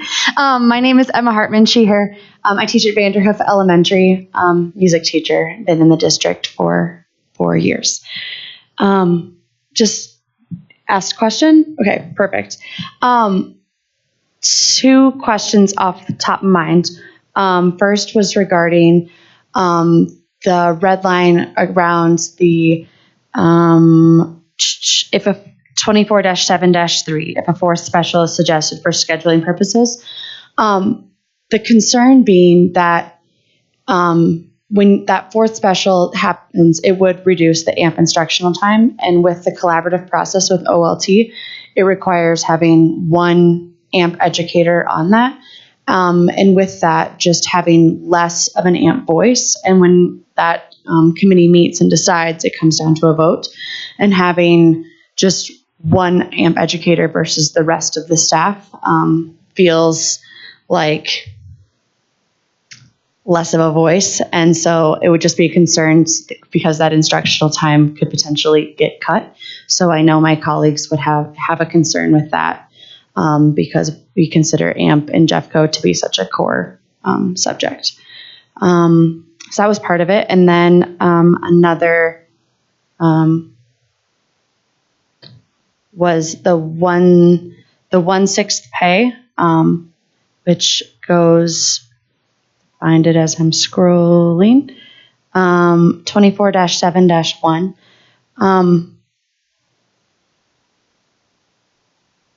My question being that why would a teacher choose, like, okay, so I can think of in my past, I've had like 4 sections of 5th grade. So we split them into 3. Why would I choose to do that moving forward? If I had a principal ask me, hey, AMP, would you guys be willing to do that for next school year? Because we have an extra large 5th grade class. What is my incentive to saying yes to that, as opposed to just keeping, like, having a 4th section of 5th and then me having 19 sections instead of 18 sections? Because I'm not getting any more pay for it. Like, why would I want to take on an additional section? Well, if you're teaching under 30 students in each of those 3 sections, then it would follow the contract. That's the intent. The intent is not to ask you to take on a caseload bigger than you would typically, but following contract, we would ensure that that wouldn't be over 30. Mm-hmm. And if it was that you had 30, 30, and 31, then we would address that through the class size relief from Article 5. Okay. But if you were all of a sudden teaching, 40, 40, and 40, mm-hmm. Then absolutely we either need to grab a traveling team, such as the team that Hutchinson sends for just one period a day to take that mm-hmm. from you, or, to your point, pay you additional earnings. But it's just not clear the way that it was written. It looks like if you have 4 sections of 20 each, and you combine them into 3 sections of 30, that you're going to get paid extra, where down the street, your colleague might have just 3 sections of 5th grade that are at 30 each, and they're not going to get paid extra, even though they're teaching the same number as you. That's true. I hear what you're saying. I'm also thinking about, like, when we are combining these students, like having this, I'm just reading this for the first time. Okay, so the language about the collaborating with educators to determine where students should be divided, that is still part of that? Yes. Okay. See if any other questions. And as a former school principal of a GT center that we had 4 sections almost at every single grade level, I fully understand the challenges that presents of taking one class, dividing them into 3, and then putting them with 3 groups of students who aren't their typical classroom peers. I know that certainly provides a challenge for you. And so we too adjusted at my former school and made sure that our AMP team had a voice in that, in ensuring that the right students were with the right peers during their art, music, and PE times. And also I wanted to just address your question on 24-7-3. The 2 things. First of all, the hope would be that whoever is the AMP representative on OLT that they would be the representative voice of their whole team. And I do believe, if I remember correctly, in Article 10 this year, we added new language around consulting with anyone who would be impacted by a change that the OLT decided upon. So that should address, like, including the AMP voices. Right. It should. And I can find that language for you, or Kendra, it looks like, might be looking for it too. Thank you. Other concern top of mind was just a question, or I guess a wondering. You had mentioned about like comparing spaces, like two PE teachers, one having a gym, like, and then the other one having like the secondary gym. In elementary world, I don't know any elementaries that have two gyms. And so it's like, when we're talking about equitable spaces, we're talking about inequitable spaces that are unsafe for students, like trying to figure out how to have 30 or hopefully not 30, but like 25 first week of school kindergartners outside on the lawn at the playground versus the gym. And so that equitable language was there just because, unlike high school where you have multiple gyms, multiple PE classes happening simultaneously, with elementary, we do not have two music rooms. We do not have two art rooms. And so it's like not even comparing kind of apples to oranges. It's like apples to a ham sandwich. Like it's very, very different. So I think that equitable language is in there redundantly. Perhaps a different word needs to be used.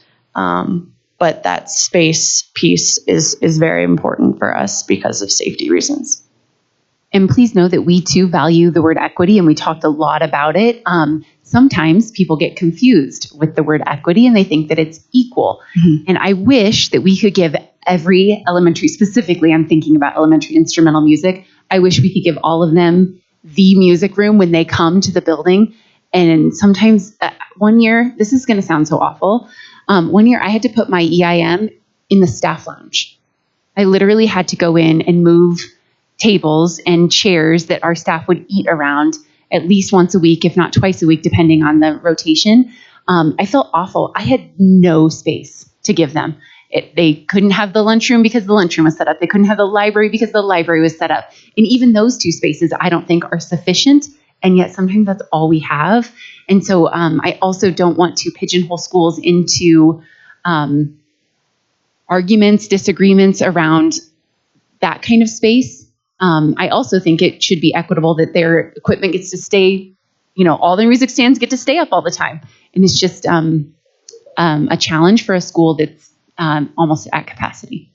So I just wanted you to know that we agree with equity, and sometimes people confuse the word equity with equal. Absolutely. I think the question kind of comes down to, at least for AMP, when classroom teachers are dropping off their students, that is their planning period. And so it becomes a conversation in elementary schools with, if you're going to have another traveling team come in, how do we have those four teachers have planning period together so they can have a shared PLC time, so they can have shared, what are we doing backwards planning together? And so it kind of becomes a question of, are we making decisions in the frame of what's best for teachers or what's best for students? And like this year, that is exactly what's happening at my current school at Vanderhoof, is that the priority is that we have our fourth grade team so that they can plan together with our new IM curriculum. But that also forces there to be two art classes happening simultaneously. And so it becomes backwards planning for math takes precedent over the AMP time. So that's my question. That's my questioning of like, how do we make these choices for what's best for adults or what's best for kids? Thank you. That's really helpful context. Okay. All right.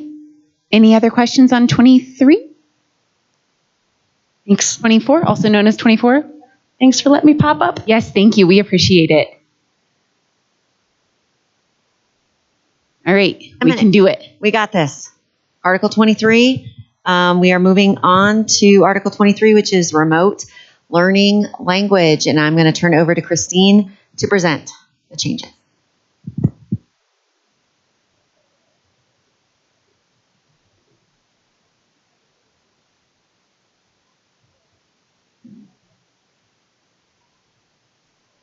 And I don't know if I said it, but thank you, Emma, for coming to the table. She may have already left to ask those questions, get that clarification. We appreciate your time.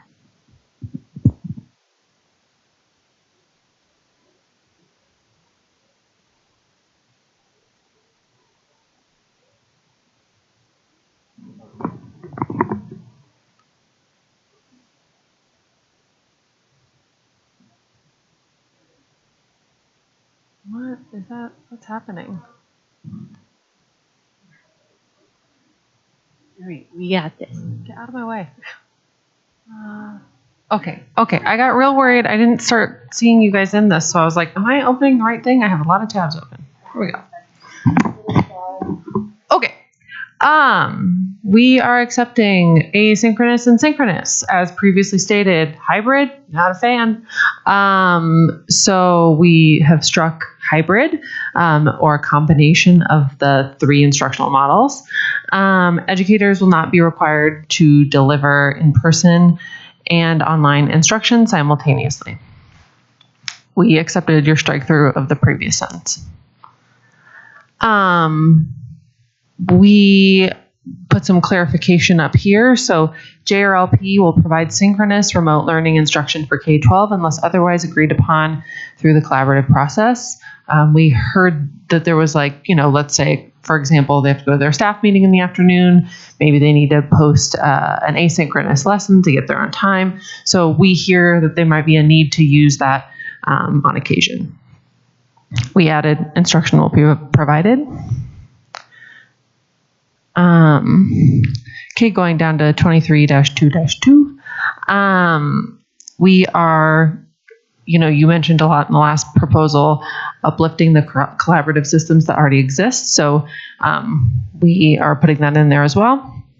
So JRLP educators can be required to report to a physical location as determined by the school requirements and the school collaborative process as described by Article 10. In Article 10 OLT. If in-person attendance is required, a minimum of 7 days advance notification will be given. We've talked about how we have some educators that have to travel, right? So just giving them the notice to be able to do that. If an educator is unable to attend an in-person event due to an unforeseen weather, family, or health issue, they may attend virtually. So allowing some of those people who might live where there's more weather that we don't get in the metro area to attend online. And then we accepted your strike through of this next sentence. We struck educators may work for a remote location, but it'll be determined at the times to report to another physical location. We think the previous 2 sentences that we've added kind of clarify that. Going down to 23-2-3, accepted that the OLT will collaboratively determine the bell schedule. We just want to ensure that the educator school day will not extend beyond 4 o'clock. 23-4, should JRLP need to provide asynchronous instruction, changes will be decided in collaboration with the school's OLT as outlined in Article 10. The number of sections and class sizes will not exceed the guidelines set forth in Article 8. AMP class sizes and sections cannot exceed what is set forth in Article 24. Class sizes can only be exceeded with the educator agreement per the process in Article 8, 24, or through the variance process in 16. So the language that was there, we were talking a lot about 150 kids, which is really just applicable for secondary. So we wanted to call out that Article 8 says a lot. It says elementary class sizes, it talks about secondary, it talks already about how you would exceed them if you're meeting with an individual educator. So there is, and we struck flexibility as to be determined to meet the needs of enrollment, student needs, and student interest. Not that we don't disagree, there's just nothing really enforceable for us in that sentence. So Article 8 and 24 already talk about how you would exceed those individually. And if you needed to do it as a system, you could do that through the variance process in 16. Okay, JVA. There's smaller changes here. So to mirror the language above, JVA will provide asynchronous virtual learning opportunities unless otherwise agreed upon through the collaborative process, right? Like if they need to have kids come in for tutoring, they're going to use their committees to determine that. And then educators and students will use the learning management systems as same way we did it for JRLP above. We've said if we got processes in the contract, we should refer to them. So as outlined in Article 10, we accepted the language in 2342. And then the last thing, we've talked a lot about like, well, they're going back, they're going to keep with their semester system. Who knows what they'll do in the future, right? In the future, they may decide to explore Hexters or quarters. So if JVA uses Hexters, quarters, or another grading period that is not a semester, educators' maximum student load would not exceed 300 students per year. So same idea, if they were teaching at a traditional high school, they wouldn't see more than 300 students in a year at a max. So we want to make sure that's the same for JVA too. That's it. Christine, super quick question on the school, the educator's school day will not extend beyond 4 o'clock. Does that mean the student contact day or the educator work day? The work day. Okay. I just wanted to make sure. That was the intention of the language, was the educator work day. Can I change it to work day? Yep. Yes. I just want to make sure that we don't get confused between student contact. Yes. Thank you.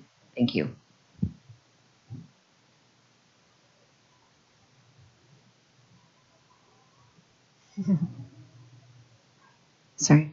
Mike. So I think just some clarification around why 4 o'clock for the educator workday versus the 40-hour work week. You know, because that's something that we don't put that in other school settings. We don't put that fence in there to say your workday has to end at 4 o'clock. So just help me understand what's driving that.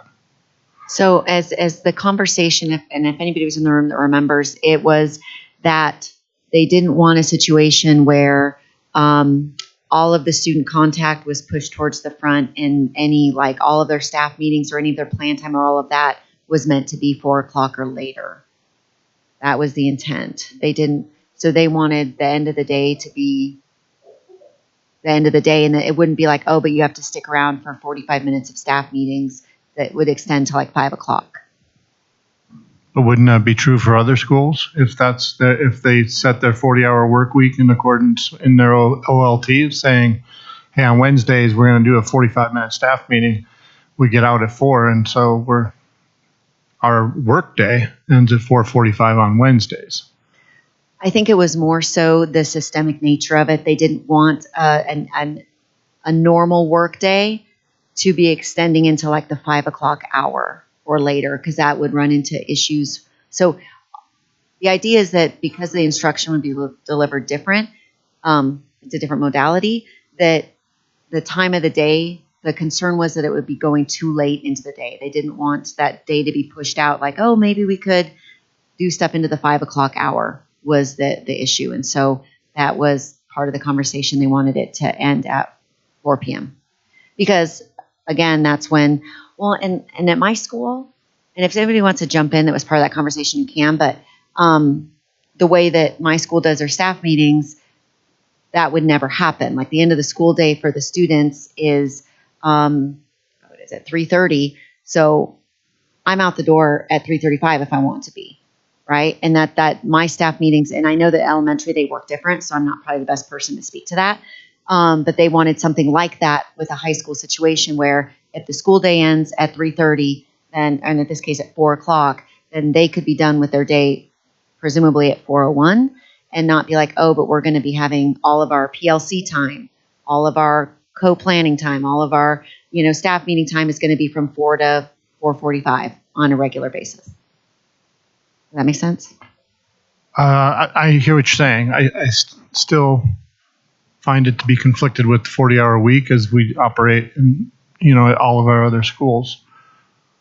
In terms of like the OLT really setting, Right. Those bell schedules are already set, right, for elementary, middle, and high school. But in this case, as we think about where they set that bell schedule, even if it's an earlier start time, there may be days where, hey, we don't have staff meeting today, we don't have committees today, so you are leaving earlier than on maybe a Wednesday where we're staying past 4 o'clock because that's part of our 40-hour work week. So I think we'll have to just continue to work that language. Right. Brooke, did you want to jump in? Well, I had a question for Mike.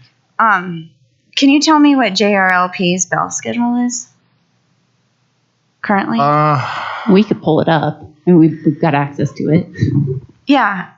Well, the reason I asked too, because I'm just like reverting back to like the virtual world for a minute, and it's giving me PTSD. And I just remember like when I'd start working at 7:15 or 7:30 in the morning, but I'd have meetings. Like people would be like, "Well, we're virtual and we can't go anywhere. So can you meet with me at like 5 tonight?" And I'd be like, "I really don't." Right. Okay. So, I think it's important for educators to have that work-life balance. And I think that's what they're trying to strike here, is because there's a virtual environment that they're really trying to put some boundaries up so that, I know that we start at 8, but I really would like to have a PLC at 4:15 today. I think that, again, I would submit to us that we would want to apply, we already have that outlined. The schedule is what, 8:30? It's 8 to 3:15 p.m. for secondary. So they're really already satisfying this. I guess I would agree. One might argue, how healthy is it for us to stare at screens all day like we have today? And if you look down in the JVA section, I understand we are delivering totally different virtual learning experiences, but there are times there. So while I agree with your 40-hour work week and the flexibility, within this article, given that there's some unique nature of how they're delivering instruction, we would probably want to put some boundaries on how long that's occurring. And I would say it's our 40-hour work week, right? It's our negotiated agreement 40-hour work week, not mine or JRLP's.